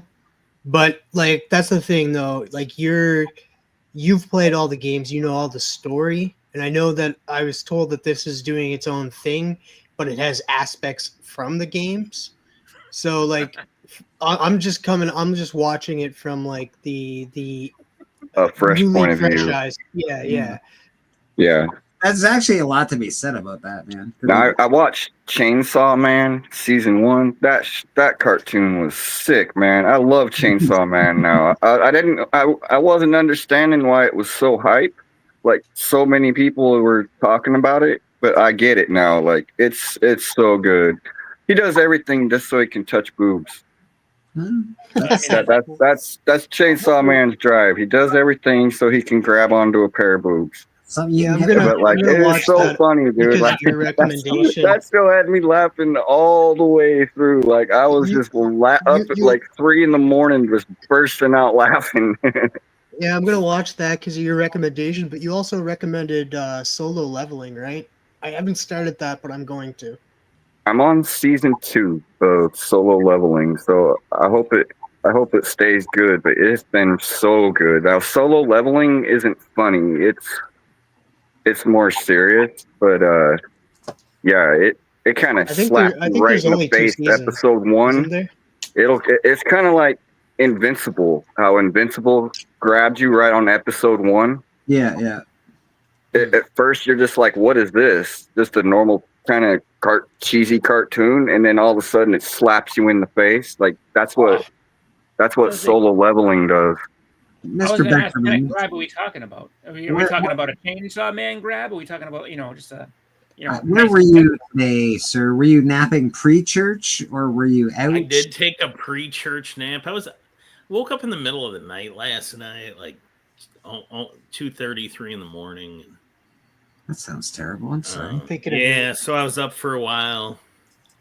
I went to bed this morning and slept for a while. I was watching church. I was in the Yes, chat. I did the chat. I saw you there. I just didn't feel like getting on right away. I was like, I'm kind of sleepy, and I don't want to go on there just to yawn. So I stayed in bed a little extra. Yesterday, I had a big weekend for me. Like, if AR wanted to like attack me, this is the weekend to do it. Friday night, I went to a concert. Saturday morning, I went out with friends for coffee at the Comic Book Coffee House here in KC. And then we hit a shop. Marcus picked up his pole. I bought his kid a toy. His kid trolled me, I'm pretty sure, because I told you, TM knows the story because I sent it to him. Ellis, Marcus's son. I was like, pick out any toy you want, Right. and then I tried to steer him away from this one, but he latched onto it and wouldn't let go. That is It was disgusting. the movie version of Taskmaster toy, and I was like, ugh, gotta waste my money on this guy. I think, and I was just trying to remember. I think there's 3 seasons of Solo Leveling. I think there's only 1 season of Chainsaw Man, but Chainsaw Man has a 2. manga. Hey, Bleak. Is there only 2? Yeah, I think so. Solo Leveling. Could show this AOK I'm sending an old chonker. Yeah. Let me see it. I was going to ask you how the rest of your crew went. Oh, never mind. Hold that for me. I got a phone call. Yeah. Just in time. Just in time. Oh, big. I also watched Mickey 17. I haven't seen that yet. Wait. That's right. You're gonna watch that. Is it a high school tale of Mickey Mouse? It's about it's like a sci-fi. Oh, it's like and- cloning, right? The 17th. Yeah. Yeah. Yeah. it's about I heard cloning. about this. What is this on? I pirated it, but it's not released yet. Oh, it's. Yeah. Oh, okay. You're confessing to crimes now this morning. I don't think it's on anything yet because it just released on March 7th. Hey, it was full high def, great sound, all that. But all I'm gonna say is, it's not as bad as everyone said. It got real bad reviews. It did not do well. It didn't do well in theaters, but it's not as bad as everyone says. And Holy shit! I didn't know that half these people were in it. I didn't know Mark Ruffalo was in it or Steven Yeun. Mark Ruffalo stole the movie to me. Like, Mark Ruffalo was so funny. I thought you stole the movie. Now Mark Ruffalo stole it. How many people are involved in this? Can we count what Beckerman did, asking him where he saw this as entrapment? Yeah, I think so. I'm pretty sure Beckerman. Oh, okay. Yeah. But I say give it a watch. Like, it's not that bad. It's not that bad. But don't have like a high skill set for it. But it's not that bad. I watch stuff like that. You know, I know other people are going to hate me for it, but I put the Reacher in that category. If you don't have like a super high expectation for things, it's not bad. It's fun. This season of Reacher is not good to me. Nah, it's not great. What? It's not great. This season, I like it from like okay. Neither was the second season. Don't mean that I didn't like it. Yeah, just saying, exactly. Like the quality level is that of like I would expect to watch this, except for the production value, which by modern like it looks way better than stuff I would have watched in the 90s. In the 90s, yeah. Yeah. But script wise, this could have been on USA Network in the afternoon buddy. Absolutely. in 1993. Yeah. You're 100% right. It's just looking at you, Renegade. And you know what? Again, it's a fun show. It's exciting. It's fun. There's lots of action. I don't necessarily hate it, but it's just it's just not well. It's just not. It's just not like an amazingly. Don't go into it with like I want Scorsese and you don't go into it like that. Oh yeah. You know what? So watch I the have a studio question. and you'll get Scorsese. I like the studio. The studio is really good. Listen to TM had to hit you with the Scorsese. Scorsese. But, yeah, I didn't know that. No, it's Parmigiano. No, it's not Parmesan. Hey, formaggio. Mark Ruffalo was really funny. You got a I have question for everybody? on the panel and in the chat. Okay. How do you feel about peanut butter and jelly French toast? I don't hate it. French toast? I don't eat bread. No. Yeah. I'm My not a fan mother-in-law of French apparently toast, got to be that, honest. Today she posted a picture of her breakfast. Her and my wife and my niece are down in New Jersey because my I'm wife's sorry cousin to hear is getting that. married. Well, no, that's where my wife's cousin's getting married. And so they went to the wedding, and she posted her breakfast, and it says peanut butter and jelly French toast. And I was like, that is disgusting. It's not Because disgusting though. It's no, not. it is. Like look, because And don't listen to that. Never mind the laugher down there, TM. You eat peanut butter and pickles. Shut it. Peanut. No. But here's the deal. What? You had your, No, if it it's was just peanut delicious. butter and jelly See? with the powdered sugar, I could be okay with it. But no, she put syrup on it too. Oh, That's and too many- syrup? too many- yeah, that's too many. And ingredients. syrup? Like that's That's got to too be much. gross. That's too That's much. a stomach bomb. Yeah, that's Don't too eat that, folks. Do not eat I'm that. not I'm telling you fan this right now. breakfast. If you I value keep your it stomach, simple. do not eat Bacon I and do eggs. like French toast Bacon more and than pancakes. Yeah, man. French Hey, toast. is the best. see, I'm not a French toast fan. It's the best. That's The The French only I do thing toast. like better French than toast. pancakes is waffles. Oh, Yes, waffles. Are good. waffles are the best. Waffles are That's really top good, tier. too. If you're French gonna have toast is like, yeah, no. Let It's go like, my ego. Oh, French toast man. ain't bad, but Let go of the if egg. you were to give me a choice between French toast and a pancake, I'll take pancakes all day. Oh, I'll take Yeah, French toast same, every same. week. French toast for sure. Just because No, I pancakes- take pancakes the two over advantages- French toast. The two advantages that pancakes have over French toast is number one. First and foremost, the time it takes to make them. Like French toast, you gotta put in the egg and all the rest. It's too much of a production. I can just pour the shit out. the beating of the egg. Yes. Well, no, Yeah. I have to put this bread into the egg. This Like, I is don't want to be against you on horrifying. this, Boston, because you're kind of like on my side on this. I just figure my God, if you want man. something that's quick, easy, delicious, and doesn't, it's just pancakes are superior. That's just the way it is. It's one extra step is dipping the bread. That's the one extra step. You're then like, you can- nah, okay. that's too much. That's too No, much. so dip that bread and then cook it quickly, and then make sure you don't get salmonella. That's another thing. You need to watch out for salmonella. No salmonella with pancakes. Just Salmonella is not on the inside of the egg; it's on the outside of How the egg. much? no. How much do you Salmonella think is on of the a inside of threat the egg. Is not salmonella great. is? So I'm with Boston on this one just because I'm not a fan of eggs. Yeah, you shut it. You like I love eggs. I'm just saying. I just don't have the patience. Yeah, I don't know. And then you have French toast, and then you have a French toast sandwich. You put the bacon on there, and then another egg. Oh my god, it is. One it thing is, I'll say is don't watch Mickey 17 while eating. Oh, Might make you sick. don't watch. And I love it, but don't watch Terrifier 3 either. That's not great for eating. I haven't watched any. I'm those movies. I don't think those are movies I'm just not interested in. They are awesome, first of all, and I second, heard of all, that they're the just second one's good. yeah, they're just Yeah, violent. They're I'm just- not into those. Like I'm not into the Saw movies either. All right, I'm ready. Blake. Saw's nothing compared to these movies. What's going on? I'm ready to show that now. Okay.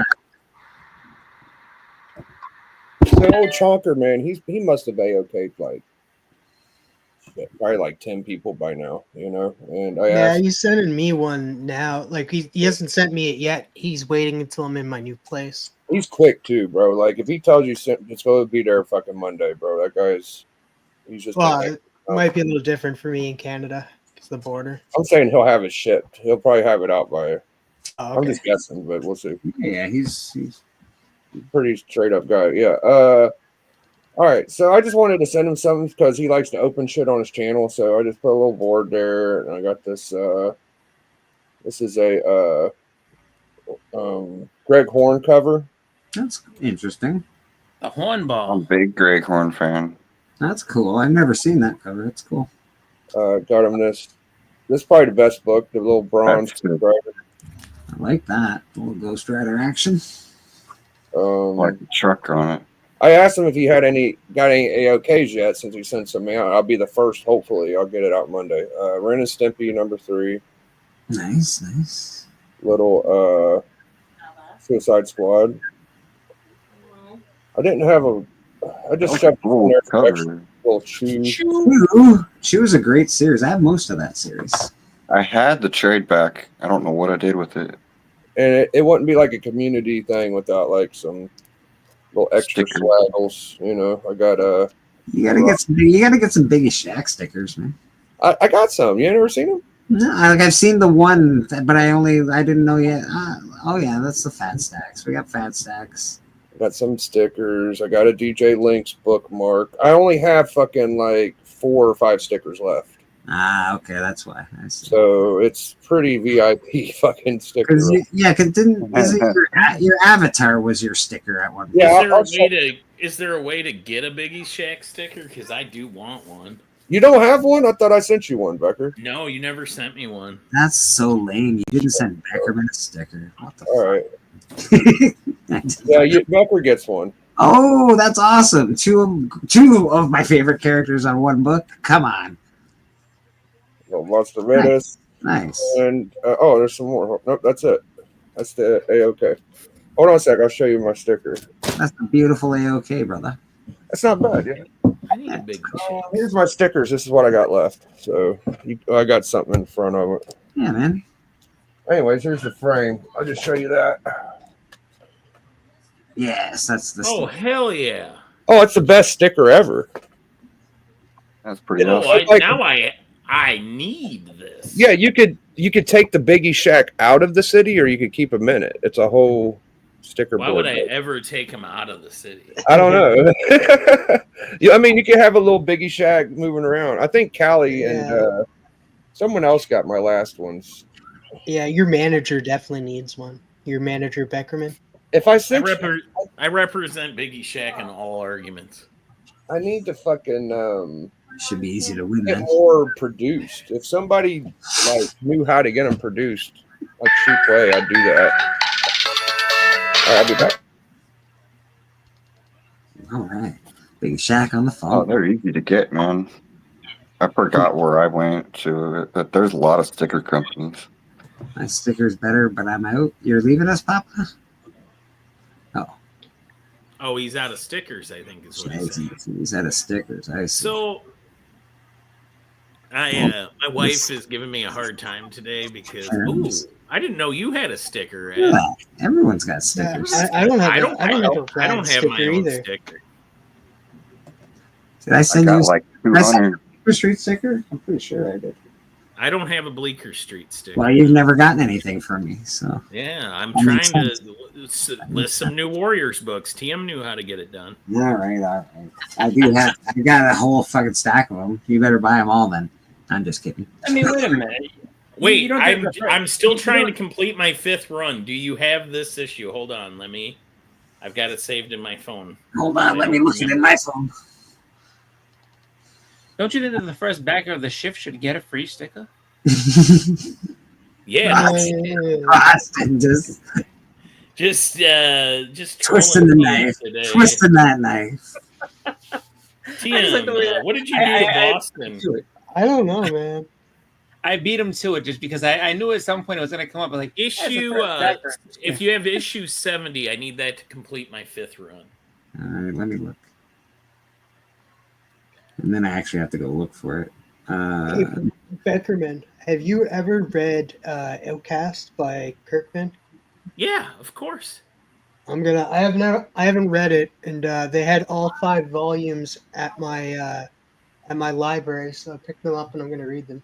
Nice. It just so happens I Some do. cheap trade paperbacks yesterday. It just so happens I do have a copy of that. Yeah, I got a copy of that. Buddy. Put it in a bundle. I'll buy it from you. Yeah, no problem, boss. I gotta find it, but I got it. Outcast got hot for a little bit because it had a TV show and everything, and then after the show Yeah. kind of fell off or whatever happened to it, it just kind of no one cared anymore. Yeah, I just used made my stickers. I think I just used my buddy made them for me. He makes stickers, but I think my first ones I did on Vista Print or whatever. It was pretty cheap, to be honest. It didn't really charge too much. How much does it cost? I got like 200 for $30. Yeah, it's like pretty cheap. It's not like I would super. like to get like 50 for. It depends what size you get. If you want to get glow in the dark or chrome or regular, or yeah, all that if you want 2.5 inch, 3.5 inch, 4.5 inch, there's different prices. I got the original master of it. Nice. Who did the art for it, Biggie? My boy 36 Chambers. So this is the original piece.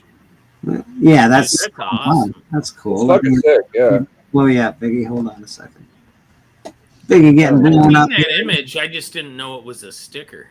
I knew it was his sticker because that's like his avatar is a picture of his sticker. Yeah. I got 3. I'm gonna send you one, Becker, and probably a little envelope. And I like the writing font. Awesome, Biggie. Yeah, I dig it. What else was I gonna? The Immortal Biggie Shack. He's not just a channel. He's a fucking network, people. He is a network. That's fucking cool. He's got a lot of cool shit going. Yeah. I talked about Biggie and Pop. I think I remembered everybody yesterday on Only Slabs. Pop was giving me Only shit. Slabs? Oh, you were I was the co-host of it. Yeah. When Chris can't make it, I show up. It was. I don't tune in all the time for Only Slabs. I like the show. It's just not a show that I watch every time it's on. And it was nice to see you. I was like, oh fuck, it's Beckerman. I guess I better stay. There he is. Yeah, got everybody. What'd you say about me? Of course, I was. I don't think I brought you up. Which is probably the nicest thing. Which is probably the nicest thing I could have done for you. Oh. Rough. You're gonna say mean things about me on the show, and you know what else about that Boston Chris? I did that to Marcus during the whole show. Have you heard though, they have it lately? It's very stupid sounding. JP was the guy on the show yesterday, and JP does a show where Marcus is his co-host. So I opened the show with the now JP will finally get to see what a competent co-host can do. Oh, ouch. So I was throwing shots at Marcus, which of course, he always whines at me about. I feel like that's your national. There he is. Here he is. Look at that, lurking. Wow. So the minute you said his name, man. I feel like that's your national pastime, though, is going at circumstances. It really is. But I'll tell you what. Almost had a heart attack at the Comic Coffee House when Marcus was the second person to arrive yesterday. Oh, wow. Whoa. He beat Bobby, which is amazing, and he Wow. beat Swag there. That is quite amazing, to be honest. Good for you, Marcus. Way to go, bud. Yeah, because I like whenever he announces anything that they hang out, it's like, well, and Marcus is at least a half hour late. I'd imagine you got a. Sorry, Chris. Go ahead. I was say it's that hint of slight disappointment, but also like excitement and just putting the screws to him that you hear right in Becca's voice every time he says that he's late. Oh, I'd imagine you got a DJ Link sticker, right, Becker? I do. Okay. Try to think of some stickers you might not have. DJ's like I have 30 of those for some fucking reason. Everybody's sticker that I get, I actually put on I have a printer just on that side of my computer, and I have them all on my printer. Pop short did box, do this. covered Pop in- busted me in a super chat. Did he? Yeah, well, he tried to say that Rob didn't ask his permission to have me on as a co-host, and that he's got like a Tony Khan Legends deal on me. Oh wow. Yeah, he's a big Rob Fatstack's fanboy. Fucking Pop is. I'd like to see your sticker that's better than mine, Pop. Since you're gonna say it's so fantastic, I would love to see it. In a middle finger with the skeleton or some shit. That sounds about right. Yeah. Oh, Pop. What do we got going here, Mr. Rad? That looks. He's got a short box with it. That is a stick it up short box. Too bad I'm out. Well, that don't sound like a very confident person. Nice. Like that Joker. Trev. That You Joker. don't have a sticker for me, Brad? I thought you had one of my stickers. That's pretty cool. That Heath Ledger. That's pretty awesome. That is not Heath Ledger. I hate sending stickers out. Oh, it's Joaquin Phoenix. Yeah, you're right. Sorry. No, it's Heath. Is it? I gotta try to not hit the ceiling fan. But it's a mix of Joaquin. Looks like a mix. Yeah, it's kind of a mashup. The hair screamed Heath Ledger to me. Yeah, me too. That's very cool. I don't know. I see Jack Nicholson. Are these all your? This is all your art, right? Yeah. On this. Yeah. Wow. And I know that you do submit, not submissions, you do commissions for people. So Yeah. anybody that's watching, if you are seeing some art that you love, you have a character. This is Mr. Rad Art. He did a cover for Murder King comic book that Callie and I are working on, and the cover is really, really amazing. So his artwork truly awesome. If you're looking for some art, check him out. Hey, look Rad, there. He is. I got a question for you, Rad. Have you ever drawn a character from Bleach? No, and I really should. I love Bleach. I may hit you up this summer and ask you to do a commission for me. Marcus Bobby Witt Jr. needs a home run, and he hits the cycle today. Who needs a home run? Bobby Witt Jr. He's a Kansas City Royal. Jill just came in to tell me she's watching it out in the living room. I see baseball. Yeah. I don't really watch. I haven't watched baseball since the strike, to be honest. That's a long time. It's been a long time. Yeah, I'll watch a game. I like here. going to games. I don't really much Yeah. care for it on TV as much, but I like being in a ballpark. I don't mind going to a game. I've been to a few games. Get yourself a bag of sunflower seeds and. a little I'm ball more of game. a peanuts in the shell kind of guy. Yeah. Sunflower seeds seem like a lot of work for not a lot of payoff. Hot dogs and a beer kind of guy.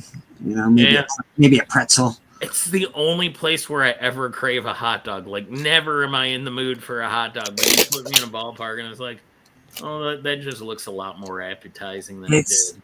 They got this smell, like they've got the guys around the stadium cooking hot dogs. Everybody's cooking hot dogs. You're like, man, I don't know why I want hot dogs so much, because you've been smelling them for 4 hours. All right, what's Pop got here? Make him big. Oh no, I thought you found it. What do you? Are you? Is it in? Are you showing it? Are you showing it, or are you? Is it? Am I showing it? Present. What am I doing? Oh, okay. I see what we're doing. Oh, that's why you can't copyright infringement. Yeah, wrestling. Why? What's copywritten about it? It's a wrestling logo. Yeah. And he's got a Wolfpack shirt on too. There's two logos in this that I think you can do 30%. You changed it by more than 30%, and I think it's fine. I don't think they would. I don't think they could do anything with the copyright. No, I think somebody already came after him, didn't they? Didn't somebody already come after you, Papa? I'm gonna come after him. No? Oh, I thought somebody did. I'm gonna come after him. Yeah, I think they just refused to print it when he tried to order. Schmuck. Oh. It's probably the W on the center of the belt. Biggie. Just change the W, maybe. A trade I found, a couple of trades, volume 1 and 2 of a certain series that you like as well, that I'm picking up. I'm just waiting for them to get to my library, but Snot Girl. Oh, cool. Volume 1 and 2 is coming to my God damn it, library. Biggie! I love you so much. I love you too, Tucker, man. You popped me on that one. You got me out of nowhere. Fucking Papa. It's not a competition, Pop. I like your sticker, man. It's pretty cool. Oh, Snot Girl won. $8. Oh man. See, I've never read it, but it looks like I'm in for a treat. I think I have that book. I haven't seen it in a while, but I think I got it. I never read that book. As I get that bitch a tissue. I have a newish background. Everything again behind me is for sale. But some pretty cool shit up there. There's some pretty cool shit up there. Look at that Omega Man up there. Look at that. Yeah, they got 8.5 for $90. Spider-Man. Get that Lobo goodness, man. I forgot to write a note on here. Shit. I guess I could write it on the Gemini. What is Pop talking about? His next one? Did he send you an image? Oh You yeah. can only have one sticker pop. You can't have fucking. Which one's your favorite? It ain't. Oh, fucking Papa. That's a good one. I don't like. That's pretty cool, Papa. Papa pisses me Yes. off. It's no Biggie Shack. It's not even close to a Biggie Shack. Like, get the fuck out of here with that. All right. It's no Biggie Shack though. Yeah, you need to show Stat Pop. Sorry. Just the way you said that, you didn't need to show us that. Fucking horrible. I love it. Who the fuck put that together? Oh man, Jesus. Biggie is throwing dick haymakers. Well, he's always fucking shitting on people. What can you do, man? So you guys, I enjoyed your what was it, the wrestling show that you guys do on Thursday nights. That was pretty good. Yeah, You guys, Thursday night Sweet Chin music. you guys got another show coming up this week, I would imagine. Yeah. Yeah, we're coming up on WrestleMania here. Yeah. Isn't that next 2 weekend? weeks, though. Yeah, no, 2 weeks out. 2 weeks. Okay. I've enjoyed Chris joining us. We had a little co-host, you know. That's pretty I love Chris's involvement on the show with you guys. I think it's a real good dynamic that y'all have. Y'all know your wrestling very much. Y'all know it very well. So I have to strongly agree with all of you. I think Chris's involvement and introduction to the show is just it really brought the show down, guys. Jeez Louise. Now the TM Boston Chris feud of 2025. you really brought the quality of the show down. All because you know what's funny about that too? It's all because I exposed this little game. Like, we need another season of Skeleton Crew. You have to watch it. I don't care if you like it or not. You just have to watch it because I want another season. TM, you want another season of this show. I don't think that's how it works. Like, it did has you to be hear- within the first month of it airing. Did you hear we're actually getting a District 9, like a sequel to District 9? That movie would confuse the shit out of me. I loved the movie, and I just never thought we were going to get a sequel because it did so. terribly. Guy from Neil Blomkamp. right? What's that's who? What? Sorry, Beckerman. Isn't that the dude from Powers? Remember the Powers got a TV show that they put on like PlayStation Network? Yes. That was like dude with from District Vanessa 9, right? Hudgens and stuff. District 9 was Peter Jackson, and I was he thinking the actor though, Shartley Copley or something like oh, that. I don't know. Yeah, but he was good. The guy he's like, what is he from? South like, African. South African. Yeah, he's so funny. So that guy played Christian Walker in the Powers, the main character of Powers. Besides Okay. What was that movie? District B13. Have you ever seen that? No, I haven't. No. It's got it's an awesome action movie. It's like French. It's like in Paris, I think. you've District lost. B13. But it's like way in the future. But yeah, it is subtitles. But but the movie's all action, so you don't really even need to know the words. Like, it's a real basic story. But like, basically a criminal kidnaps girlfriend, got to go save the girlfriend, you're the take type of down the person criminal. Who would put And, exercise equipment in his house? You fraud. But it's all about the action, and yeah, it's badass. But yeah, District B13. That sounds. It's old. It came out early 2000s. But yeah, it's underground. I'm just I guess shocked. you would say. I'm just shocked we're pulpit. actually getting another district. What is it? District 9, I think it was. It had one of the, what freaking movement? The Punisher. That's what it was. It was the Punisher with Thomas Jane. You remember those two twins that come to kick his ass? No, am I thinking the right movie? They got white I think hair. you got the wrong flat movie, top. dude. Oh, there's like two twins. One's really tall and one's really short, but they got flat hair, flat top, white hair. No, I don't remember this. Oh no, I'm thinking of Kevin Nash Punisher fight. That's what I'm thinking of. But that's not it. But what movie is that I'm thinking of? It's a famous movie. Hold on, I'll get it in a minute. It's While you're doing that, I just want to acknowledge that AR loves moving around so much that he dedicated a room in his house for it. To be fair, This guy. Son of a bitch. He came rushing, literally rushing to AR's defense. My To be God. fair, oh shit! Oh, AR is being attacked. To be fair, AR, he dedicated It was the Kiss the Dragon with Jet Li. Kiss the Dragon with Jet Li. Jet Li fights these two white guys. One's tall, one's short. And they're just said it, the kickboxers. famous French martial artist twins. I think Jet Yeah. Li fought once. Yeah. That So was AR it. got it. Oh, AR said it? Okay, yeah. He knows who I'm talking about. But that guy is in District B13, those fighters, and they're awesome. Like, they're badass in that movie. Check I me out. highly recommend it. It's probably like free on Tubi. I hope this is big enough for this sticker. I don't know. It might be just big enough.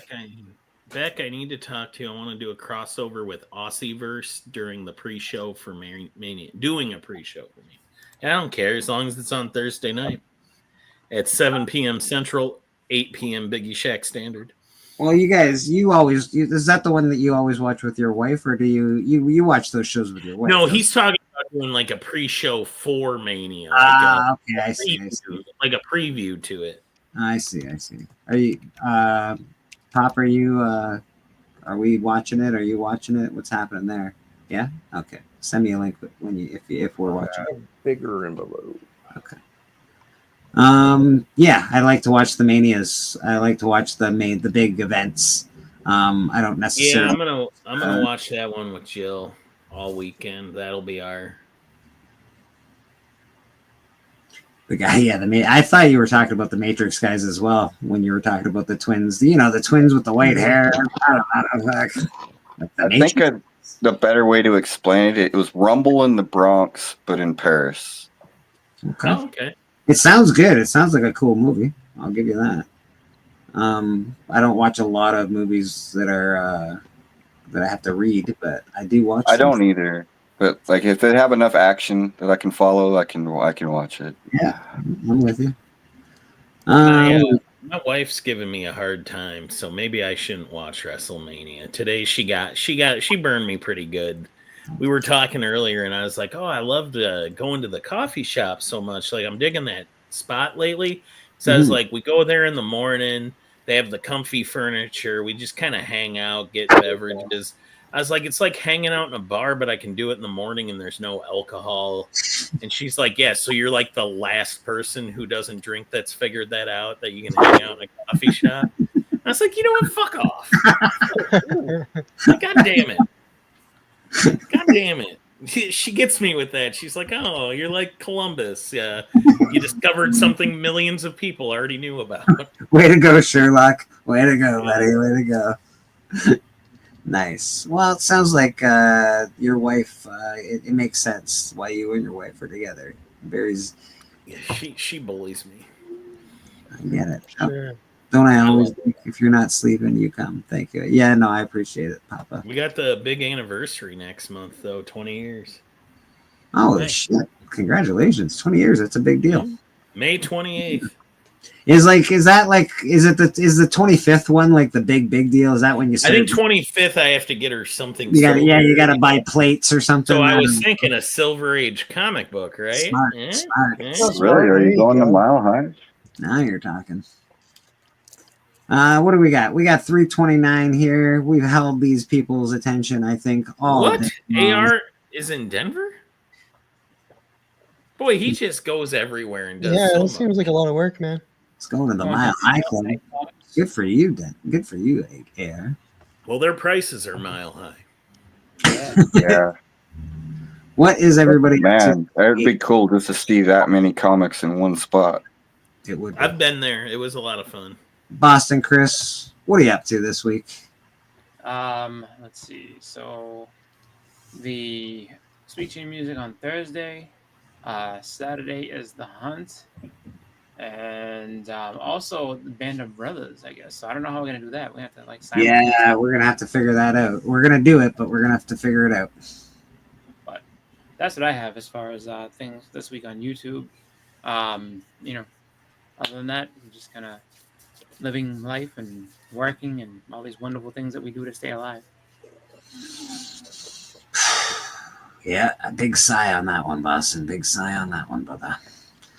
Mr. Rad, what do you got going on with your badass self? You taking commissions? What are you doing these days? Missions are open.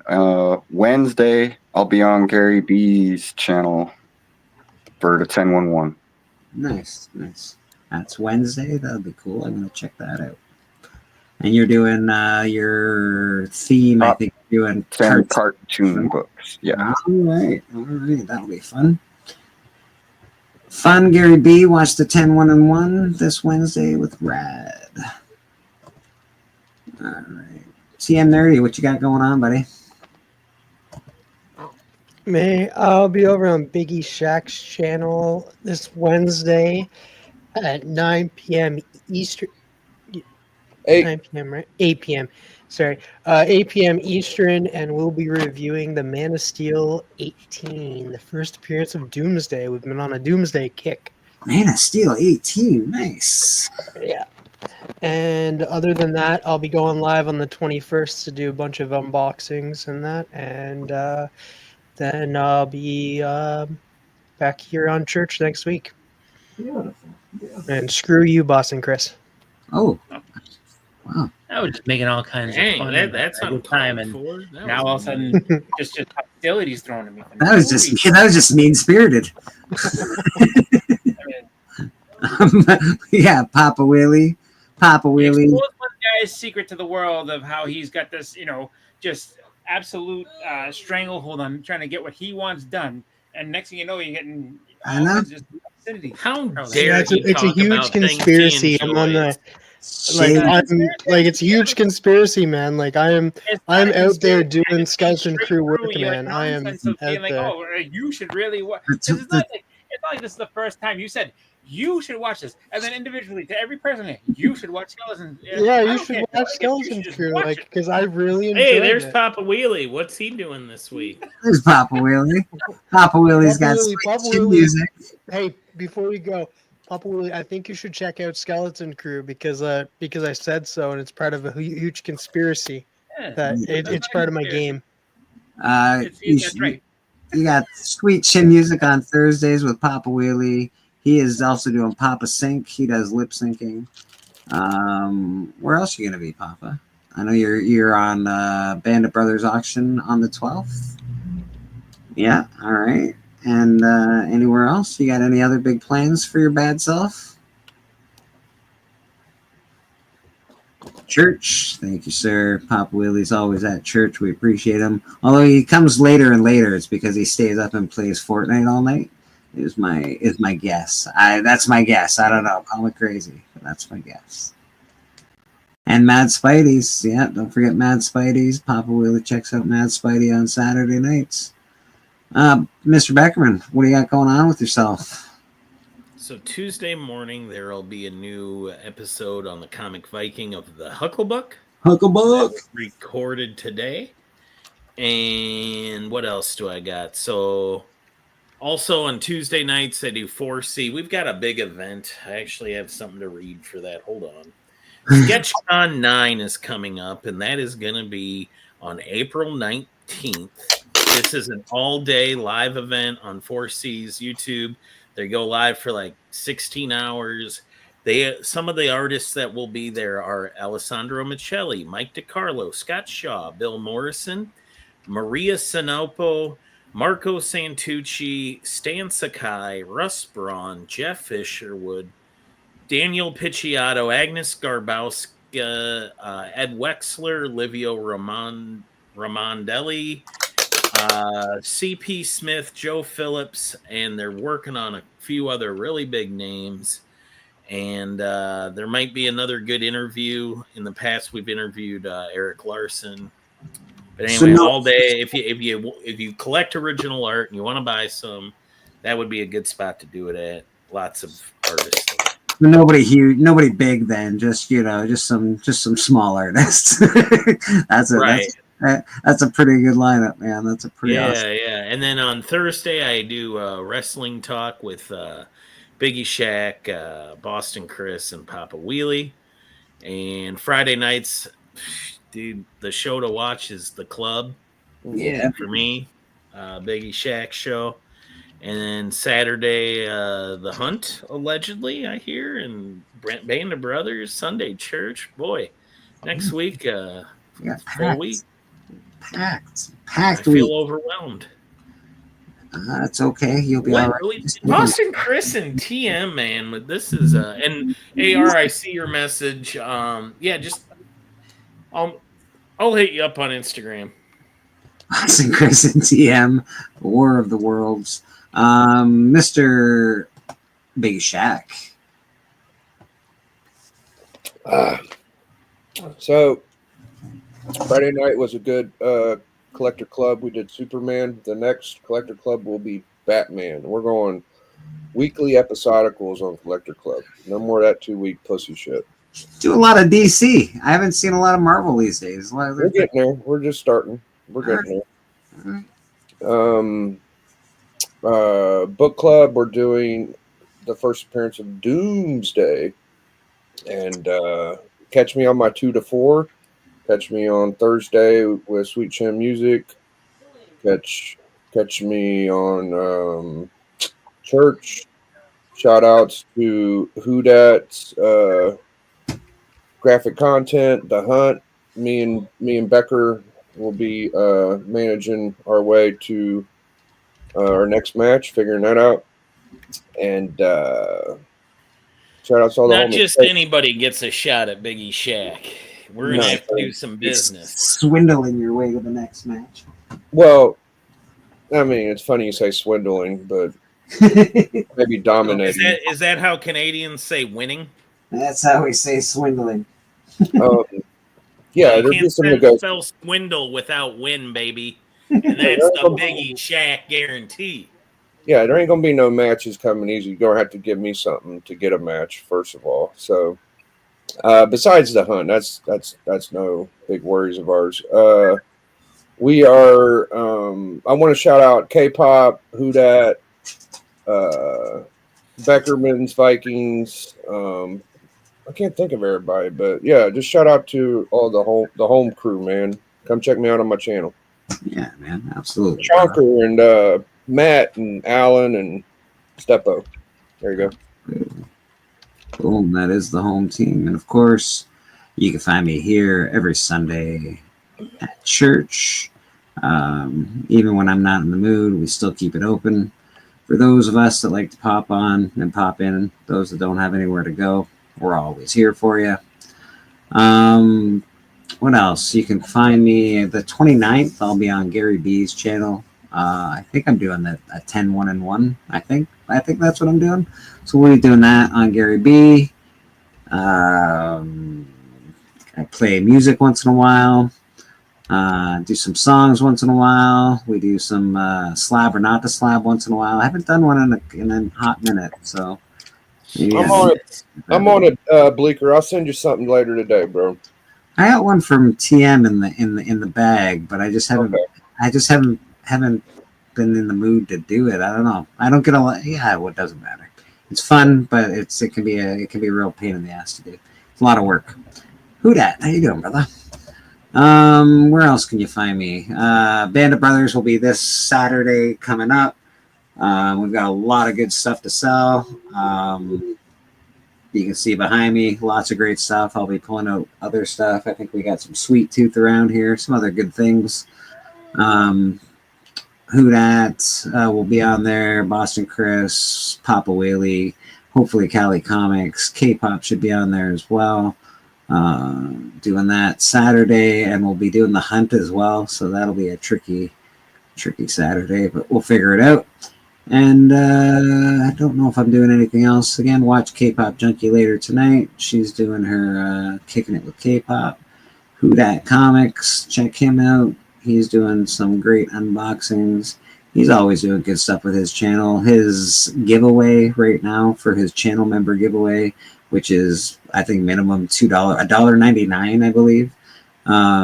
It's like I don't know what 7 key books. He wants to put 10 key books together to give for a giveaway. You could win you get 3 spots for being a channel member. It's a great giveaway, to be honest. So check him out. Go sub him up, or be a channel member to him. Who else? Hashtag entries are full. Hashtag entries are full. Boston wants to win that. We got a champion behind Boston. Look at that. Yeah. Now that I'm into shipping mode, I might actually pop on Saturday. It does inspire me to sell more when I'm actually shipping anyway. So maybe That's fair. Biggie's always welcome on the Band of Brothers. I think we'll also have Roscoe on Band of Brothers with us. Forget it. I'm not coming, dude. Roscoe will be there selling some books, so we try to let people pop on if they have stuff to sell. We don't charge money to sell on that platform. It's just sort of we appreciate you being on. We appreciate people watching. Good idea, though. Yeah. Some channels charge people, right?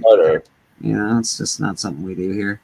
But if you ever want on, just let us know. We try, and if we have a spot open, you're more than welcome.